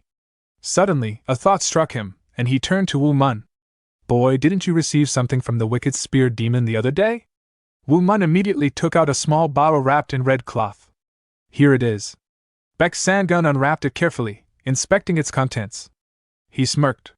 Just as I expected from Guiyang Changmi. He gave up his most valuable possession as thanks for saving his son. Wu Mun frowned. What is that? Baek Sangun held up the vial. This is hollow bluestone ichor. Just a single drop contains 30 years' worth of internal ki. If applied externally, it hardens the body like steel and grants immunity to poison. It's considered one of the greatest elixirs in existence. He paused, examining the liquid. However, this isn't pure hollow bluestone ichor. It's been mixed with other medicinal ingredients for consumption. The balance has been compromised. You can only safely drink a single drop of it. Woo Mun asked curiously, "What happens if someone drinks 2 drops?" Baek Sangan's expression darkened. "Your body can withstand 1 drop, but more than that would disrupt your internal energy, throwing your ki into chaos. It would kill you." Woo Mun stiffened in shock. Baek Sangan pocketed the vial and began heading inside. Even diluted, this will greatly improve Jinjin's chances of recovery. "Now let's begin. Close the lodge, and you two take turns standing guard." Woo Mun and Woo Kong responded in unison. "Understood." Inside the house, Baek Sangan and Jinjin sat facing each other. He gently placed his hands over her back and began transferring his ki into her. His energy flowed steadily, reinforcing her weakened body. "Endure it," he instructed. "You must endure." As Jinjin trembled in pain, gritting her teeth, Baek Sangan cursed himself silently. "I should have come sooner instead of hesitating. Then it wouldn't have been this bad. I'm sorry, my daughter." Outside the lodge, Woo Mun and Woo Kong kept watch. After a moment of silence, Woo Kong sighed and said, "I understand, so that's what happened. What an unbelievable turn of events." Woo Mun grinned. "And that's what happened on your side, huh? You thought I was just some idiot hanging around the red light district, so you pretended not to know me. Honestly? I would have done the same in your position." He patted his younger brother on the shoulder. "Still, you must have had a rough time in the Wasan group. I'm proud of you, Woo Kong." Woo Kong scoffed. "Oh, sure." Stretching his arms, Woo Mun yawned. "Anyway, I need to go collect my pay from Noble Lee's Merchant Corporation. Keep watch for me while I'm gone." Woo Kong waved him off. Yeah? Go ahead." Some time later, Woo Mun arrived at the imposing structure of Lee's Merchant Corporation. Stepping inside, he approached one of the attendants and asked, "I'm here to collect my pay for accompanying the last convo. Where should I go?" The attendant quickly straightened up upon recognizing him. Master Woo Mun. The vice leader has requested that you go to her office as soon as you arrive. It seems she intends to give you your payment personally." Woo Mun raised an eyebrow. "All right," he replied, though inwardly he mused, "They're calling me master now?" Just as he was about to proceed, a firm hand suddenly grasped his wrist. He turned to see Chai Youngrong beaming at him. "Master Woo Mun, you're here! Welcome back," he said enthusiastically. "I'd like to have a word with you. Could we sit down and let go?" Woo Mun's voice was sharp as he swiftly pulled his hand free. Chai Youngrong chuckled, unfazed. "Why so heartless? We're already acquaintances, aren't we?" He leaned in slightly. "I have something to discuss regarding your grandfather, the Palm Emperor." Before he could utter another word, Woo Mun's hand shot out, seizing him by the throat. His grip was firm, his eyes ice cold. "Did you not hear what my grandfather said?" he growled. "Do not mention his identity. If you don't watch your mouth, I'll kill you." His voice lowered dangerously. "I despise men like you, the kind who act high and mighty toward the weak but change their attitude in an instant when faced with someone stronger." Chai Youngrong's smirk faltered, his face paling. "I get it, Master Woo Mun," he stammered. With a scoff, Woo Mun released him and shoved him back. "If you get it, then bugger off." Without another glance, he walked away. Clutching his throat, Chai Youngrong watched him go, seething. "That little shit. Even after I approached him so politely, he still scorns me? Fine. Just you wait. I'll make you regret this." A short while later, Woo Mun arrived at Yun Si-hyen's office, where she handed him a pouch filled with silver coins.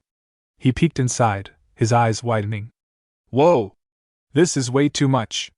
I was only expecting to be paid for my work." Yun Si-hyen smiled. "Consider it a token of gratitude. You were an immense help to our convoy, Master Woo Mun. A journey that included the Palm Emperor himself, as well as his grandson posing as a mere luggage carrier. That alone is worth more than 30 silver coins." Woo Mun hesitated. "But some of your men lost their lives. Their families should have this money. I'll be fine without it." Yun Si-hyen's expression softened. "Their families will be taken care of. I can't share the details, but you don't need to worry." She thought to herself, "I can't tell him about the night glow gem just yet." After a moment's contemplation, Woo Mun asked, "So, can I really accept this?" Yun Si-hyen nodded. "Please take it. If not for yourself, then for my sake." Seeing her sincerity, Woo Mun sighed and tucked the pouch into his clothing. All right. Thank you. I'll accept it then. Just then, a small, fluffy figure wriggled out from beneath his robes, a celestial tiger cub, Una. The little creature let out a soft growl before leaping into Yun Si-hyen's arms. She laughed, cradling the cub. You adorable little thing. Woo Mun chuckled. She always acts like a baby around you. Yun Si-hyen looked up at him with a more serious expression. I'd like to ask you something. Why did you hide your strength? And why keep it a secret that you're the Palm Emperor's grandson? I have a rough idea from the conversation I overheard before, but I want to hear it from him directly. Woo Mun exhaled and began explaining how he had spent his life unaware that his grandfather even existed, how their paths had unexpectedly crossed, and how everything had changed since then. Yun Si-hyen listened attentively, a warm smile playing on her lips. Song Woo Mun. He tells his story with such childlike innocence. But it's not just the unbelievable things he's saying that captivate me. It's his eyes, his gestures, the gentle tone of his voice. I wonder why. Woo Mun continued. As for why I never mentioned my martial arts training, it wasn't something I was deliberately hiding. No one ever asked, and I never had a reason to bring it up. Going around announcing, hey, I'm a trained martial artist. That would just be boasting. Yun Si-hyen nodded. That's true. I understand now. But then, why doesn't everyone know that your younger brother is a disciple of the Hwasan group? Woo Mun's expression darkened slightly. Because our mother never wanted us to learn martial arts in the first place. She believed it would only bring trouble. My brother knew that if people found out, it could put our family in danger. So, for her sake, he kept it a secret. I see. That makes sense. Yun Si-hyen tilted her head. So what will you and your family do now? Once your mother recovers, will you return to the Iron Blade Back House? Woo Mun shrugged. That's not for me to decide. It'll be up to my parents. I see. Oh, and speaking of my mother's treatment, my brother and I need to take turns standing guard. That means I won't be able to work for your convoy anymore. Yun Si-hyen's expression flickered with surprise. I'd like to keep him here, but if I insist, he might think I'm only interested in him because of his lineage. After a pause, she smiled and said, I understand. That's that then. Please do what you need to, Master Sung. Woo Mun grinned. Thank you. I'm really worried about my mother, so I should get back now. Goodbye. Yun Si-hyen chuckled. Oh, right. Apologies for keeping you. Please hurry home. As Woo Mun stepped out, he waved. See you again. Alone in her office, Yun Si-hyen sighed, gazing at the door long after he had gone. Song Woo Mun. For some reason, every time he leaves, he makes me feel sentimental. That night, in a dimly lit room, Cha Young-rong sat across from his father, his voice brimming with frustration. Are you just going to sit back and do nothing? His father frowned. What do you mean? That woman, Yun Si-hyen, at this rate, she'll become the leader. Are you just going to let that happen? His father let out a slow breath. And what do you expect me to do? If we scheme against her like before and fail, we'll be finished. Especially if the Palm Emperor finds out. Cha Young-rong's eyes gleamed with malice. Then we just need to deal with the Palm Emperor, Sung Woo Mun, and Sung Woo Kong first. His father's face darkened. That's easier said than done. No one has ever managed to take down the Palm Emperor. What makes you think we can? He's still human. Cha Young-rong sneered. Poison would work on him just like anyone else. His father hesitated. But, if we go that far, and the Hwasan group or the Iron Blade Back House find out, we're as good as dead. Cha Young-rong slammed his fist on the table. Are you really going to live your whole life serving that woman? Is that what you want? His father stiffened at the words. You always say life is a gamble. Then gamble. Cha Young-rong leaned forward. We just need to execute this perfectly. Make sure no one ever finds out. His father sat in silence, deep in thought. He's right. The great men of the world got to where they are because they took risks. If I let this chance slip by, I'll be nothing more than a servant to that girl for the rest of my life. Cha Young-rong smirked. Our uncle is the right-hand man of the Ink Smoke Group's leader. And I've heard they have a brilliant toxicologist. His father's eyes flickered. The smokescreen faction. As dawn broke, Baek San-gun remained by Jinjin's side, continuously channeling his ki into her body to heal her wounds. His expression was calm but focused, ensuring that the treatment progressed smoothly. Meanwhile, in the kitchen, Wu Mun worked alongside the chef, assisting in meal preparation. The aroma of simmering ingredients filled the air as they carefully tended to the morning's meal. The chef glanced at Wu Mun and asked, "So, your mother will be alright once the treatment is completed?" Wu Mun nodded, a trace of relief evident in his voice. "Yes, the treatment is working. It can be healed." "Thank goodness for that." The chef smiled. "That's great to hear. Your grandfather must be a truly talented man." At those words, Wu Mun let out a nervous chuckle, instinctively lowering his gaze. "Yeah, he is," he replied, though his thoughts raced. "He doesn't know about my strength, or my grandfather's true abilities. I need to be careful so he doesn't notice anything." The chef stirred the pot and frowned slightly. Something's off. The flavor isn't quite right." He then turned to Wu Mun and instructed, "We're out of salt. Could you fetch some from the storage in the back?" "Of course, sir. I'll get it right away." Wu Mun quickly moved to retrieve the salt. A short while later, he returned with a small container in hand. However, to his surprise, the chef was no longer waiting for it. Instead, he had continued simmering the dish and seemed satisfied with the result. "You're already done?" Wu Mun asked, slightly puzzled. "What about the salt?" The chef waved a hand dismissively. "I let it cook a bit longer, and now the flavor is just right. I don't think we need the salt anymore." He then ladled a portion into a small bowl and handed it to Wu Mun. "Here, have a taste." Wu Mun leaned in, inhaling the rich aroma. "Wow, it smells great," he commented. But just as he was about to try it, an abrupt sensation coursed through his body. His ki surged uncontrollably, reacting in an unusual way. "What's going on?" he thought, his eyes widening. "The unbreakable celestial master's divine art is going crazy." At that moment, a small figure wriggled out from his clothes, Una, his celestial white tiger cub. The tiny creature immediately growled, her fur bristling as she glared at the steaming bowl. Wu Mun's heart pounded. Something's wrong. This reaction. "Don't tell me." Before he could finish the thought, Baek Sengen's voice resonated in his mind through telepathy. "Una can detect poison simply by its scent. The gruel has been laced with something deadly. Judging by her reaction, the poison is strong enough to kill you instantly." Wu Mun stiffened, his hands tightening around the bowl. A horrifying realization dawned upon him. If this had been eaten by his mother, or his father. His head snapped toward the chef, his voice sharp and commanding. "Did you poison this?" The chef's eyes widened in shock. His hesitation was answer enough. "How did you know that?" he asked, his voice low. But before Wu Mun could respond, the chef suddenly lunged, grabbing a knife and thrusting it toward him in a desperate attack. Saying "Screw it, whatever. Just die." Wu Mun reacted instinctively. With a swift movement, he knocked the blade aside and caught the chef's shoulder in an iron grip. The man cried out in pain as Wu Mun's fingers dug in, locking him in place.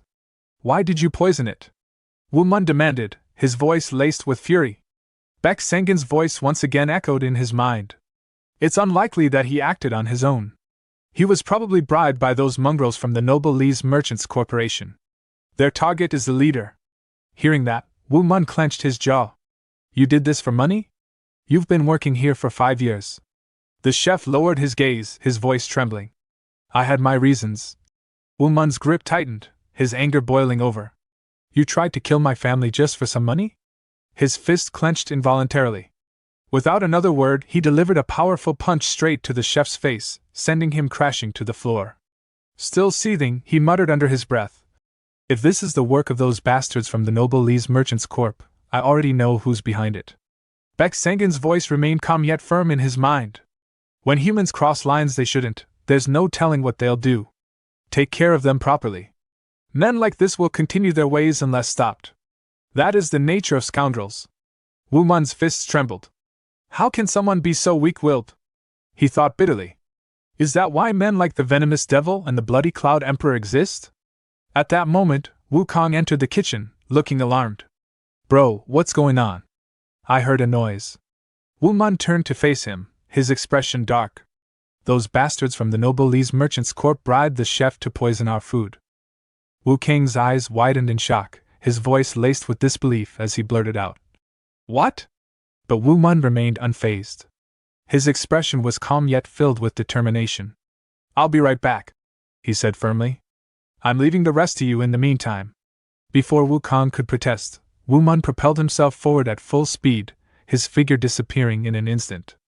The wind roared in his ears as he raced toward the noble Lee's Merchant's Corp, his heart pounding with fury. If our family had been untrained, we would have fallen victim to their poison. They dared to target us? His eyes darkened as his jaw tightened. Unforgivable. They'll pay for this in blood. 15 minutes earlier, inside the noble Lee's Merchant's Corp, the dimly lit chamber buzzed with tension. The flickering glow of lanterns cast long shadows against the wooden walls, amplifying the hostility that thickened the air. Yun Si-hyen stood her ground, her piercing gaze locked onto the men before her. Her voice was laced with venom as she sneered. So, you've finally shown your true colors. All this time, you were nothing more than Choi Nachiol's lackeys. Pathetic. Across from her, a man with striking green hair, Gwak Jayam, chuckled, his amusement evident in his relaxed stance.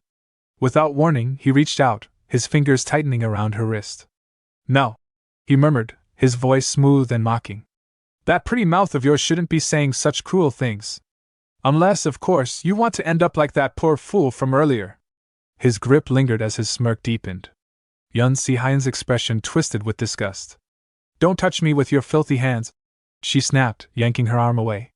Chai Youngrong barely spared a glance at the ongoing exchange, his eyes scanning the room with purpose. His gaze soon landed on something, a small, luminous gemstone nestled within an ornate box. His fingers traced over the cool surface of the night glow gem, a rare and highly valuable artifact. A knowing smirk played on his lips as he lifted the gem and turned toward his father. Father, take a look at this, he said, his tone filled with satisfaction. Choi Nachiol's expression shifted as his eyes locked onto the gem. For a brief moment, a flicker of shock passed over his face. What? Why is this here? He thought, his mind racing. However, he quickly concealed his emotions and spoke in a controlled voice. Keep it hidden from Gwak Jayam. Chai Youngrong nodded without hesitation. Understood, father. Just then, Gwak Jayam stretched his arms and let out an exaggerated sigh. This is getting boring, he muttered. His gaze shifted toward Choi Nachiol, a playful glint in his eyes. Hey, let me have one of the rooms. I feel like having some fun. Yun Si-hyen shot him a glare. Shut it. Choi Nachiol didn't even look up as he waved a dismissive hand. Fine. Take any of the rooms over there. A satisfied grin spread across Gwak Jayam's face. Perfect. Without another word, he seized Yun Si-hyen by the wrist and dragged her away, ignoring her struggles. Inside a dimly lit chamber, Gwak Jayam shoved her onto a bed, his smirk never fading. He leaned slightly closer, his voice dripping with amusement. You really are an incredible woman, he mused. But it won't matter. I've sealed your key channels, you won't be moving anytime soon.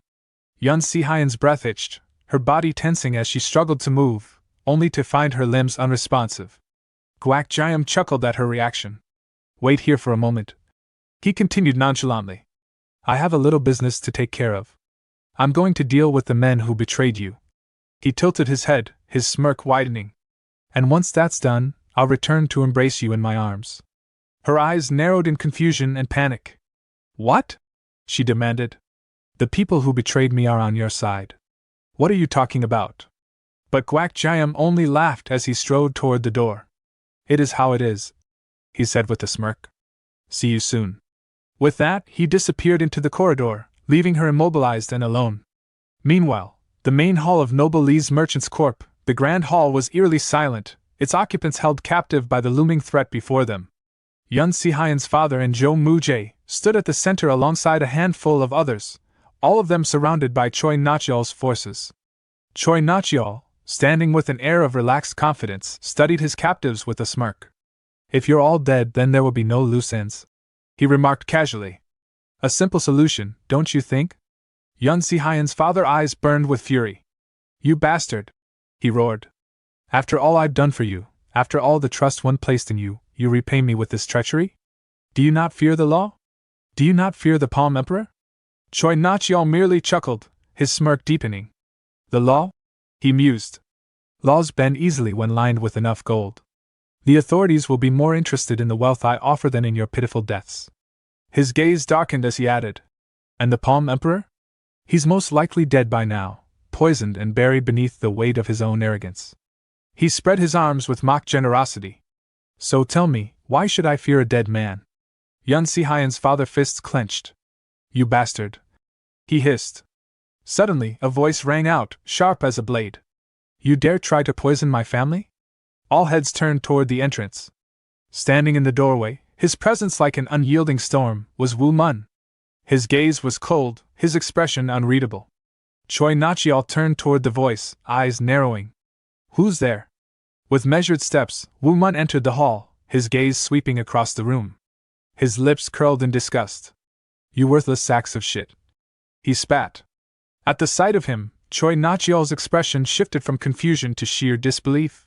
What? He muttered, his eyes widening. He should be dead. How is he here?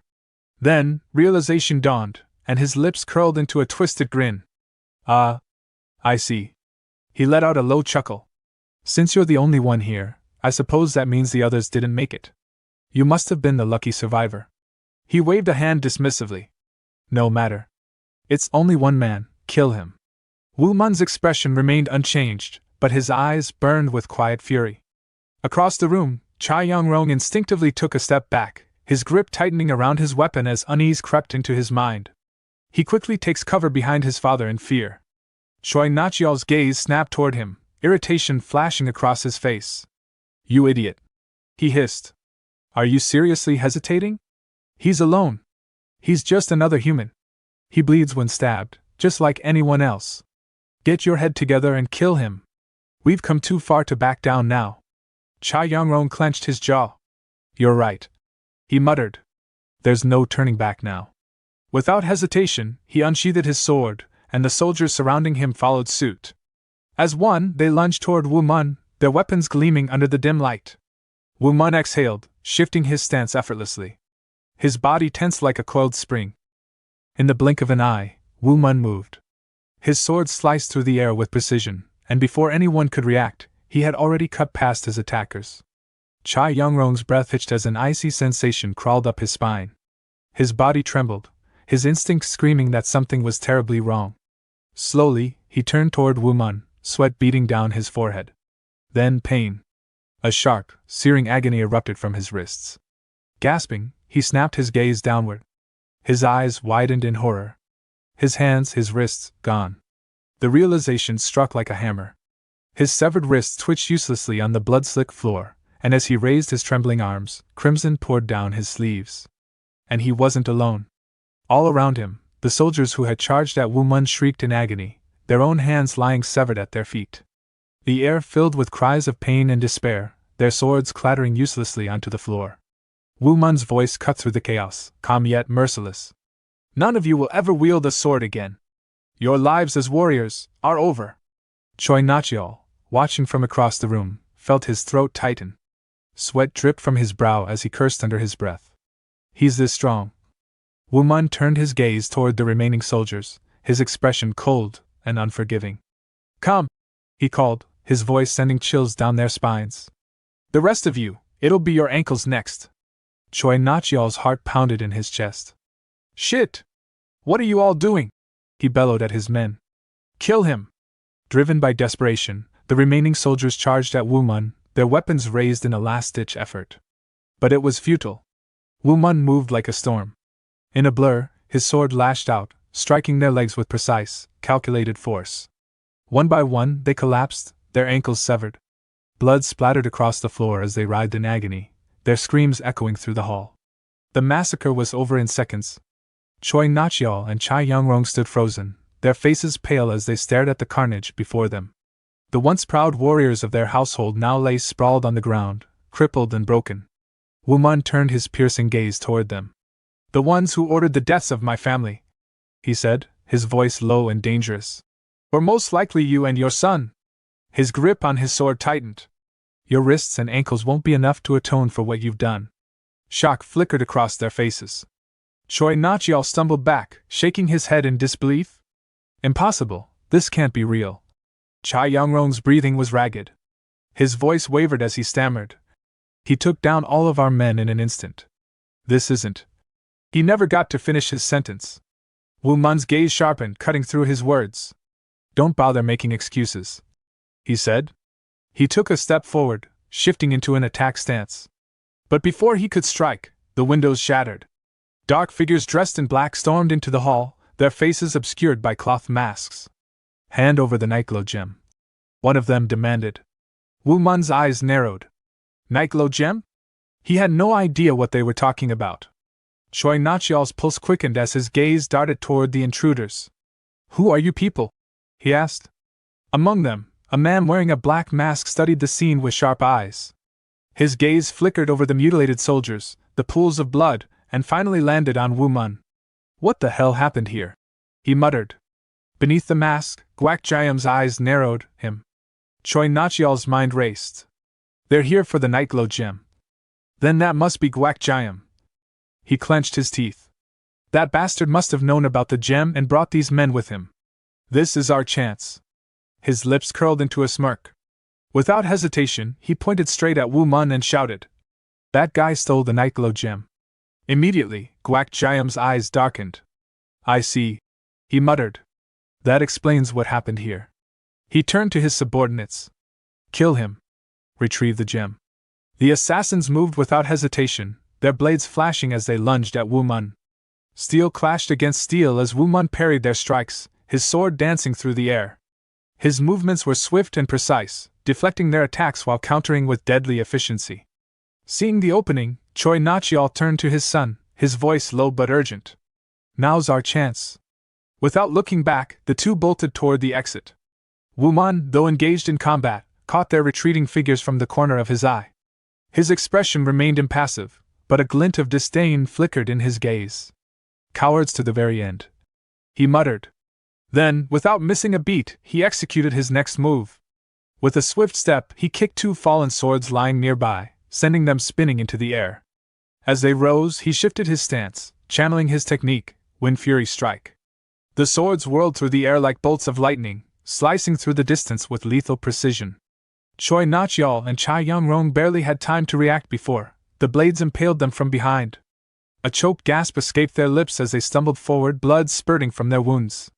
Their bodies crumpled to the ground, lifeless.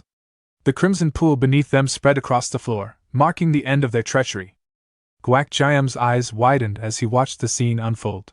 His subordinates, the very men he had trusted to overwhelm Woo Mun, were now scattered across the floor, either dead or crippled.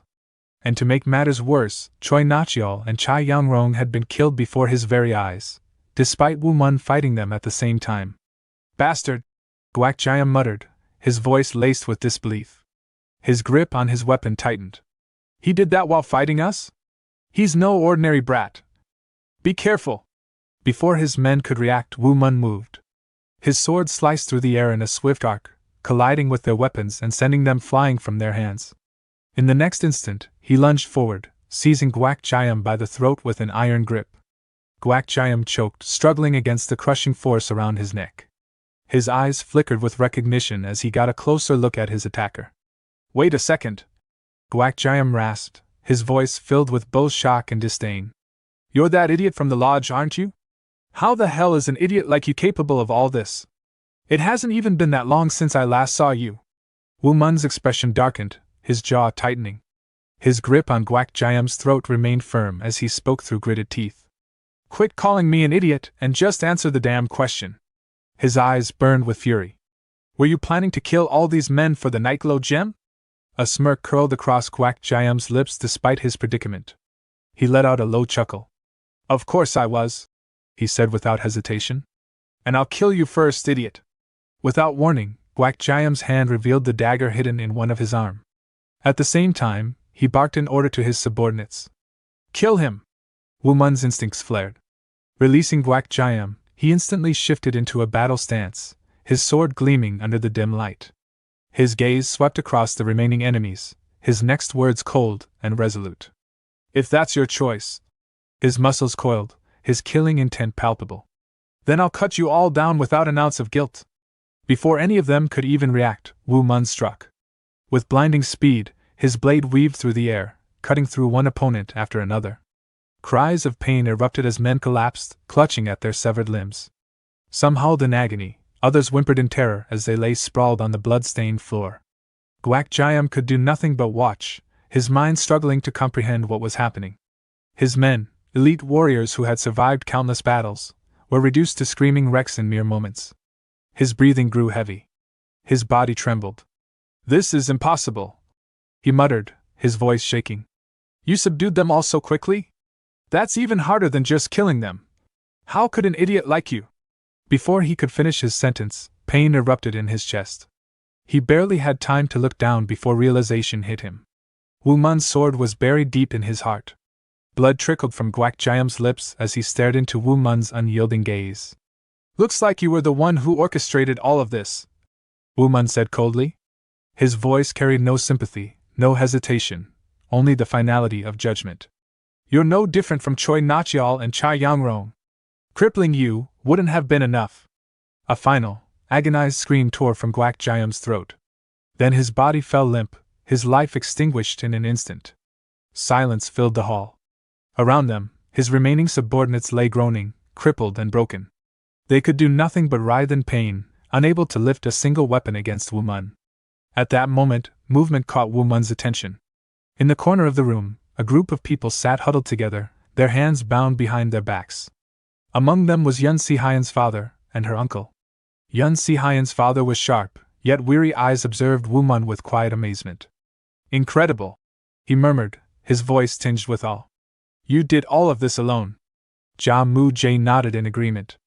"Master Woo Mun," he said, his tone filled with deep gratitude, "we are indebted to you once again. How could we possibly repay you?" Woo Mun let out a breath, his expression softening slightly. "Oh, please. I only did what had to be done." His gaze swept over them with concern. "Are you all right?" Yun Si-hyen's father nodded. "Yes. All thanks to you." A thought suddenly struck Woo Mun, and his expression grew tense. "But where is the vice leader?" he asked. "She isn't hurt, is she?" Ja Mu-jae shook his head. "She's in the next room." Without wasting another second, Woo Mun turned and rushed toward the door. Pushing it open, he called out, "Boss! Are you all right?"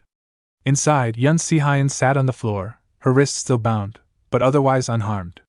She lifted her gaze to meet his, her expression unreadable. "I heard everything," she said softly. "I'm sorry our convoy troubled you again." Woo Mun frowned. "No," he said firmly. "Don't say that. The ones who should be apologizing are those bastards, not you." Yun Si-hyen's eyes widened slightly at his words. For a moment, she was silent, her thoughts swirling. "I didn't want him to see me like this." A bitter feeling settled in her chest. Once again, I'd shown myself to be weak before him.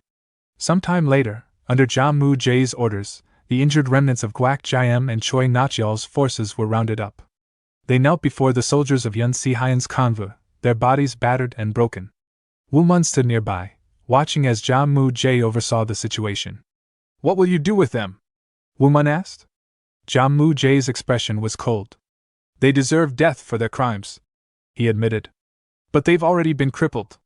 They won't be able to live normally, let alone practice martial arts ever again.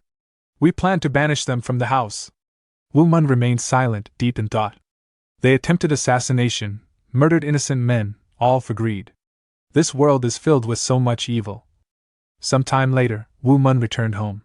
As he stepped onto the familiar grounds, the sight of his grandfather, Baek Sangun, greeted him at the entrance. "You're back," Baek Sangun said, his deep voice steady as ever.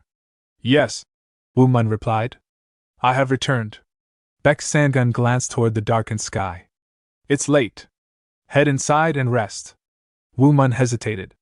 "You're not going to ask about the men who tried to assassinate us?" Baek Sangun let out a small breath. "You came back in one piece."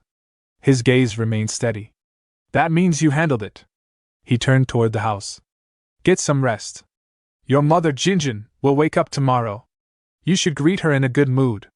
Woo Mun lowered his head slightly. "Yes." As he walked past, Baek Sangun watched his grandson's face, dark, burdened with something unspoken. "Woo Mun," Baek Sangun thought grimly, "you will face men far worse than this in the future. But if you're already making that expression now, I fear you may lose yourself to the darkness before long." The next morning, as the first rays of sunlight filtered through the windows, Woo Mun and Woo Kang hurried to their mother's room. Their footsteps were quick, their hearts pounding with anticipation and concern. Mother! Woo Mun called as he stepped inside, his voice filled with urgency. Are you really all right? Mother, how are you feeling? Wukong added, his eyes searching her face for any signs of lingering weakness. Jean, their mother, sat upright in bed, her complexion no longer pale but warm and full of life. She turned to her sons with a gentle smile, her eyes glistening with emotion. I'm fine, my sons, she reassured them softly. You don't have to worry anymore. At that moment, Sung Dae-won, their father, knelt by her bedside, his hands trembling as he reached for hers. Tears streamed down his face as he choked out. Dear, what a relief! Your face, it's no longer pale. His voice cracked with emotion as he turned toward Baek Sang-gun, his father-in-law. Overcome with gratitude, he abruptly stood and threw his arms around the old man in a tight embrace. Father, thank you. Thank you so much. Sung Dae-won sobbed. I swear I will serve you for the rest of my life. Baek Sang-gun, caught off guard by the sudden hug, let out an exasperated sigh. His expression remained stern, but there was the faintest hint of warmth in his gaze. Enough of that, he grumbled. I merely treated my own daughter. That's not something that requires thanks. But Sung Dae-won only cried harder. No, truly, I thank you from the bottom of my heart. Baek Sang-gun rubbed his temples, letting out another sigh. What an insufferably noisy son-in-law, he muttered. I swear, if my eardrums burst, it'll be because of you. Perhaps my daughter's illness was caused by your endless racket. Despite the teasing, Jean let out a soft chuckle at her father's words. Woo Mun and Wukong knelt beside their mother, their eyes still filled with tears. Mother, you've endured so much for so long, Wukong said, his voice thick with emotion. It's truly a relief to see you well again. Jean reached out and gently placed a hand on each of their heads. My sons, she murmured, her voice filled with affection. I'm sorry for worrying the two of you. From now on, I hope you can focus on your own lives instead of constantly worrying about me. At those words, both brothers' eyes brimmed with fresh tears. Just then, a small figure wriggled out from the folds of Woo Mun's robes. A fluffy white creature emerged, yawning and stretching its tiny limbs. Jean blinked in surprise. Oh? She tilted her head curiously. And who is this little one? Woo Mun smiled, lifting the small cub in his hands. She's a celestial white tiger's cub, he explained. Her name is Una. As if sensing Jean's warmth, Una immediately leaped into her arms, nuzzling against her chest. Jean instinctively cradled the cub, stroking its soft fur as she let out a gentle laugh. Yes, go on, little one, she cooed, holding Una close. Then, as she looked down at the small creature in her arms, a sudden thought struck her. Her voice grew wistful. Was she the third child? Baek Sang-gun, who had been observing quietly, nodded. That's right. At his confirmation, Jean's expression changed. Her eyes grew misty, and before she could stop them, tears spilled down her cheeks. She held Una tighter, her shoulders trembling. Then, I suppose Godmother has already passed away. Baek Sang-gun's face remained solemn. That is the fate of a female celestial white tiger. Woo Mun looked between them, confusion flickering across his face. Godmother? He asked. You knew Una's mother? Why are you crying? Baek Sang-gun exhaled slowly before answering. Jean's mother was frail. She passed away when Jean was born, he said. After that, I raised her alone in Main Valley until she turned 10. Jean wiped her tears, her voice trembling with emotion as she continued the story. There was a celestial white tiger that lived in that valley, she said. That tiger, my godmother, fed and raised me, even though I was a human child. She protected me, nurtured me. She was like a mother to me. Woo Mun's heart pounded as he listened. He had never heard this story before. Jean's gaze dropped to Una, her fingers running through the cub's soft fur. I never saw her again after I left to join the Iron Blade Back House, she murmured. Sung Dae-won, still wiping his tears, looked at his wife in astonishment. Dear, I never knew about this. Jean turned to him with a bittersweet smile. You know me well, my love, she said. I always wished for our family to live an ordinary life. That's why I never spoke of it. Woo Mun and Wukong exchanged glances, their emotions swirling. Baek Sang-gun then spoke again, his tone heavy with knowledge and experience. When a celestial white tiger gives birth to a third cub, he explained, the mother dies. The newborn only knows the warmth of its mother for a short time before losing her forever. His gaze rested on Una. That's why thirdborns love and miss their mothers far more than their older siblings. They are the strongest of the litter, but also the most deprived of love. He looked back at Woo Mun, his expression serious. Raise her well, he said. I guarantee that she will be more loyal than anyone you will ever meet. Woo Mun looked down at Una, who was curled up contentedly in his mother's embrace. I never knew about my mother's past, he thought. So that's why grandfather had me taken Una. He reached out and gently patted the cub's head. I guess I'll have to treat her like family from now on. Baek Sangun then turned his attention to Wu Kong. What will you do now? He asked.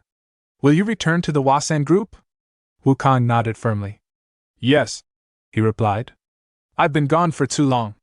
It's about time I returned, especially now that mother has mostly recovered. As Jean took a deep breath, she closed her eyes and focused inward. A newfound warmth coursed through her body, a sensation she had not felt in years. A small smile formed on her lips as she exhaled slowly. Yes, now that my channels have opened up, I can feel my ki flowing through me again, she murmured. Baek Sangun, watching her carefully, nodded in approval. Of course. I performed an absolute cleanse on you, so that was to be expected, he said. Your internal injuries had lingered for far too long, and you haven't circulated your ki in ages. It was no easy task, I'll have you know. Jin's expression turned serious. Then, I suppose I'll have to start from the beginning again, she said, determination flickering in her eyes. For the sake of my children. Baek Sangun raised an eyebrow. Are you saying you intend to train again? Jin hesitated for only a moment before giving a firm nod. I never planned to get involved with the Murim world ever again, she admitted. But now that both my sons have already stepped onto the path of Murim practitioners, I can't turn away from it anymore. I need to rediscover Murim for myself. At her declaration, Woo Mun and Woo Kang's eyes lit up with excitement. Wow, mother! They exclaimed in unison, grinning widely. Baek Sangun let out a small sigh of relief, folding his arms across his chest. That's a wise decision, he said. With your innate abilities and talent, it won't take long before you regain the strength you once had. At that moment, a loud, booming voice interrupted their conversation. All right. Now that my wife is healthy, it doesn't matter what she does, Sung Dae-won suddenly declared, his voice filled with enthusiasm. He puffed out his chest and grinned. If you're going to start training again, then I'll make sure to stuff you with food that's good for your body. Without another word, he spun on his heel and bolted toward the kitchen, shouting over his shoulder. Please wait, father! I'll prepare a meal that'll pump you up. Woo Mun and Woo Kong, unable to hold back their laughter, quickly followed after him. We'll help too, father! They chimed in, disappearing into the kitchen. Baek Sangun, watching the whole spectacle unfold, shook his head in exasperation. How in the world did that loud beast become my daughter's husband? He muttered under his breath. Jin chuckled, glancing at her father playfully. Can't you see his lovely charm? She teased. Baek Sangun snorted. Where? 4 days later, the morning air was crisp, and a gentle breeze rustled the leaves outside their home. In the open courtyard, Jin upside down on the earth, her body poised in a stance of focus. Sweat glistened on her skin, her muscles gradually regaining their lost strength. Baek Sangun observed from a short distance away, his sharp eyes scanning her form. Even though your ki channels have been treated, your body must have weakened considerably after all these years, he said. Are you certain you want to begin training again so soon? Jin, wiping the sweat from her brow, met his gaze with unwavering resolve. Even though Woo Mun and Woo Kong are trained warriors, my husband is completely powerless, she said. I need to have the strength to protect our family, just in case. Now that you've come back into our lives, there's no telling what will happen to us. Baek Sangun's eyes widened slightly at her words, and his expression darkened with guilt. His shoulders trembled as he lowered his head. I'm sorry, he whispered, his voice thick with emotion. My very existence has brought trouble to you. Maybe I should never have been born. Jin's expression hardened. She stomped forward and placed her hands on her hips. Quit apologizing, she scolded. And don't say things like that. If you were never born, I wouldn't exist either. I'm just saying I need to protect my husband, that's all. Baek Sangun looked at her, stunned into silence for a moment. Then, as if shaking himself out of his self-pity, He let out a small chuckle. Right, right, he muttered. Then his tone shifted, becoming more serious. But Jean, I can say with absolute confidence that your husband comes from an extraordinary warrior lineage. Jean, mid-strike, paused. Slowly, she lowered her fists and turned toward her father, frowning. What do you mean? She asked. Baek Sangun folded his arms, his gaze thoughtful. Your husband possesses an incredibly strong life force, doesn't he? He said. To the point where it's almost unbelievable that he's never trained in ki cultivation? Jean nodded. Yes. There are times when I wonder if he's even human, she admitted.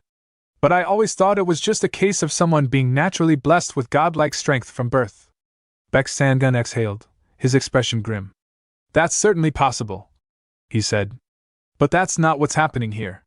There are traces of an absolute cleanse in his ki channels, one that he must have received when he was very young. There's an incredibly powerful ki residue left within him. Jean's eyes widened. That's impossible, she whispered. Baek Sangun shrugged. What would I gain from lying to you? He said. When I briefly touched your husband's arm yesterday, I felt something strange. So I secretly checked his internal ki. He let out a sigh before continuing. He has never been trained in ki cultivation. However, he must have consumed an incredibly potent elixir when he was young. Since he never learned how to harness that power, the elixir's effects were never properly utilized. It simply turned into overwhelming, godlike vitality instead. That's what happens when an untrained person consumes such a thing. It's likely that no one, not even he himself, knows about this. Jean stood frozen in shock. That's impossible, she murmured. Baek Sangun narrowed his eyes. Has your husband ever told you about his past? Jean hesitated. Now that you mention it, she said slowly. He once told me that he only remembers the time when he was an orphan. He has no memories of anything before that. Baek Sangun nodded firmly. I knew it, he said. Your husband's past holds a secret. Meanwhile, inside the house, Sung Dae-won was still in the kitchen, happily cooking a meal for Baek Sangun, completely unaware of the discussion taking place outside. Baek Sangun turned his back to Jean and stretched his arms. Well, he said, we'll figure that out in due time. Jean watched him silently before taking a deep breath. Then, as if making a decision, she suddenly spoke. Then, would it be possible for you to train my husband, father? She asked. If you don't plan on leaving right away. Well, if you must leave, then I understand. Baek Sangun stopped mid-step, his body tensing in surprise. Slowly, he turned his head toward her, his expression unreadable. Then, a grin broke across his face. No! I'll do it, he declared. He's my son-in-law, after all. I can't have him getting beaten up by others. Jean smiled softly. Thank you, father. Baek Sangun chuckled to himself as he glanced at his daughter. Is it really all right for me to stay by your side? He wondered. Thank you, my daughter. Then, with renewed energy, he turned and clapped his hands. All right then. I'll turn that wild bear into a tiger, he said. I'll do whatever it takes to make sure you never have to worry about him again.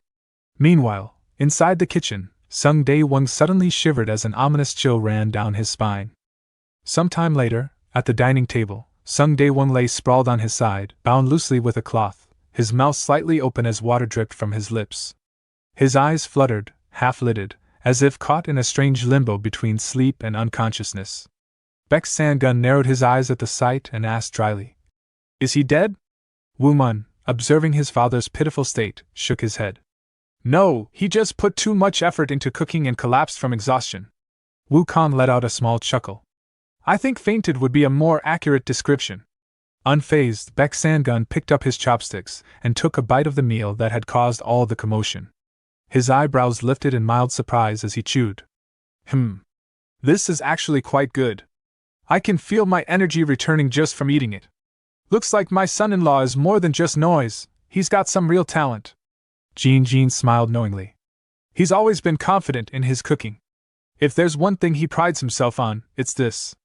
Woo Kong, savoring a mouthful, sighed with satisfaction. I'd better eat as much as I can before heading back to the Wasan group. You can't find food like Dad's just anywhere. Watching his brother, Woo Mun silently reflected, right? Woo Kong must have missed out on all these little things I took for granted. Just then, Sung Dae-won suddenly jerked upright and blurted out. Mappa tofu paste fist style!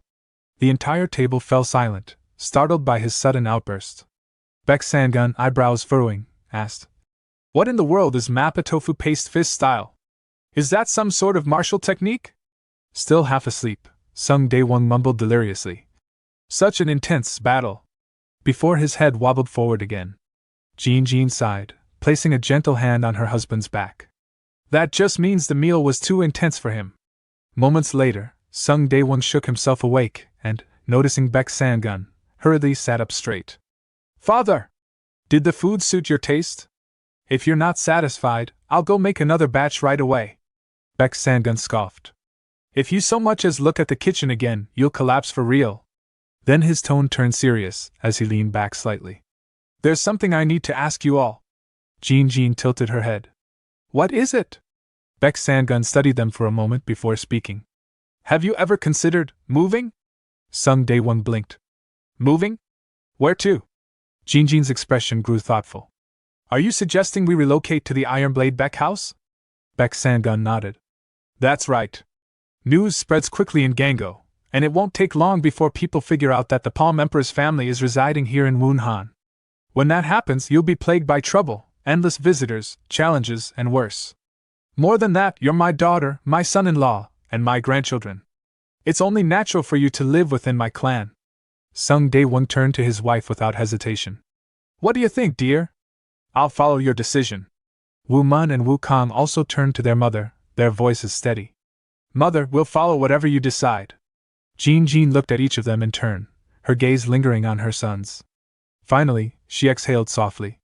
"Everyone in this family is already walking the path of a martial artist. I can't keep resisting the inevitable, not when it concerns our son's future." She then nodded, determination firm in her voice. "All right. We'll move to the Ironblade Baek house." A smile broke across Baek Sang-gun's face, a rare glint of approval in his eyes. "A wise choice, Jin. Then let's start preparing for the move."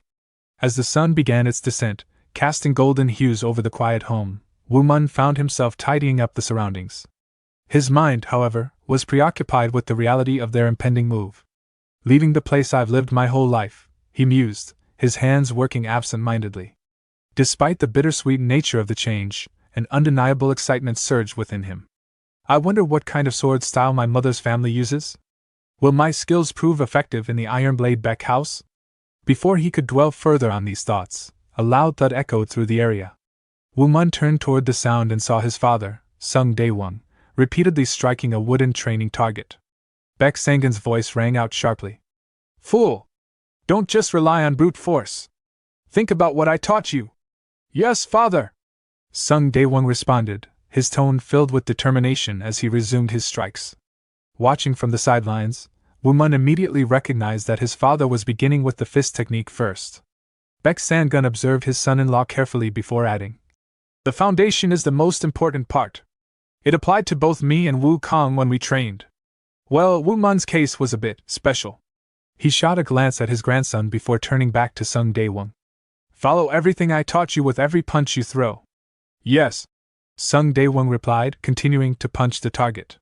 Woo Mun, watching, recalled an earlier conversation with his grandfather.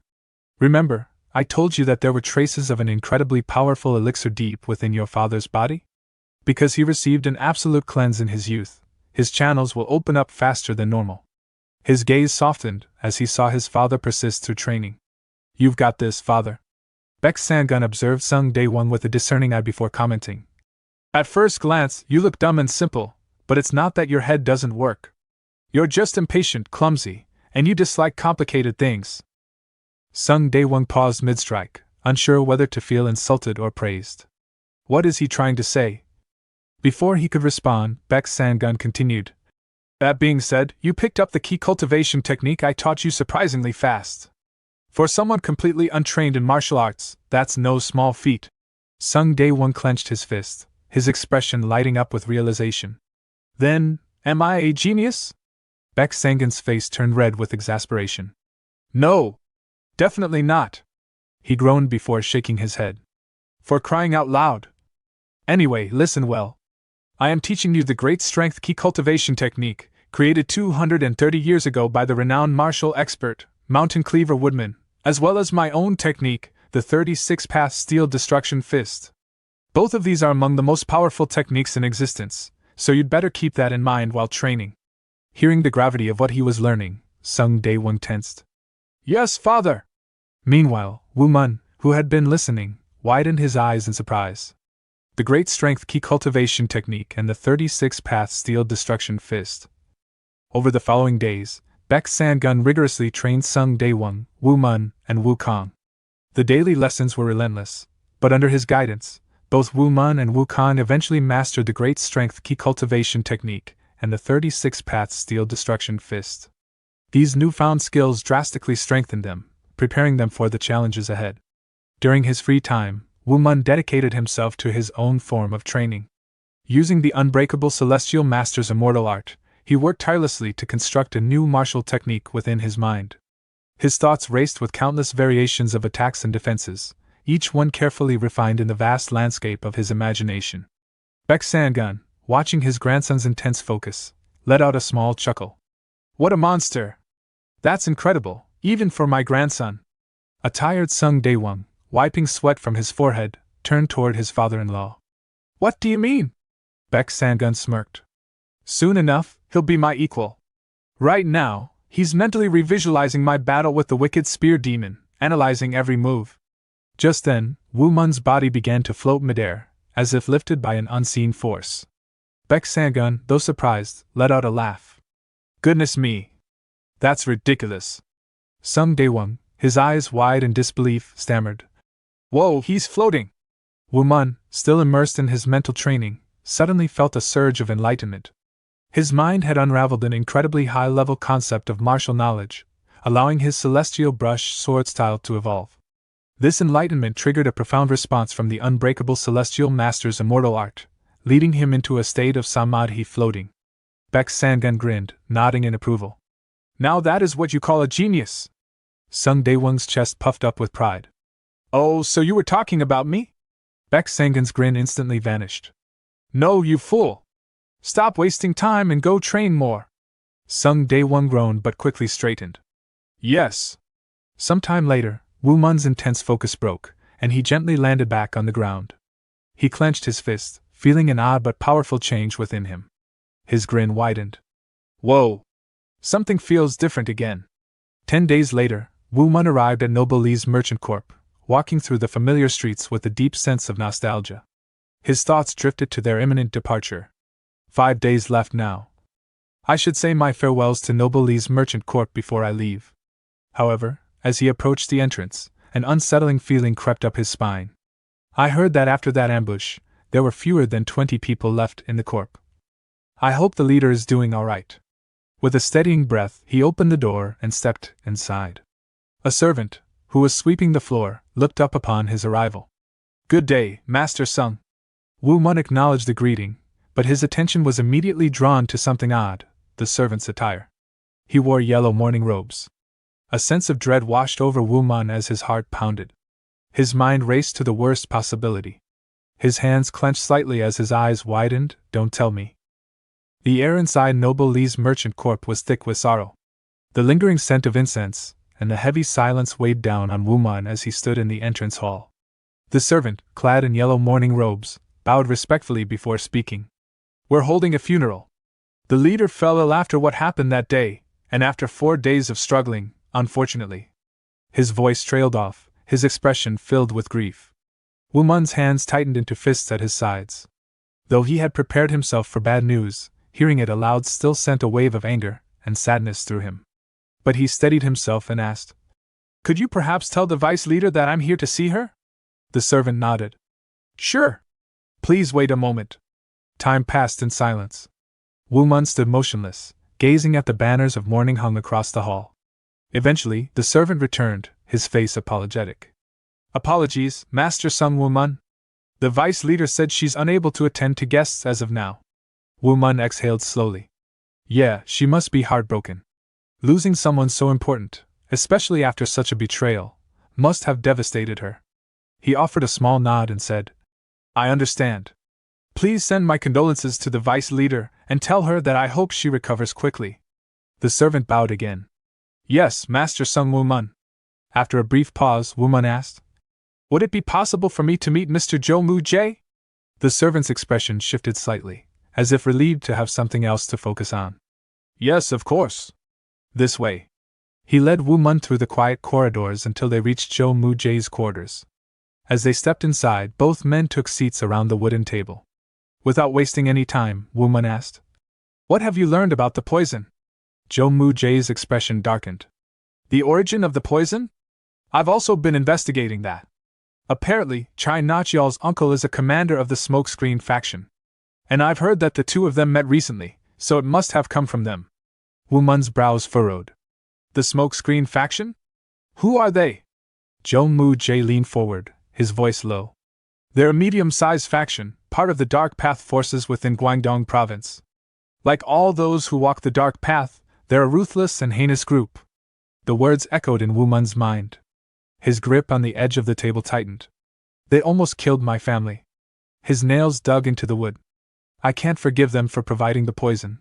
Even if it weren't used on my family, bastards who create such deadly poisons with no regard for the consequences must be stopped. Jo Moo Jae hesitated for a moment before speaking again. But Master Song Woo Mun, if I may request something of you. Woo Mun's sharp gaze met his. Yes? What is it? Jo Moo Jae opened his mouth as if to speak, but then, at the last moment, he stopped. A flicker of uncertainty crossed his face. He turned away, shaking his head. No, never mind. Please forget that. I have business to take care of, so I will take my leave now. Jo Moo Jae. Woo Mun called his name, but the man didn't turn back. He simply walked away, his figure vanishing into the dimly lit hallways. Woo Mun sat still for a moment, watching the empty doorway. I think I can guess what he was going to ask.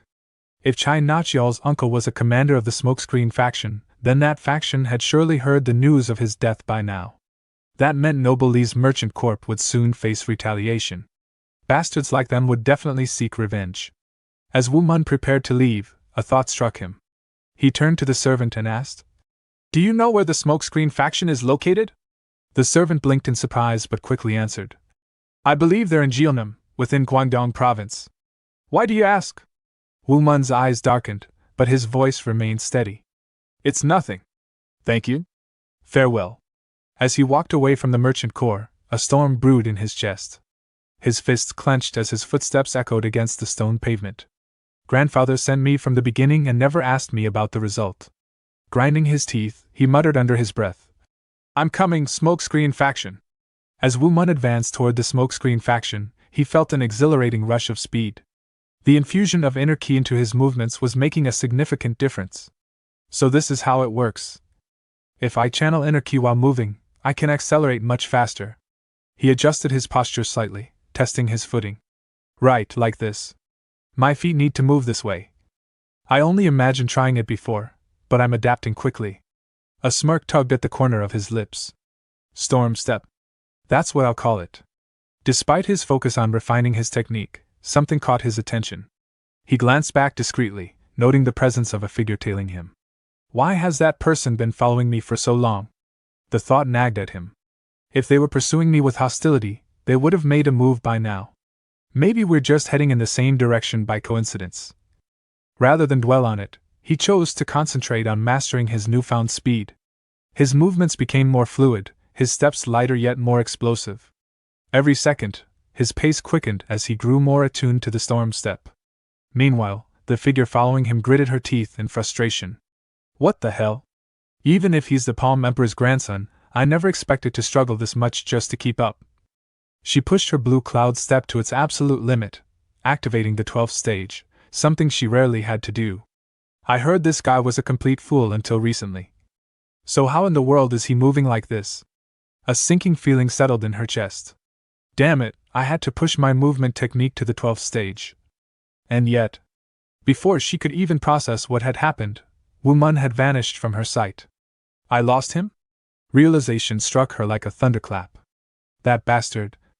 He knew I was tailing him the entire time. Frustration boiled within her as she clenched her fists. He deliberately pretended not to notice, and kept pushing his speed just to throw me off. That little brat played me like a damn fiddle. Her mind flashed back to the first time she had seen Woo Mun.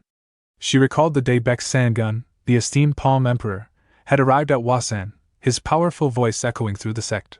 He shouted, "My grandson should be here. I wonder where he is?" Then, with an outstretched hand, he pointed at a fellow martial artist, Woo Kong. "There's your brother, Woo Mun." Woo Mun, standing beside the Palm Emperor, had simply nodded. And then, Baek Sangun made the announcement that had left everyone dumbfounded.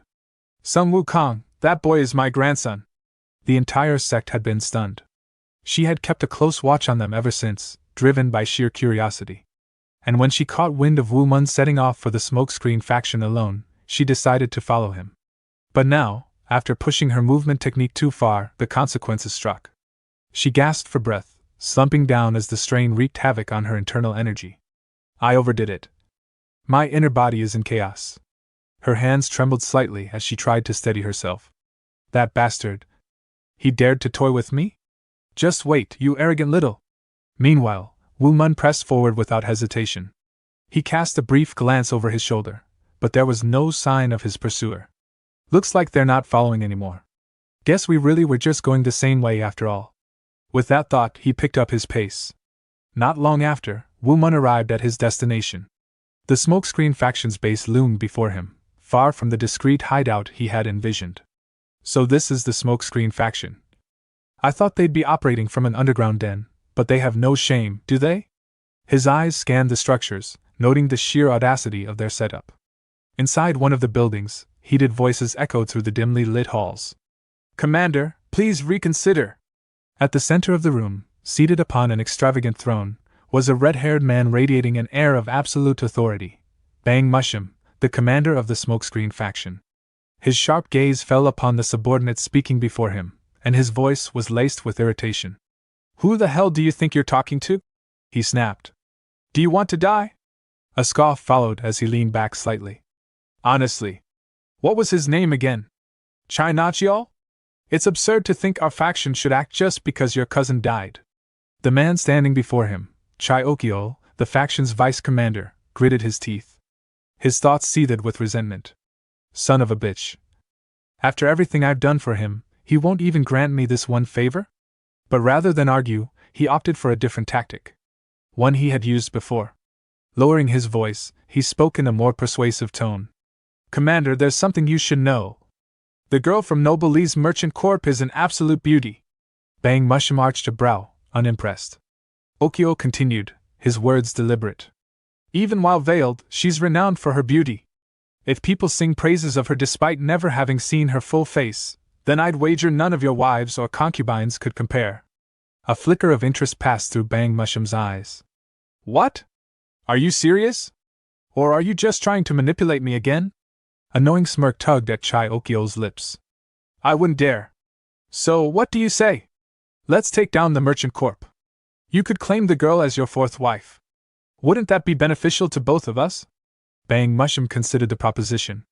"A fourth wife, and from what I've heard, the Merchant Corp is barely standing after all the chaos." A dark chuckle escaped his lips as he entertained the thought further. That brat who supposedly protected the Corp and its warriors. I suppose I should be concerned. But really, a country bumpkin like him? He wouldn't stand a chance against the smokescreen faction. Just half of our forces would be enough to seize control of Wunhan. His decision solidified. Rising from his throne, he declared, "Now that I think about it, you've been my right-hand man for years. I can't forgive them for killing your cousin."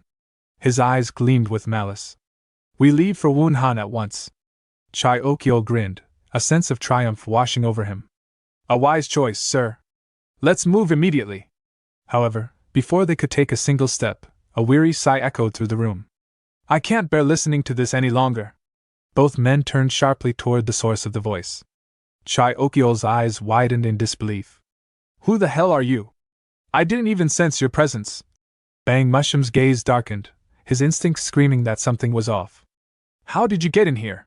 Who are you?" Standing in the doorway, Woo Mun met their stares with an unwavering expression. His voice was steady, carrying the weight of his intent. "Me?" He took a step forward, his presence suffocating the air. "I'm the one who came to destroy the smokescreen faction." Bang Mushroom's eyes narrowed, his expression contorting with fury as he rose from his seat. His voice boomed through the room, laced with disbelief and rage.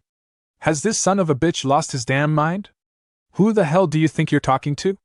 Beside him, Chai Okyo scoffed, stepping forward with an air of arrogance. His eyes burned with disdain as he spat out his words. Listen, brat, don't mess with us. Do you have a death wish? But Woo Mun remained unfazed. His gaze, cold and unwavering, locked onto Bang Mushroom. His voice was calm but carried a deadly edge. I heard you were the one who supplied Chai Nachiol with that poison. He took a deliberate step closer. That same poison he used in an attempt to murder my family. A sharp silence fell over the room. Woo Mun's lips curled into a grim smirk. That's why you'll need to repent for what you've done. Chai Okyo's breath hitched. His eyes widened in realization, and a flicker of surprise flashed across his face. So, you're that brat. Before another word could leave his mouth, Woo Mun moved. In an instant, he lunged forward, seizing Chai Okyo by the throat with a vice-like grip. The older man's body tensed, his mind reeling in confusion. He had no time to react. One moment he was standing, and the next, he was being lifted off the ground. His hands clawed at Woo Mun's iron grip, his breath coming in ragged gasps. Bang Mushroom's sharp gaze flicked between the two. He exhaled through his nose, suppressing a smirk. He's no ordinary brat, he muttered under his breath. Woo Mun's eyes boring to Chai Okyo, his voice steady but dripping with contempt. Trying to wipe out an innocent family? A family that had nothing to do with you. His grip tightened slightly, making Chai Okyo flinch. How could someone be so utterly vile? Chai Okyo's body trembled involuntarily. Cold sweat trickled down his forehead as he choked out. Wait. Hold on. Before he could finish, a commotion erupted outside the room. The sound of hurried footsteps echoed through the halls. Soldiers burst through the doors, their weapons drawn. One of them called out in alarm. Commander! We heard shouting, what's going on? Bang Mushroom wasted no time. His expression darkened as he bellowed. This bastard holds a grudge against the smokescreen faction. Kill him! Without hesitation, the soldiers surged forward, weapons gleaming under the dim light. Woo Mun exhaled sharply, watching them approach. A knowing smirk tugged at his lips. They always move in packs. Yet he did not unsheath his sword. Instead, with fluid precision, he drew his wooden training sword and moved. In the blink of an eye, his form blurred.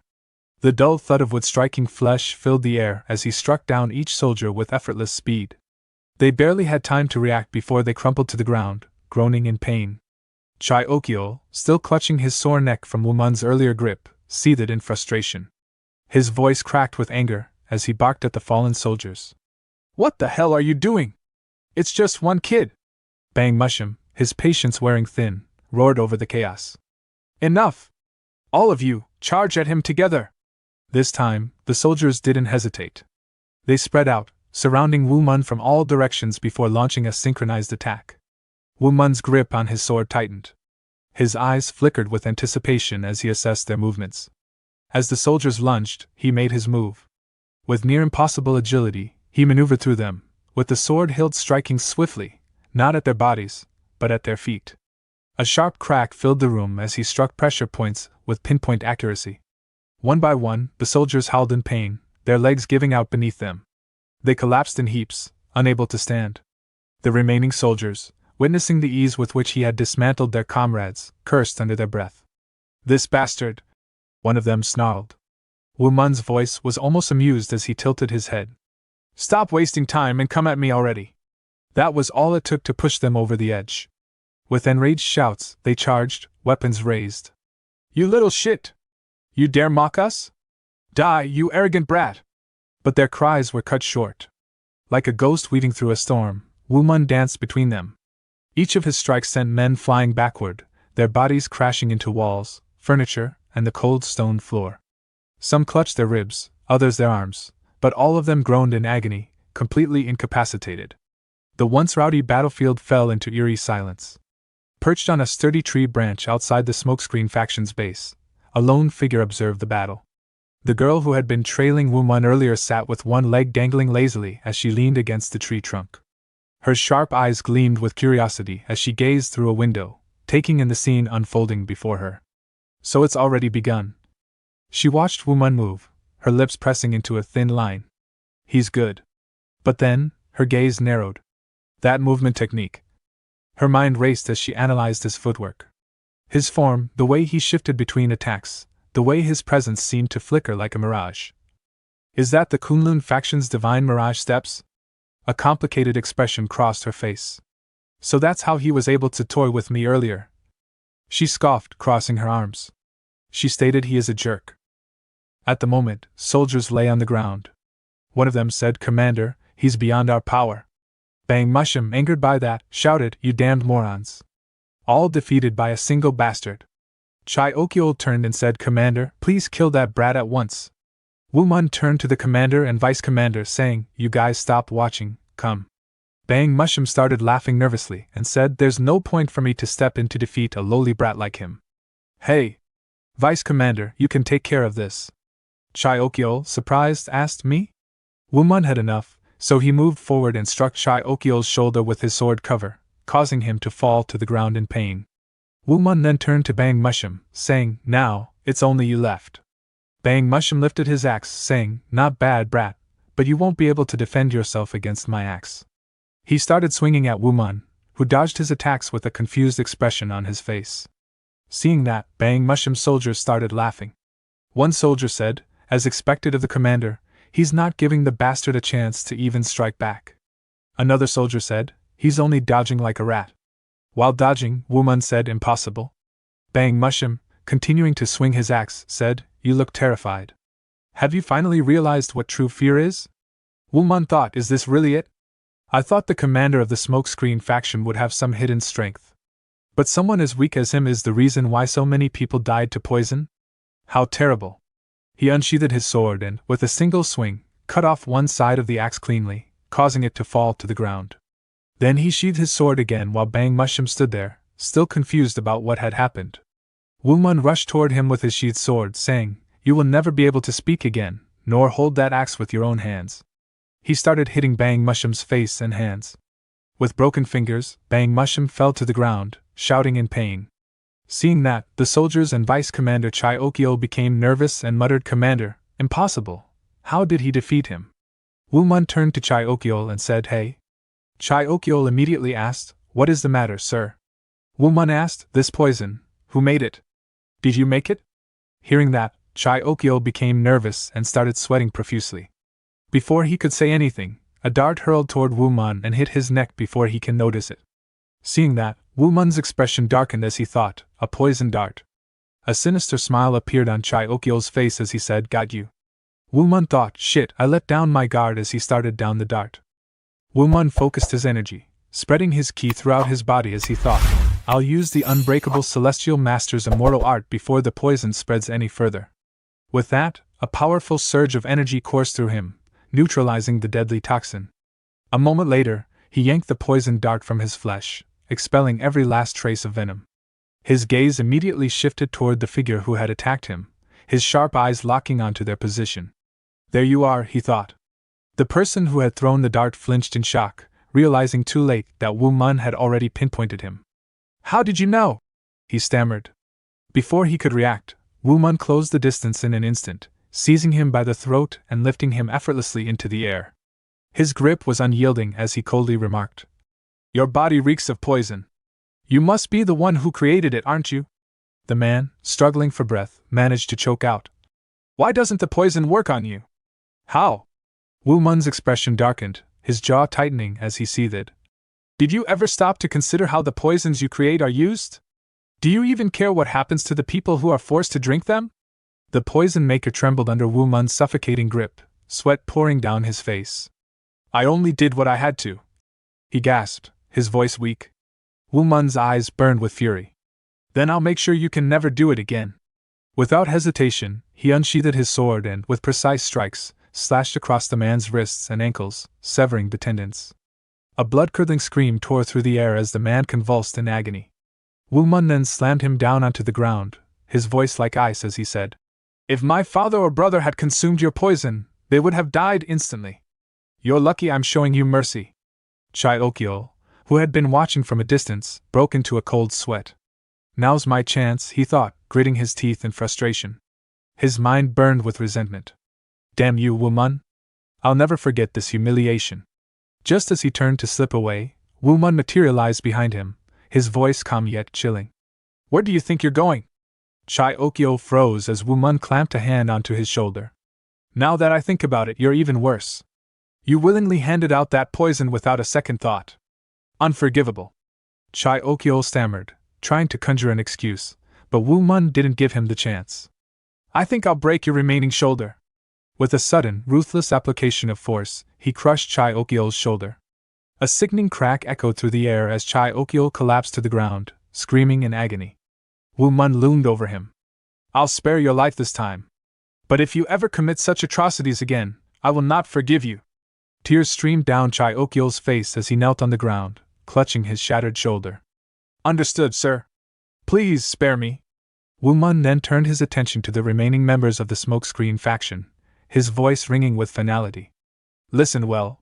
I'll let you go today, but if any of you ever lay a hand on Noble Lee's Merchants Corp or Wunhan again, I will return.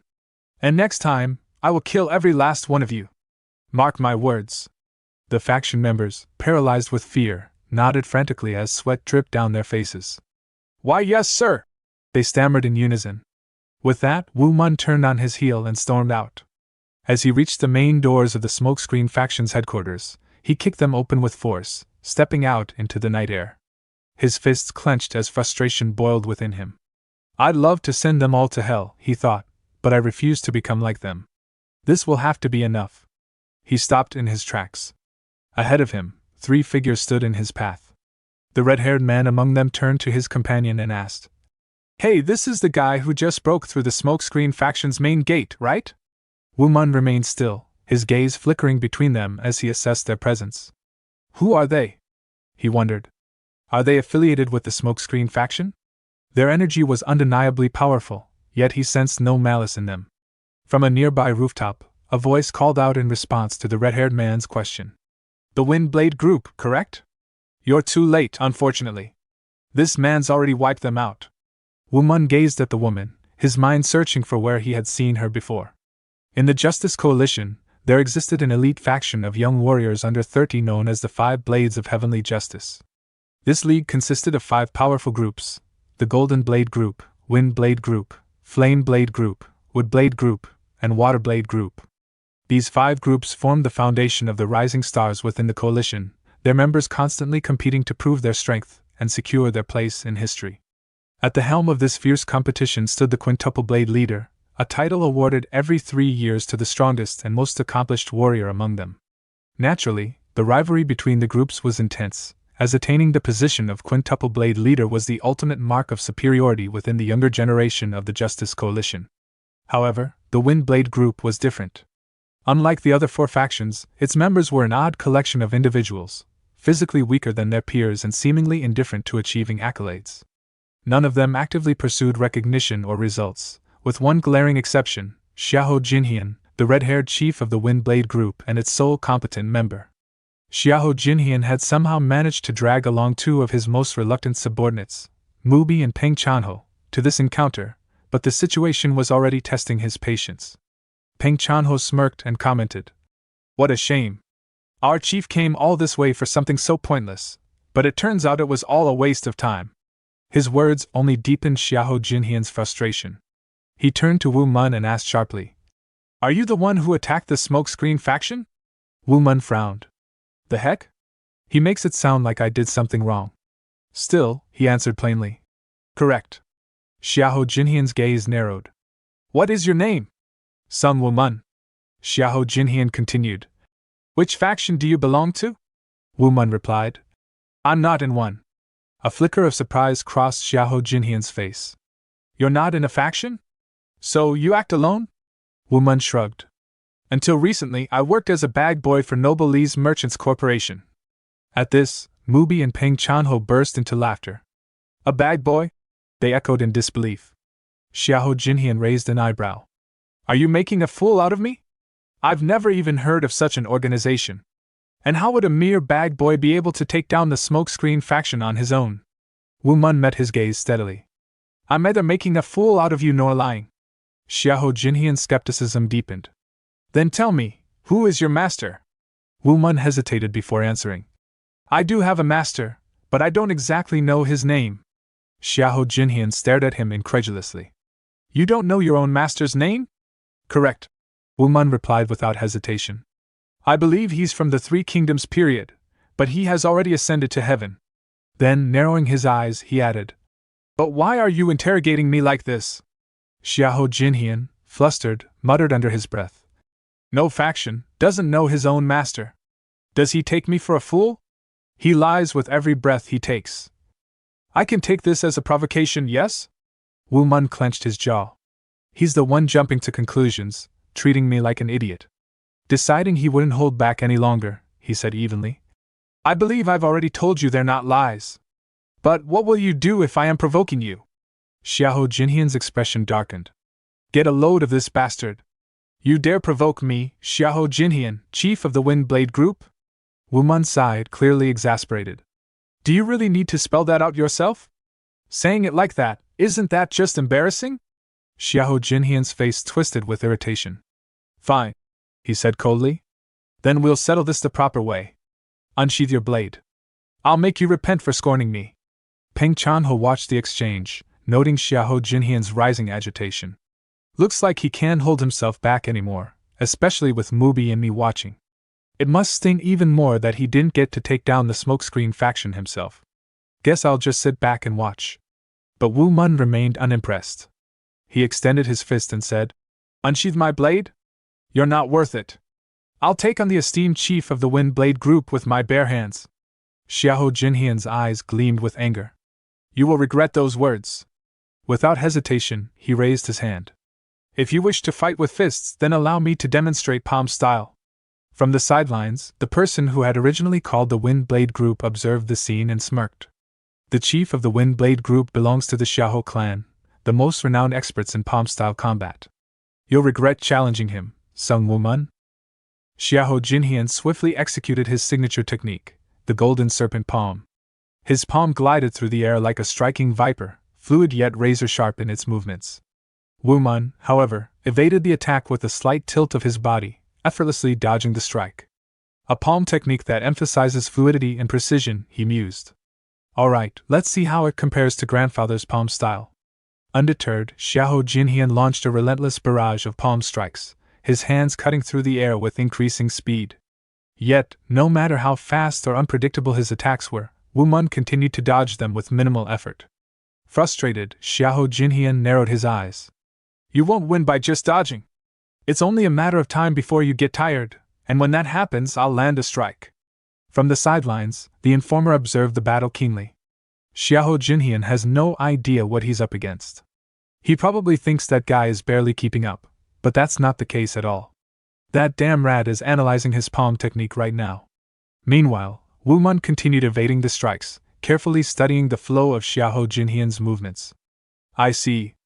This step suddenly shifts left to lead the opponent into a trap. Which means... His mind pieced together the sequence. The previous step and this one are interconnected. It's a pattern. The informer smirked. He's actually enjoying himself, analyzing every little detail. Xiahou Jinhian, on the other hand, is starting to get exhausted. Xiahou Jinhian clenched his teeth in frustration as his relentless assault failed to land a single hit. Wait a minute, what the hell is going on? Why can't I hit him? His irritation boiled over. This bastard is pissing me off. But in the end, I'm the one who's going to win. Determined to end this, he stretched his hand backward, channeling energy into his palm. The air around his hand distorted as the force of his next strike intensified. This time, as his palm shot forward, it moved faster and sharper than before, catching Woo Mun off guard. Before he could fully react, Xiahou Jinhian's strike landed directly on his chest. Woo Mun's eyes narrowed. How did he adjust his attack so quickly and aim straight for my heart? But a smirk tugged at the corner of his lips. Even so, you're still a long way from beating me with your technique. The moment before Xiahou Jinhian's palm could inflict any real damage, Woo Mun's figure vanished. A heartbeat later, he reappeared behind Xiahou Jinhian, his voice casual yet taunting. Hey, this is a lot more fun than fighting those weaklings inside the building. Xiahou Jinhian's body stiffened. His breath caught in his throat as a chilling realization set in. I thought he couldn't fight back because I wasn't giving him an opening, but that wasn't it. He was simply choosing not to. Beads of sweat rolled down his temple. He's made a complete fool of me, without even using a movement technique. Snapping back to his senses, Xiahou Jinhian quickly stepped back, seething. Son of a bitch! I'll kill you! Without hesitation, he began activating his most destructive technique, Golden Snake Piercing Boulder. From the sidelines, Mubi's expression darkened. He's using that? Is he actually trying to kill him? Peng Chanho sighed. He's letting his emotions get the better of him because we're watching. If this keeps up, we might have to step in and stop him. The kid doesn't deserve to die just because he finished our job before us.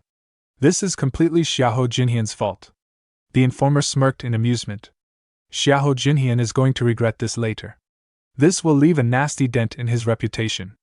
Wu Mun, watching the shift in Xiahou Jinhian's stance, immediately noticed the change in his energy. His opponent's palm technique exuded a far more dangerous aura than before. So, he's really trying to kill me now? His gaze sharpened. No matter what technique he uses, he can't beat me. He took a slow breath, steadying himself. He's getting desperate. Desperate enough to risk everything. If that's the case, I won't hold back either. Xiahou Jinhian lunged forward, unleashing his most lethal palm strike. At the same moment, Wu Mun met his attack head-on, his own palms surging forward. The instant their strikes clashed, boom! Xiahou Jinhian's body was sent flying backward like a ragdoll. He slammed into the ground with a sickening thud, blood spurting from his mouth. Mubi, Peng Chanho, and the informer all froze in shock. He went down in a single blow. Mubi muttered in disbelief. Wu Mun looked down at Xiahou Jinhian's unconscious form and sighed. I didn't think he'd be knocked out that easily. Then, turning to the other two, he asked, So? Are you two going to fight me now? Mubi suddenly burst into laughter. He raised his thumb and grinned. Good job! And no, we're not fighting you. Peng Chanho chuckled, shaking his head. Honestly, we thought you were going to die. Guess we were worried about the wrong person. Wu Mun blinked in confusion. Wait, weren't they supposed to help him? Mubi let out an exaggerated groan as he hoisted the unconscious Xiahou Jinhian onto his back. I can't believe I'm the one stuck carrying him. Damn it, he's way too heavy. He adjusted his grip, struggling slightly under the dead weight. Peng Chanho turned to Wu Mun with an easy smile. Sorry about all that. It was a misunderstanding on our part. His eyes gleamed with interest. I'd love to compete with you properly next time we meet. Until then, take care. As the two of them began walking away, Wu Mun furrowed his brows. What? You're just leaving like that? He scratched his head absent-mindedly, then thought, well, that was a good workout at least. Almost immediately, he turned his attention to the informer. Oh, hey there. Aren't you one of the people who trains with my brother? His expression was casual, but his words were pointed. I'm Song Woo Mun. I saw you at the Wasan group quarters before, right? The woman narrowed her eyes, biting back her irritation. What the hell? He knows I was tailing him, and now he's acting all innocent. How annoying. She clicked her tongue and turned her head away in irritation. Wu Mun observed her reaction thoughtfully. Is she mad because she also wanted to take down the smokescreen faction? Is that why she's so frustrated? Deciding not to push the matter further, he said. All right then, I'll be on my way. As he turned to leave, she watched him in disbelief. What? That's it? He's just leaving? Shouldn't he at least apologize for messing with me? Before she could say anything, Wu Mun leaped away, vanishing in an instant. Fuming, she clenched her fists and shouted after him. You're running away again? I'm getting mad. Song Woo Mun, you punk! As he sped off into the distance, Wu Mun's mind lingered on the strange individuals he had encountered. They were odd, but they were also after the smokescreen faction. It seems like the world is filled with bad people, but there are also those who seek justice in their own ways. Still, it's a relief that I was the one who took care of the smokescreen faction first. You'll never get the chance to touch my family again. Unbeknownst to him, a shadowy figure in a black cloak silently observed him from the cover of the nearby trees, remaining completely hidden. By the time Wu Mun returned home, the sun had begun to set. As he stepped inside, his younger brother, Wu Kang, looked up from his seat. Brother, where have you been? Wu Mun replied nonchalantly. Just taking care of some urgent business. Before Wu Kang could ask further, their grandfather, Baek San-gun, entered the room. His sharp gaze landed on Wu Mun, and with a knowing smirk, he said, You went to the smokescreen faction, didn't you? Woo Mun let out a sheepish chuckle. As expected of Grandpa. I can't keep any secrets from you. Baek Sangun nodded approvingly. You must have handled things well, considering you came back unscathed. Woo Mun grinned. Of course. I made sure to teach them a lesson they won't forget. His grandfather let out a satisfied hum. Good. Now go and get your things in order. We leave tomorrow. Woo Mun's expression turned serious. Understood, Grandpa. Meanwhile, Wu Kong sat in silence, deep in thought. He took down the smokescreen faction alone? He clenched his fists. Brother has changed so much, and I don't know how much more he'll change in the future. As the sun rose, Baek Sangun stood before the group and declared, It's time to go. Beside him, Sung Dae-won's face was twisted in grief. Tears welled in his eyes as he wailed. My house! We've lived here for so long. His wife, Baek Jin-jin, sighed and patted his back. I know how you feel, dear, but don't cry too much. We'll be safer once we move. Wu Kong, preparing to leave separately, turned to them. I'm heading back to Wasan. Take care on your journey. Baek Jin-jin smiled warmly. You too, Wu Kong. Be careful. Baek Sangun clapped a hand on Wu Kang's shoulder. From now on, come visit us at Ironblade Beak House. Wu Mun stepped forward, meeting his brother's gaze. Stay healthy until we meet again. Wu Kong nodded firmly. I will, brother. Take good care of Mom and Dad. Wu Mun smirked. Don't worry. Grandpa's with us. As Wu Kong turned and walked away, they all waved him off. Sung Dae-won sniffled again, waving frantically. Goodbye, my son! Baek Sangun, now eager to get moving, urged. All right, let's head out. Wu Mun nodded. Yes, Grandpa. Riding through the streets on horseback, their group pressed forward. However, Sung Dae-won was still wiping his tears. Baek Jin-jin sighed in exasperation. We can build another house there. Now stop crying already. Sung Dae-won sniffled but didn't respond. Just then, Baek Sangun suddenly turned his head, his expression shifting. They're here. Wu Mun frowned. Who? Following his grandfather's gaze, he spotted two figures approaching on horseback, Yun Si-hyun and Jo Mu-jae. Yun Si-hyun greeted them with a polite nod.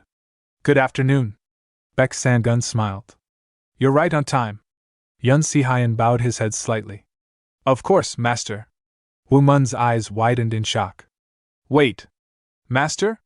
Baek Sangun's smile widened. That's right. I took Yun Si-hyun in as my student. Wu Mun thought to himself, I assumed it would be difficult to see her again after everything that happened. But I never expected her to become Grandpa's disciple. Meanwhile, Baek Jin-jin turned to Baek Sangun and asked, But what about the hierarchy? She's younger than Wu Mun. If she becomes your disciple, that would put her at the same rank as me and my husband. Hearing this, Wu Mun mused, I always thought she was older because she was so dependable, but she's actually younger than me. Baek Sangun burst into laughter after hearing Jin-jin's concerns. You always used to complain about hierarchies back at the Ironblade Beck house, and now you're the one bringing them up? Fine then. Let's just say Yun Si-hyun will be a subordinate disciple. Si-hyun, from now on, just call me Great Master. Jin-jin let out a sigh. Honestly, how have you not changed at all after all this time? You always do whatever you want. Yun Si-hyun then looked at Baek Sangun and asked. In that case, I'll address Sung Woo Mun as brother and his parents as masters. Would that be appropriate, Great Master? With a grin, Baek Sangun nodded. Yes, that works just fine. See? No more problems. Jin-jin sighed again, muttering under her breath. I just hope this doesn't get even more complicated. Woo Mun turned to Si-hyun and asked. Leader, when did you meet up with grandfather again and become his disciple? Si-hyun shook her head. You shouldn't call me leader anymore. From now on, address me as Sister Si-hyun. Oh. Right. Woo Mun replied. I'll do that from now on. She smiled. And there's no need to be so formal. You're my elder brother now. Letting out a nervous chuckle, Woo Mun responded. I'll do my best. Si-hyun nodded firmly. Please do, quickly. After a moment, Woo Mun asked. But sister, is it really alright for you to come with us? What about the merchant's core? There's not much left of it anyway. Si-hyun replied. We sold off the manor and gave half the money to those who remained loyal until the end. The rest of us have decided to follow Great Master to Anhui Hufei, where the Ironblade Beck house is. Though Great Master still hasn't told me what exactly we'll be doing when we get there. Woo Mun smiled. Oh, I see. He thought to himself, still, it's a relief. She seems to have moved past her grief, though I'm sure she still carries some sorrow. Just then, Baek Sang-gun suddenly shouted. All right. Now that we're all reacquainted, let's get moving. Giddy up. Wait. You can't just leave without us. Woo Mun called out. His mother chuckled. Let him be. Your grandfather's just excited. As they continued their journey, time passed swiftly. After 3 days of travel, they crossed through Jiangxi and finally reached the borders of Anhui, arriving in a city called Anqing. Baek Sang-gun reined in his horse. All right, let's stop here for the night and let the horses rest. Later, inside their lodgings, Woo Mun collapsed onto a cushion with a sigh. Phew, I didn't realize how far away this place was. I'm exhausted. Si Hyen, still composed, reassured him. We're almost there now. Just then, Woo Mun's father, Sung Dae-won, suddenly bolted for the door, eyes sparkling. Oh! This city is huge. I'm going to go have a look around. Woo Mun groaned. How is Dad not tired? Even the horses are exhausted. His mother smirked. Your father isn't human after all. It's not surprising. Later that evening, inside the inn, Sung Dae-won chuckled to himself as he took a sip of his drink. This is great. Back when I was managing the inn, I never had the time to enjoy a drink like this. He sighed in satisfaction. Nearly died countless times during father's special training, but thank goodness I survived. He recalled Baek Sang-gun's words from earlier. Now, I need to start training Yun Si Hyen as well. Take a break for today. Remembering that, Sung Dae-won smirked. What a relief. I'll make the most of this well-earned rest. At that moment, he heard the small voice of a child calling out. Sir, please buy some flowers. He turned to see a young girl approaching a nearby table, holding a small basket of flowers. The man at the table shook his head. I'm not interested. Undeterred, the girl moved to the next table. Please buy some flowers. Observing her, Sung Dae-won thought, so there's a flower girl in this town too. Children like her are usually orphans or from poor families. A nostalgic smile crossed his face. I used to be just like that. The next person also rejected her with a wave of his hand. I'm not interested. Go away. Lowering her head, the girl quickly stepped back. I'm sorry. Watching this unfold, Sung Dae-won felt a pang of frustration. Heartless bastards. Without hesitation, he gestured toward her. Here. Come over here. I'll buy them all from you. At that moment, a rough-looking man suddenly grabbed the young girl's arm, his grip tight and unrelenting. Got you, you little rascal! He sneered. Startled, the girl immediately turned to face him. Who are you? She demanded. The thug scoffed and turned to his companion, muttering. This brat doesn't even know who we are, yet she dares to peddle here. You need my permission if you want to do business in this neighborhood. Learn some damn business etiquette. Watching the scene unfold, Sung Dae-won felt his anger surge. Veins bulged on his forehead as he clenched his fists, thinking, who the hell do these bastards think they are? Meanwhile, the thug's companion casually snatched the girl's small money pouch and began counting its contents. This doesn't even add up to a single tael. The girl, still held captive, cried out desperately, Give me my money back. The thug holding her scowled. Goddamn brat. You really think this pathetic amount is enough for protection money? Tears welled up in the girl's eyes. I'm sorry. This is my first time selling here. I didn't know. Please forgive me. The thug let out an irritated growl and raised his hand to slap her. Forgive you, my ass. Let me teach you a lesson. Before his palm could strike, another hand intercepted him midair. That's enough. Sung Dae-won's voice rang out, firm and unyielding. Both thugs turned to face him, their expressions darkening. Ha! This old bastard wants to die. One sneered. You got a death wish for interfering with us? Without another word, the two thugs swung their fists at him. Sung Dae-won didn't dodge. Instead, he struck back, meeting their attacks with his own fists. Crack! Both thugs recoiled, clutching their hands as pain screams erupted from their throats. Before they could recover, Sung Dae-won delivered a single powerful punch, sending them flying backward. Their bodies slammed against the ground with a dull thud, unconscious. He glared down at them. Scumbags. Go pick on someone your own size. Then, he turned to the girl, pulling out some money and handing it to her. Here. Take this. The girl hesitated. Why are you giving me money? Sung Dae-won smiled faintly. No real reason. I doubt I'll need it, considering I've got some generous in-laws. You don't have to thank me, just stay strong. Always keep your head up. Tears streamed down her cheeks as she clutched the money. Thank you? This money will help me so much. Before she could say more, Sung Dae-won gently interrupted, his own voice slightly unsteady as he held back his emotions. That's enough. Hurry and leave before those bastards wake up.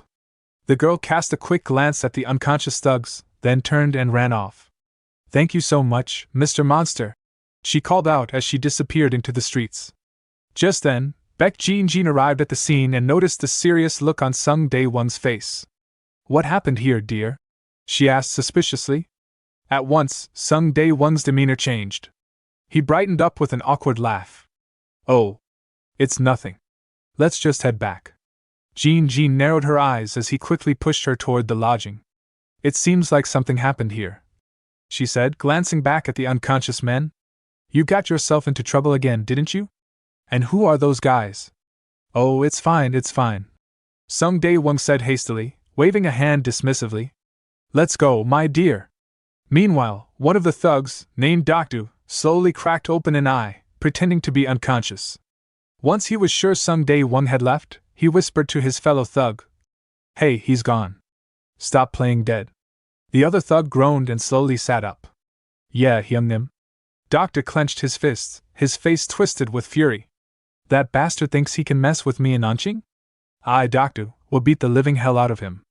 His companion hesitated, rubbing his sore arms. But how? He's too strong. My whole body feels like it's been shattered after just 2 hits from him. Dokdu sneered. You don't fight strength head-on when dealing with a meathead like that. You use your head. A sinister grin spread across his face. That woman from earlier, she's his wife, right? If we take her hostage, we'll have him completely at our mercy. The other thug's eyes lit up with realization. Ha! You're right. And they seemed like outsiders. I'll follow them and find out which lodge they're staying in, Hyungnim. Dokdu smirked. Good. Go quickly. I'll round up the boys, and get Gwang Yukwi involved. Sometime later, just outside the lodging where Sung Dae-won and his family were staying, a group of thugs lay hidden behind the bushes, waiting in the shadows. Among them, one of the men hesitated before speaking to Dokdu. Is this really necessary? He asked in a hushed tone. We could just storm in and trash the place. Why bother taking a hostage? Dokdu let out a slow exhale, glancing at the man who had spoken. I know how strong you are, Gwang Yukwi, he admitted. But it's better to be safe than sorry. Just as he finished speaking, one of the thugs nudged his companion and gestured toward the lodging's entrance. Their eyes widened as they saw a woman stepping outside. Whoa, now that I get a good look at her, the thug murmured, his voice filled with admiration. She's really beautiful. Gwang Yukwi smirked. Oh? So she is. Dokdu, however, looked utterly flustered. How the hell is that blockhead's wife so gorgeous? This world is so unfair. His frustration grew, and he clenched his fists. Now I'm even more pissed off. Another thug chuckled darkly. All the better. We'll just kill the bastard and take his woman. Before the man could utter another word, Gwang Yukwi turned and struck him with such force that he collapsed to the ground, groaning in pain. The air around them grew tense as Gwang Yukwi scowled at the fallen thug. Who the hell is this son of a bitch? He demanded, his voice filled with disdain. Where'd you even find this scumbag? He turned to the rest of his group, his gaze cold and unforgiving. I told you before, we don't kill, and we don't rape. Anyone who crosses that line is dead to me. Dokdu clicked his tongue in irritation and spat on the ground. Gwang Yukwi, we didn't know we had picked up trash like this. I'll deal with him myself, beat him half to death and toss him in a ditch somewhere. He sneered at the injured man. Disgusting bastard. Gwang Yukwi scanned the rest of his men, his voice firm. The rest of you better watch yourselves. But before he could say another word, a calm yet sharp voice interrupted them. You all. The group flinched, turning in shock. Standing before them, unnoticed until now, was Jin. Her arms were crossed as she gazed at them with a sharp, knowing look. I saw you at the diner earlier, she said evenly. What are you doing here? Both Gwang Yukwi and Dokdu stiffened, their eyes widening. What? When did she? Gwang Yukui muttered. Dokdu, regaining his composure, forced a smirk. All the better, he said, though there was nervousness in his voice. Hyungnim boys, get her! The thugs immediately rushed toward Jean, but before they could even lay a hand on her, she moved. In an instant, the sound of fists meeting flesh echoed through the air, followed by agonized groans. Within moments, the men were sprawled on the ground, groaning and clutching their injuries. Jean rubbed her hands together as she stood atop the fallen thugs, sighing. No matter where you go, there are always men like this. Just then, another voice called out from nearby. Mother, I thought you said you were going out to buy clothes. Woo Mun had arrived at the scene, his expression neutral as he surveyed the aftermath. Jean dusted off her sleeves. Yep. I'm on my way now. Don't bother with these guys. Woo Mun nodded. All right. As he watched her walk away, he thought to himself, I held back because I wanted to see how much stronger Mother has become. She's incredible. Behind him, Gwang Yukui groaned as he pushed himself up onto his knees, his face filled with disbelief. What the hell just happened? What kind of woman is that? Dokdu, still in shock, muttered, How is she that strong? Woo Mun stepped closer, his gaze cool as he looked down at them. You pathetic fools! Gwang Yukui's eyes flared with anger. What? You damn punk! Dokdu snapped. Boys, get this bastard too! As the remaining thugs charged at Woo Mun, he let out a deep sigh, as if already weary of their incompetence. Without hesitation, he moved, and within moments, the entire group was on the ground again, beaten and bloodied. As Woo Mun walked away, he thought to himself, they should have learned their lesson by now, no matter how dumb they are. A short while later, Gwang Yukui gritted his teeth and turned on Dokdu. You son of a bitch! That guy was an expert! His whole damn family is full of experts! Dokdu, still dazed, shouted back. Damn it! How was I supposed to know that? What the hell is with that family? One of the thugs, groaning on the ground, looked up and asked. What do we do now, Hyungnim? Dokdu let out a long, frustrated sigh. What do you think? If even Gwang Yukui Hyungnim can't handle them, we're screwed. We gotta give up. Shit! Gwang Yukui clenched his fists. Damn it! At that moment, the sound of approaching footsteps caught their attention. A figure emerged from the shadows, looking down at them with an amused expression. What happened here, boys? The man asked, his voice laced with mockery. Who beat you up this badly? Every thug turned their head toward the newcomer, and their eyes widened in alarm. Why is Wangpei Hyungnim here? They whispered among themselves, their voices filled with dread. The man standing before them was none other than Wangpei, the infamous leader of the Wild Fox gang. He scoffed as he glanced around at their bruised and battered bodies. Ridiculous, he muttered. Then his expression darkened, and his tone became sharp. Who the fuck had the nerve to mess with the Wild Fox gang's mutts? Gwang Yukui and Dokdu stiffened at the insult but didn't dare retaliate. Despite being called mutts, they knew better than to challenge Wangpei. The Wild Fox gang wasn't just any group of thugs, they were ruthless, known for their merciless ways. Whenever they raided villages, they left nothing behind, not even dogs. Nearly 10 villages had been reduced to ruins under their hands. Even the regional clan had attempted to hunt them down, deploying their finest warriors, yet the Wild Fox gang had always managed to slip away like sly foxes. For Gwang Yukui and Dokdu, who prided themselves on avoiding murder and worse crimes, Wangpei was the one person they feared most. The Wild Fox gang had beaten them senseless more than once, reminding them of their place. They had no choice but to procure supplies for the gang, lest they risked being slaughtered themselves. Now, as Wangpei towered over them, his sharp eyes gleaming with curiosity and menace, they knew they were in trouble. Wangpei's sharp gaze swept over the battered thugs as he took a step forward, his presence alone suffocating. His voice was low and dangerous. I asked you, who did this? Gwang Yukui stiffened, his body breaking out in a cold sweat.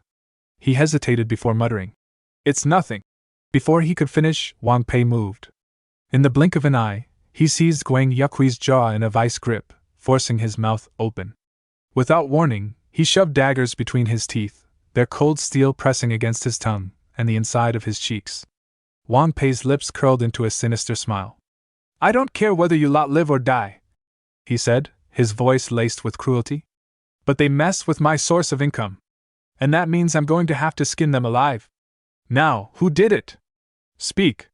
Gwang Yukwi's breath hitched, his whole body trembling as beads of sweat rolled down his forehead. Some time later, at the lodging where Sung Dae-wang and his family were staying, the tension was thick in the air. Gwang Yukwi, still shaken, led Wang Pei and his men to the entrance. He swallowed hard before muttering, "The person you're looking for is staying here." Wang Pei studied the building for a moment, then turned to Gwang Yukwi with a smirk. "You do realize this place is within the Nangong clan's territory, don't you?" he said. "If we go through with this, they might send another hunting squad after us." His eyes gleamed with amusement as he added, "Since I'm taking this risk for you, you're going to pay me several times more next month. Got it?" Gwang Yukwi clenched his teeth, his hands balling into fists. "We never even asked for this," he thought bitterly. "What the hell is wrong with this bastard?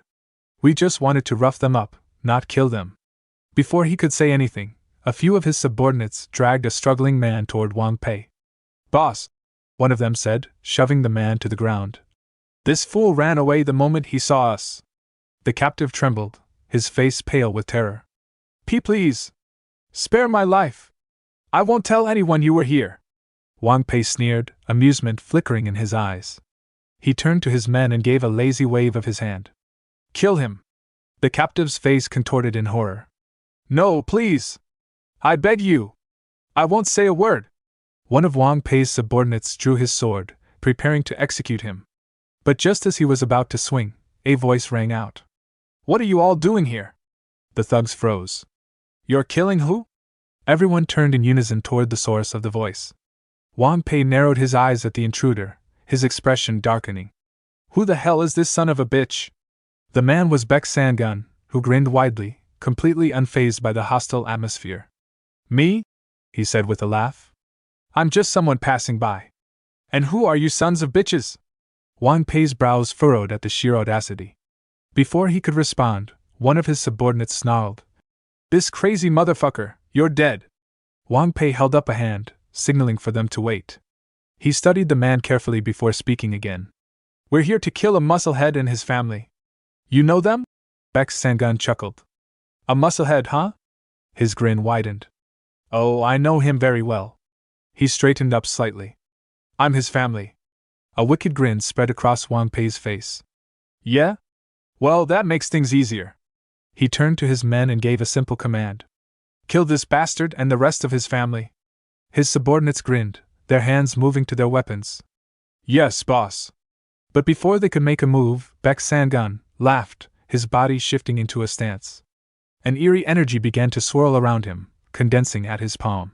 "You're gonna kill my family?" he said, his voice dripping with amusement. Then his expression turned cold. "You sure do reek of blood." His palm technique activated, and a sudden burst of energy exploded outward in a violent wind blast. The force of the attack sent Wang Pei's subordinates flying backward. They crashed into the ground, coughing up blood. Some lay motionless, their bodies twitching. Gwang Yukwi and his men stood frozen, their faces drained of color. "Impossible," they thought in unison. "He's not human. Such power. He nearly wiped out the Wild Fox gang with a single attack." The captive man, now trembling even more than before, stared at the lifeless bodies scattered across the ground. His hands shook as he turned to Baek Sangun. "You should run," Baek Sangun told him. Without hesitation, the man bolted. "Thank you," he cried as he disappeared into the night. At that moment, another figure arrived at the scene. "Grandfather?" Woo Mun stepped forward, his gaze calm as he took in the aftermath. He looked at Baek Sangun and asked, "Did you get here first?" "I sensed their presence, and was going to take care of them myself." Baek Sangun chuckled. "That's how it is." Dokdu, still lying on the ground in shock, groaned. "Grandfather? This entire family is strong." Gwang Yukwi, equally as stunned, muttered under his breath. "And the grandfather's even stronger. Just what the hell is this family?" Meanwhile, Wang Pei stood frozen, his eyes darting over the corpses of his subordinates. His mind refused to accept what he was seeing. Impossible, he thought. The great Wild Fox gang, wiped out just like that. Baek Sangun exhaled and shook his head. "There sure are a lot of nasty Dark Path bastards these days," he mused. "All thanks to that so-called Color Emperor and his Black Bull gang." His eyes narrowed slightly as he continued. "Bandits in the mountains, the sea, on horseback. I don't even know how many of them I've killed, but there's just no end to them. He clicked his tongue. Do they reproduce faster than rats? Woo Mun crossed his arms. Those 3 from earlier didn't seem particularly evil to me, he said. But these bastards? They're different. There must be a reason you stepped in yourself, grandfather. Baek Sangun nodded. Yep. From the way they smell of blood, and the sheer bloodlust radiating off them, it's clear. His voice turned cold. Each of these scumbags has killed dozens of innocent civilians. He glanced at Woo Mun. They deserve to die. His expression was as unreadable as ever, as he gave his final order. Kill them all. There's no need to feel guilty. Baek Sangun watched the aftermath in silence before speaking in a firm, measured tone. Abandoning your guilt when killing pure evil is yet another part of your training. Woo Mun absorbed his grandfather's words, his gaze hardening. Yes, grandfather. As he stood amidst the fallen corpses, his mind briefly wandered. Each of them has killed dozens.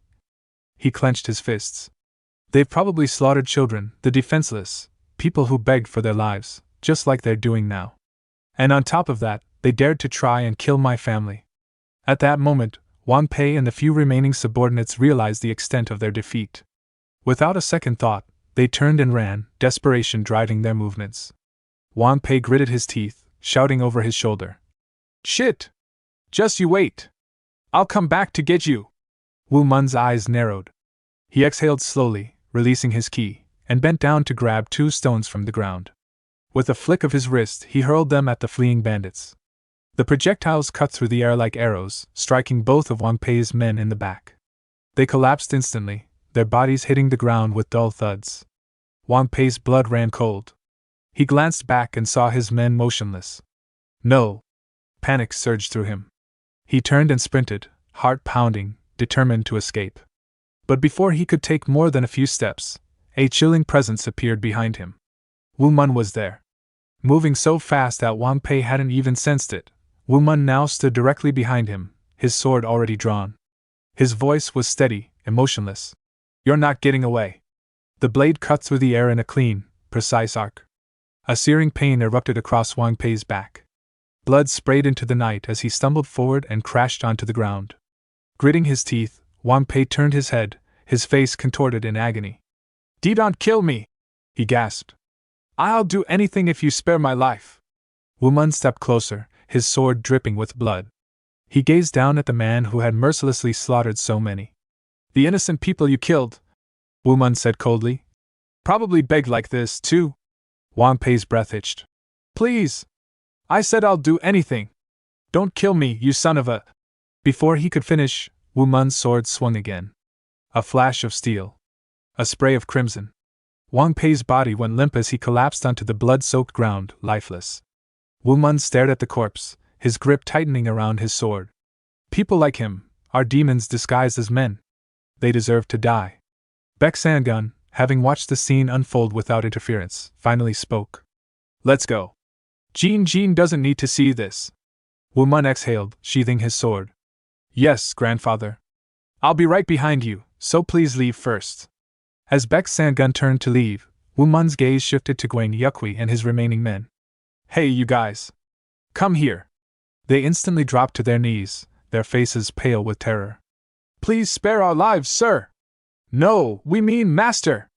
Bowing their heads, they continued pleading. We didn't know who you were. We acted foolishly. Please spare us. Woo Mun folded his arms, his expression unimpressed. Idiots. If we wanted you dead, my grandfather would have killed you already. The men blinked in surprise before quickly nodding. Then, you won't kill us? Thank you, master. Woo Mun sighed. However, he said, even after getting beaten to a pulp, you still didn't learn your lesson. You even came back with a group of bandits. That tells me one thing, your minds are rotten. And I'll have to reform them. The men immediately shook their heads in protest. No, that's not true. We didn't bring. Smack. Woo Mun struck them again, sending them sprawling onto the ground. You 3, he said. Repent for your past lives and come with me. I'll turn you into proper humans. The men groaned and clutched their bruises. In unison they shouted, We'd rather die. Woo Mun smirked. You sure about that? Their resolve shattered in an instant. No! We'll follow you, Please don't kill us. The next day, as they traveled to the Ironblade Beck household, Gwang Yukwi and his subordinates trudged along behind the carriage, each carrying heavy luggage on their backs. Gwang Yukwi gritted his teeth, his face twisted in frustration. Damn it. I should be grateful we weren't killed, but this bastard's turned us into his slaves. Suddenly, a group of bandits emerged from the trees, blocking the road. One of them sneered and brandished a blade. Hand over everything you've got. Woo Mun, unfazed, turned to Gwang Yukwi and the others. Another group of bandits? He mused. We sure are running into a lot of them. He cracked his knuckles. Well then. Get them, boys. Gwang Yukwi and his subordinates froze for a second before their frustration exploded. They charged at the bandits with a fury. Sons of bitches, die! They roared as they unleashed a storm of fists and kicks, venting their pent-up rage on the unlucky attackers. Woo Mun watched with a smirk. Then, suddenly, he winced and clutched his chest. Why do I feel hurt? He muttered to himself. His eyes narrowed. You guys, you're thinking of me while beating them up, aren't you? Gwang Yukwi and his subordinates stopped mid-punch, stiffening in panic. No! Not at all! They stammered before quickly correcting themselves. We mean, the bandits! These bastards! But in their heads, their thoughts were loud and clear. Damn brat! How dare he use us like this? Inside the carriage, Baek Sangun watched the whole ordeal from the window. A smile spread across his lips. Woo Mun's good at this, he said, clearly amused. As expected of my grandson. Seated beside him, Jin sighed, shaking her head. Yes, she muttered. I just wish he didn't take after you for something like this. A few days later, they finally arrived in Hefei, Anhui province. As they stepped into the city, Woo Mun turned to Gwang Yukwi and his subordinates, acknowledging their efforts. You did well coming all the way here, he said. Gwang Yukwi and his men exchanged glances before breaking into smiles. Oh, please! It was an honor to serve you, master, they said in unison. We're extremely grateful to have worked for you all. But even as they spoke those words, their true feelings were far from what they expressed. Without wasting another second, they swiftly turned around and started walking away.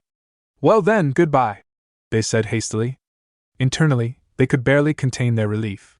Finally, we're free. That damned family, we hope we never cross paths with them again. Seriously, we almost died so many times serving that lunatic. However, just as they were about to disappear into the bustling streets, Woo Mun's voice rang out once more. Why are you saying your farewells? You're still coming with us. Gwang Yukwi and his subordinates froze mid-step, their bodies stiffening in shock. Slowly, they turned around to face him, their expressions filled with disbelief. What? But why? Gwang Yukwi asked hesitantly. Woo Mun crossed his arms and smirked. You guys haven't reformed yet. There's still a lot of work to be done before your rotten minds are fixed. So, you're coming with me to the Ironblade Beck house. Gwang Yukwi gulped nervously. If we say no, you'll... Before he could even finish his sentence, Woo Mun cut him off with a casual yet chilling tone. Yep. You'll die. By my hands. A moment of tense silence followed before Woo Mun clapped his hands together. All right. Here's how we'll do this. From now on, you weren't just a bunch of lowly neighborhood thugs. Nope. You were mere wanderers, unfortunate souls who got targeted by the Wild Fox gang. And lucky for you, I happened to save your lives when you were in danger. Out of gratitude, you pledged your loyalty and became our servants. Got it? Gwang Yukwi sighed in defeat. Yes, understood. Not like we have a choice anyway, he thought bitterly. Woo Mun grinned. Great! A fresh start for you all. Let's go! A little later, as they made their way through the city, Sung Dae-won looked around in awe. His eyes sparkled as he took in the grand buildings and lively streets bustling with people. Whoa, this city is huge! He exclaimed. Wonhan doesn't even compare to this place. Whoa! Incredible! Woo Mun, let's try all the food here! Woo Mun chuckled at his enthusiasm. Sure! But while the others were enjoying the sights, Jin's expression remained tense. She frowned slightly, deep in thought. Those hags are probably still here. Meanwhile, Baek Sangun pointed at a nearby building and turned to Yun Si-hyun. All right, Si-hyun, you stay here for now. Yun Si-hyun nodded. Understood. Baek Sangun then looked at Woo Mun with a smirk. Check on your sister every now and then, even if I'm not with you. Got it? Woo Mun nodded. Yes, understood. Satisfied, Baek Sang-gun turned toward the road ahead. All right, let's head to the Ironblade Baek House. The Ironblade Baek House, though called a manor, was more akin to a castle. It was an imposing structure, grand and fortified, exuding the might and prestige of the Baek clan. In a world where a clan was the highest and most powerful form of a family, its members alone numbered in the hundreds. And with such an enormous family came the necessity for an even greater number of servants, warriors, and attendants. The Ironblade Baek House, the ruling clan of this region, reflected that power in its sheer size and presence. As they approached the grand entrance, a guard stationed at the gate stepped forward and blocked their path. Halt! The guard commanded, eyeing Woo Mun and his group. What business do you have at the Ironblade Baek House? Woo Mun stepped forward, offering a polite nod. My name is Song Woo Mun. The guard frowned slightly, his eyes narrowing in thought. Song Woo Mun? I've never heard of that name before. After a brief pause, the guard finally spoke. I am Yonghwa Pyong of the Ironblade Baek House. He then asked, State the purpose of your visit. Woo Mun was just about to respond when a sharp, irritated voice cut through the air. What the hell is that carriage? Why is it blocking my path? Heads turned as a lavish carriage rolled out from the manor, its occupant, a woman, leaning out with an unmistakable air of arrogance. I need to get to the banquet quickly. Move that damned carriage out of my sight this instant, she snapped. Woo Mun's eyes narrowed slightly as he watched the scene unfold. Who is this woman? We were here first. Guard Pyong glanced toward the woman and respectfully explained. But these men arrived before you, ma'am. The woman's face twisted in offense. What did you just say? Tension rose until a stern voice broke the moment. The guard captain, Mak Weiji, strode onto the scene and called out. Woo Mun, we're going to need you to move your carriage. Remaining seated, Woo Mun responded calmly but firmly. No, thank you. We arrived here first, so why should we be the ones to move? Mak Weiji blinked, surprised by the defiance, and turned to Pyong. What did he say his name was? Song Woo Mun, sir. Pyong answered promptly. Mak Weiji narrowed his eyes. Song Woo Mun? Never heard of him, he thought. He stepped forward and said, Woo Mun, we tried being civil, but clearly you have no interest in doing the same. Then, with a wave of his hand, he ordered, Pyong, remove the carriage. Now. Without hesitation, Pyong moved toward Woo Mun's carriage, preparing to carry out the order. But before he could get close, Woo Mun suddenly reached out and grabbed Pyong's arm. Startled, Pyong snapped. What do you think you're doing? Woo Mun answered evenly. I'm just pointing out, we were here first. Pyong's expression darkened with outrage. How dare you! He shouted, raising his hand to strike. Woo Mun's eyes narrowed. He's really about to hit me? Without waiting to be struck, he launched a swift palm strike. The force of it sent Pyong hurtling backward until he crashed into the ground. Gasps filled the air. From behind, the woman demanded, What do you think you're doing? Mak Weiji stepped forward again, anger flaring. You dare attack us right in front of the Ironblade Baek House? You've got a death wish, brat. That word, brat, made Woo Mun snap. Brat? Now you've really crossed the line. Is this how the Ironblade Baek House treats their guests? Mak Weiji sneered and rested his hand on the hilt of his sword. Guests? What guests? You think just anyone gets that title in this clan? As he prepared to draw his sword, Woo Mun asked quietly. Are you really going to unsheath that? You'll regret it. Are you sure this is what you want? Mak Weiji's eyes burned with fury. You damned punk! Who do you think you're talking to? As the situation escalated, Woo Mun used sound transmission to contact his grandfather, Baek Sang-gun, who remained calmly seated inside the carriage. Are you not going to step in, grandfather? You don't mind if this gets ugly? Baek Sang-gun replied, just as calmly. You know why I'm staying out of it. Do as you please, my grandson. Then at least tell me how far I can go. I know I can't kill them, but what about serious injuries? Well, don't go too far right away. A few broken bones should be enough. Understood. I'm only doing what you allow. Outside, Mak Weiji finally drew his blade. Damn right I will. What are you gonna do about it? But before he could make a move, Woo Mun shot forward, grabbed him by the face, and slammed his head down hard into the ground with a heavy thud. I warned you, Woo Mun said coldly. Don't draw your weapon. Mak Weiji groaned beneath him, stunned by the sudden show of force. Who are you? Before Woo Mun could answer, the woman from earlier burst out of her carriage, screaming, What do you think you're doing? You dare attack the captain of the Ironblade Beck House's guards? You won't leave here alive! Woo Mun glanced at her coolly. Who are you, old lady? Her eyes widened with fury. Old lady? Inside the carriage, Jean turned to her father. Father, I think you should intervene now. This is getting out of hand. Beck Sangun sighed. They probably don't even recognize me. You know I left the Beck house a long time ago. Still, please, Jean urged.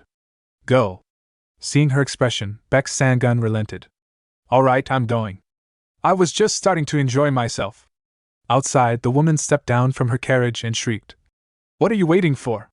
Grab that brat and make him kneel before me right now. Macweegee! Get up! Macweegee, still pinned to the ground, groaned.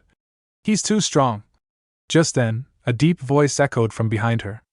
It's been a long time since I returned, but the Beck estate sure has gotten noisy. I don't recognize any of you kids. The woman froze. What is this pressure? Macweegee's eyes widened in horror. That bloodlust. It's suffocating. Woo Mun quietly released his grip and stepped aside, glancing at Beck Sangun. Even though it was brief, grandfather just unleashed a fraction of his true ki. There's no way they didn't feel that. Beck Sangun stepped forward casually and asked the woman. You there? What's your name? The woman snapped back. Who the hell are you? Who are you calling a child, you brat? Beck Sangun chuckled. Ah, right. I suppose I do look a bit young.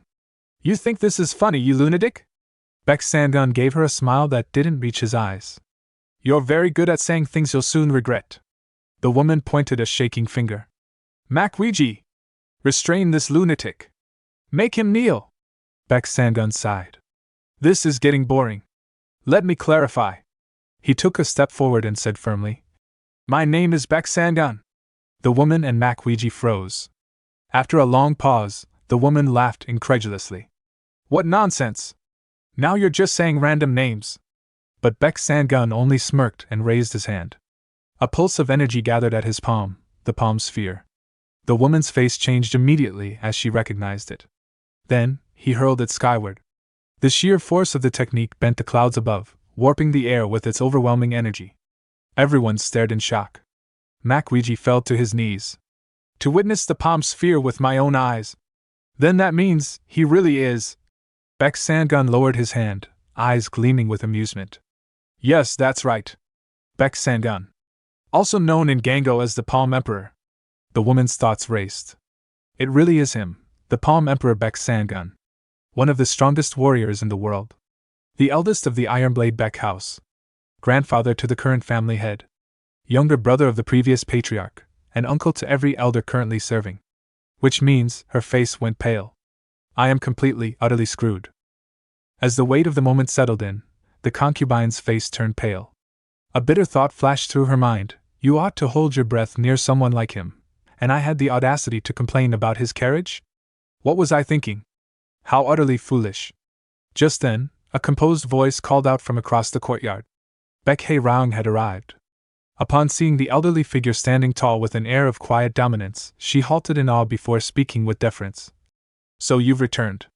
It has been a long time, great uncle. Beck Hei Raung was the older sister of Beck Mu Hun, the current head of the Ironblade Beck house. As one of the family's upper echelons, her presence alone carried considerable weight. Beck Sangun turned to her, eyes narrowing with mild recognition. Yes. Your name was Hei Raung, wasn't it? I'm honored you remember. She replied warmly. You've always traveled alone, but this time, who is the man with you? And who else rides in that carriage? Before he could answer, the carriage door opened, and a pair stepped out, Beck Jean and Sung Dae Won. Hei Raung turned at the movement. When her gaze fell upon Jean, her eyes widened in disbelief. Her voice trembled as she rushed forward. And? We thought you were dead. You're alive. It's truly you. Though Hei Raung was already 40, Jean, at 38, held seniority by lineage. She was Hei Raung's father's cousin. With a soft smile, Jean replied, Yes, I was fortunate to survive. And that has granted me the blessing of seeing you again, nephew Hei Raung. Hei Raung's eyes shimmered with emotion. Where have you been all these years? Why didn't you return sooner? We grieved for you for so long. I had my reasons, Jean said gently, glancing at the man beside her. As you can see. Noticing Sung Dae-won, Hae Raung cautiously asked. Then, this gentleman must be, yes. Jin interjected. He is my husband. Sung Dae-won offered a polite bow. Pleased to meet you. Jin frowned inwardly. I should have prepared him better. He outranks her in lineage, he shouldn't be bowing. And why did he stutter like that? Still, Hae Raung smiled graciously. The pleasure is mine, uncle. You carry yourself with quite the presence. Sung Dae-won laughed awkwardly. That's just how I am. Turning her attention to the young man nearby, Hae Raung asked. And who might he be? Jin answered. Our youngest son, Song Woo Mun. Hae Raung approached Woo Mun and offered a soft smile. So he'd be my second cousin then. That makes us siblings in the family tree. It's a pleasure to meet you, Woo Mun. You can call me Nuna. Woo Mun stared at her, thinking dryly, casually. That's not happening. But aloud he said, Yes. It's a pleasure, second cousin. Hae Raung turned to Baek Sang-gun once more. May I ask, what brings you back? Baek Sang-gun smiled faintly. Why? We're here to live, of course. Is that so? She replied, bowing. Then please wait inside for a moment, while I inform the family head. Before leaving, Baek Sang-gun turned toward the concubine and said casually, Child, move your carriage. The concubine bowed deeply. I sincerely apologize. I didn't recognize you. He gestured for her to save her breath. We can talk about that once we're inside. From a distance, Doctor whispered to his brother. Did you hear that? That old man, he's the Palm Emperor. Gwang Yukhui's expression hardened. Shit. The Palm Emperor and his grandson. There's no escaping this now. A short time later, within the great hall of the Iron Blade Beck House, all the gathered elders and family members bowed low in unison. The Palm Emperor, Baek Sang-gun, had returned. Though born into a family of swordsmen, he had carved his own legend through mastery of palm techniques alone, rising to become one of Gango's most revered warriors. Now, with his return, the entire clan was in uproar. At the throne, the family head, Baek Moo-hoon, stepped forward and bowed with deep respect. The family has long awaited your return. Have you been well, great uncle? Baek Sang-gun took his seat with the air of someone long accustomed to power. Oh, I've been well enough, he replied. Moo-hoon, clearly tense, continued. If there is ever anything you need, please don't hesitate to let us know. I'll ensure you are properly welcomed. The other elders joined in, offering pleasantries, but Baek Sang-gun only half listened.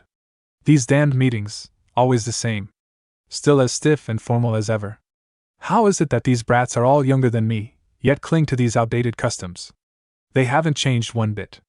His thoughts were interrupted when Moo-hoon hesitantly asked, Great uncle, is it true that you've returned with Aunt's family? Baek Sang-gun didn't answer the question directly. Instead, his expression darkened. Speaking of which, it seems discipline in the family has gotten sloppy. Judging guests by their appearance, barking orders at them, who will take responsibility for the concubine's behavior? Moo-hoon's eyes widened. I deeply apologize, great uncle. She will be punished accordingly, in line with our laws. The concubine, standing at the edge of the hall, began trembling, overwhelmed by dread. Baek Sang-gun gave a dry chuckle. Maybe I was speaking too loudly. I was just talking to myself. That girl is the family concubine, is she? Just then, a stern voice interjected. It belonged to an older woman seated among the elders, Myeonju. Uncle, she said sharply. Even if he is lower in the hierarchy, he is still the head of the family. Please show him the proper respect. Baek Sang-gun snorted. I'm old enough to remember this boy's father wetting his pants, and you expect me to bow to him? Myeonju, are you asking to be spanked again? Her face turned crimson. Uncle, how can you still speak this way? You haven't changed a bit. As the family's elder, you should abide by the clan's traditions. And spanking? At my age? Baek Sang-gun smirked. Still the same brat who broke my porcelain vase and cried about it. You'll always be that kid to me. Myeonju seethed. Baek Sang-gun chuckled. There it is. That angry little face of yours hasn't changed either. Moo-hoon stepped in quickly. Please, Elder Myeonju, it's all right. Great uncle has never cared much for formalities. I do not expect him to follow such customs. Myeonju sighed and bowed. As you say, head of house. Rising from his seat, Baek Sang-gun waved his hand. There's nothing more to discuss. My daughter is alive, so I've returned, and will be living here now. That's all. But as he turned to leave, Myunju's voice rang out again. It's a relief that she survived, but that child, Jean, disgraced our house. She fled on the eve of her arranged wedding. How could we overlook such a disgrace? The atmosphere immediately tensed. All eyes turned to Baek Sang-gun, who stopped mid-step. His aura flared, and when he turned around, his eyes blazed with killing intent. Isn't it enough that she's alive and standing before you? Myunju retorted. As I said, I'm relieved. But because of her actions, the Iron Blade Baek house became a laughingstock. Our alliance with the Namgung family was destroyed. She must answer for what she did. Baek Sang-gun's voice turned cold and low. It seems you've forgotten who I am. I am Baek Sang-gun. Even when my brother and father were alive, I tore through this family when provoked. And now you dare challenge me? With that, he released his ki. A heavy, suffocating pressure blanketed the room. Elders staggered. Servants dropped to their knees. Everyone present was locked in place, restrained by an overwhelming force. Baek Sang-gun stepped forward. Do you know why I left this family?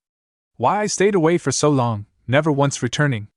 His voice was sharp, every word echoing through the hall. Because I knew, if I ever saw your faces again, I wouldn't be able to hold myself back. He took another step, and the pressure deepened.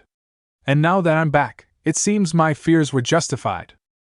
When Baek Sang-gun first learned of Baek Jinjin's supposed death, that she had fled her arranged marriage and perished during the Iron Blade Baek house's pursuit, he had been consumed by a wrath so intense, he had to restrain himself countless times from marching back to the clan and killing every last person responsible.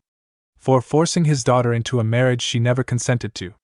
For sending armed warriors after her like a fugitive. And for cornering her until she had no escape but to fall off a cliff. His voice trembled with fury as he finally addressed the gathered elders. Tell me, is my daughter's refusal to marry into a family she did not agree with so disgraceful that she deserved to die for it?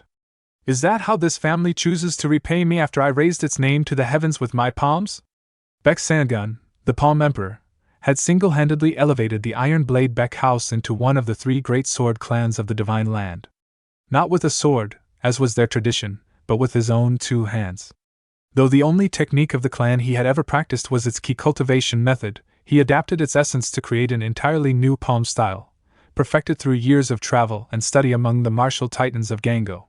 His rise to become one of the 8 heavenly martial emperors had nothing to do with the clan's martial teachings, and yet the family had ridden the coattails of his accomplishments for decades. And now, this was their thanks. Baek Mu-hoon tried to placate him. Great uncle, I swear to you, it was never our intent to kill Jean. We only wanted to bring her back, to preserve the family's honor. Baek Sang-gun's eyes gleamed with frost as he looked around at them all. Is that the truth? He asked, each word laced with steel. None could answer. Not with certainty. Not while staring into those unflinching eyes. He continued, voice lowered yet heavier than before. You'd better pray to the gods. Because Jean survived. Had she not, if I believed even for a moment that you were hiding behind accident to mask your guilt, I would not have spared you. Not for the sake of blood, not for anything. His ki stirred again, dark and heavy like an executioner's blade. If any of you dare to speak of this again before me, I'll remind you why they used to call me the Bloody Palm Emperor. That infamous title, earned in the darkest days when he stood against the heavenly strength cult, the brutal sandstorm, and countless other foes. Back then, mercy was a luxury he could not afford. Not when the battlefield drank blood daily, and not a dawn passed without death. Mu-hoon, voice shaking but composed, tried once more to settle the tension. Yes. And Jean may have brought shame to the family name when she ran from the Namgung engagement. But she suffered enough for it, she nearly lost her life, and endured unspeakable trials alone, without kin. Let us leave it in the past. The others quickly echoed him. Yes, we agree, sir. We shall not speak of it again. Baek Sang-gun gave a quiet laugh. He's raised a white flag. He thought to himself. Mu-hoon just saved their lives. With the matter closed, he turned toward the door. Fine. I assume there's a spare room in this oversized house. Clean it out. My daughter and grandson will be staying there. Understood. We will prepare it at once. Good. And with that, Baek Sang-gun exited the room, shutting the doors behind him. Only after he left did those within finally breathe again. The tension lifted like a blade drawn from their throats. Moo Hoon exhaled deeply. He truly intended to kill us. We barely escaped death. Baek Hye Ryong turned furiously to the concubine, Seo Chong Chong. And you, how dare you speak so rudely to the clan's oldest elder? Seo Chong Chong bowed quickly, panicked. I didn't know. Please forgive me. Hye Ryong's voice rose. Didn't know? Is ignorance your excuse now? Since when did the Iron Blade Baek House become a clan without discipline or principles? The concubine fell to her knees, begging. Please! I am truly sorry. Forgive me. Hye Ryong turned to Moo Hoon. Sir, she must be punished. Even banishment would be appropriate. Moo Hoon looked at Seo Chong Chong with conflicted eyes. Seo Chong Chong, my favorite concubine. He thought bitterly. But this was a grave mistake. He cleared his throat and proposed. How about 10 beatings and confinement for 3 months? Hye Ryong scoffed. 10? Only 10 for such insolence? Moo Hoon broke into a cold sweat. Then, how about 50? Though she's frail. Even that might. Hye Ryong's eyes narrowed. Still so spineless after all these years. Is that what this is? You favor her too much. That's not it. I apologize. He muttered. Baek Moo Hoon, ever the pushover, overshadowed by stronger, more commanding sisters, yielded yet again. Seo Chong Chong was sentenced to confinement for 3 months, with 50 beatings at the start and another 50 at the end. As her fate was declared, Seo Chong Chong trembled in disbelief. So, he won't protect me after all. Her thoughts boiled with venom. Baek Hye Ryong, how dare you? I'll never forgive this humiliation. And the source of all this? Baek Sang-gun and his cursed family. If only that brat Song Woo Mun hadn't gotten in my way. Her eyes glistened, not with sorrow, but bitter resentment. Meanwhile, outside, Woo Mun nodded respectfully to his mother. I understand. I'll be careful to behave respectfully while we stay here. Jean turned to her husband with a stern look. Darling, did you hear that? You remember all the rules I taught you, right? Sung Dae-won stiffened. Yes. Of course. Jean frowned. He definitely doesn't. Look at that face. Woo Mun, remind your father often. He's going to mess up. Woo Mun laughed softly. Understood, mother. At that moment, Baek Sang-gun's voice echoed directly in Woo Mun's ears via sound transmission. Come out for a moment. Don't let your mother know. A short while later, Woo Mun stepped outside and bowed. What did you need, grandfather? Baek Sang-gun's face was grave. Do you know why your mother's key was damaged? Woo Mun answered carefully. I overheard some of it from your earlier conversation. It was during her escape from the marriage, right? Baek Sang-gun nodded. Correct. As far as this clan was concerned, she died that day. They held her funeral. Her memorial plaque probably still sits on the altar. Woo Mun's eyes widened. What? Why? Baek Sang-gun's tone hardened. From what I gathered, they chased your mother mercilessly. Even when she entered treacherous terrain, cliffs where a single misstep would mean death, they didn't stop. Her ki was wounded, her body exhausted, and she fell. After that, I conducted my own investigation, quietly. I pieced together what happened. He looked directly at Woo Mun, then added via sound transmission. And now, I will tell you what I found. Who led the pursuit team, and which part of the family's military force was involved. Woo Mun's expression turned grave as the weight of Baek Sang-gun's revelation settled over him. The truth pierced through him like a blade. His mother's suffering had been no accident. A brief silence passed before Baek Sang-gun finally asked, Now, do you understand? Yes, grandfather. Woo Mun replied, his voice steady but low with suppressed anger. I had originally planned to punish them myself, Baek Sang-gun said, turning his back slightly. But perhaps it would be better if you did. I have urgent matters elsewhere that require my attention. Before you leave, Woo Mun asked, eyes narrowing. Can you tell me who instigated it? Baek Sang-gun's tone dropped as he answered. There's a pair of siblings. They've envied your mother since childhood, perhaps because she was senior to them despite being close in age. Their names are Baek Hye Ryong and Baek Ju Ryong. Woo Mun's eyes widened in disbelief. A memory surged forward, Baek Hye Ryong at the front gate, running to his mother with tears streaking her face, crying out, Aunt, I thought you had passed away. You're alive? Where have you been all this time? Why didn't you return sooner? We were heartbroken. Recalling the scene, Woo Mun clenched his fists. Those tears, they were fake. Crocodile tears. His voice hardened. Baek Sang-gun. I understand now. Are you heading out to track down the ones who hired the Bloody Cloud Empress? Baek Sang-gun nodded. Correct. I need to find out who they are and what they're truly after. I have a feeling these people are no ordinary men. You're one of the greatest martial experts alive, grandfather. They'll regret ever making a move against you. A grin tugged at Baek Sang-gun's lips. Appreciate your faith. But remember, Gango is a vast and treacherous land. Do you really believe there are only 14 absolute experts walking it?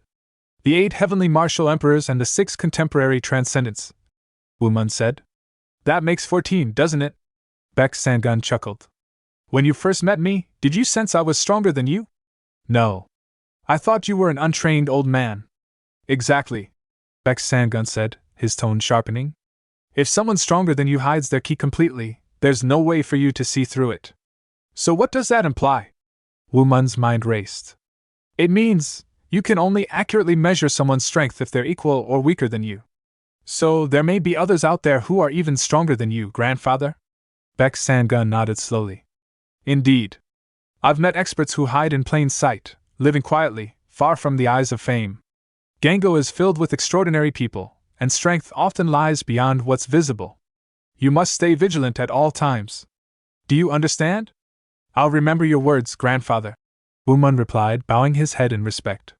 But for now, your concern should be here. Baek Sang-gun continued. The Iron Blade Baek House is your responsibility. Can I entrust it to you? You can count on me. I'll handle it so you won't have to worry. You've always been able to trust me. Baek Sang-gun gave a satisfied nod. That's true enough. Then I'll trust you with this. He turned and began walking away, waving his hand. All right. I'll be off now. Woo Mun blinked. You're leaving already? Of course. You never know when those nosy, meddling elders will start gossiping if I linger here too long. Woo Mun's tone became anxious. Please be safe. If it gets too dangerous, run. Promise me. Baek Sang-gun burst into hearty laughter. You might be the only soul in this entire land who dares to say that to me, the Palm Emperor. I'm just genuinely worried. Yeah, Baek Sang-gun replied with a grin. Then I'll leave it to you. And remember, you can only drink Wonderplit. With that, he tossed a small bottle toward Woo Mun, who caught it swiftly. The moment he laid eyes on it, he recognized the substance inside, hollow bluestone ichor. After a final nod of farewell, Baek Sang-gun vanished into the distance, moving with blinding speed.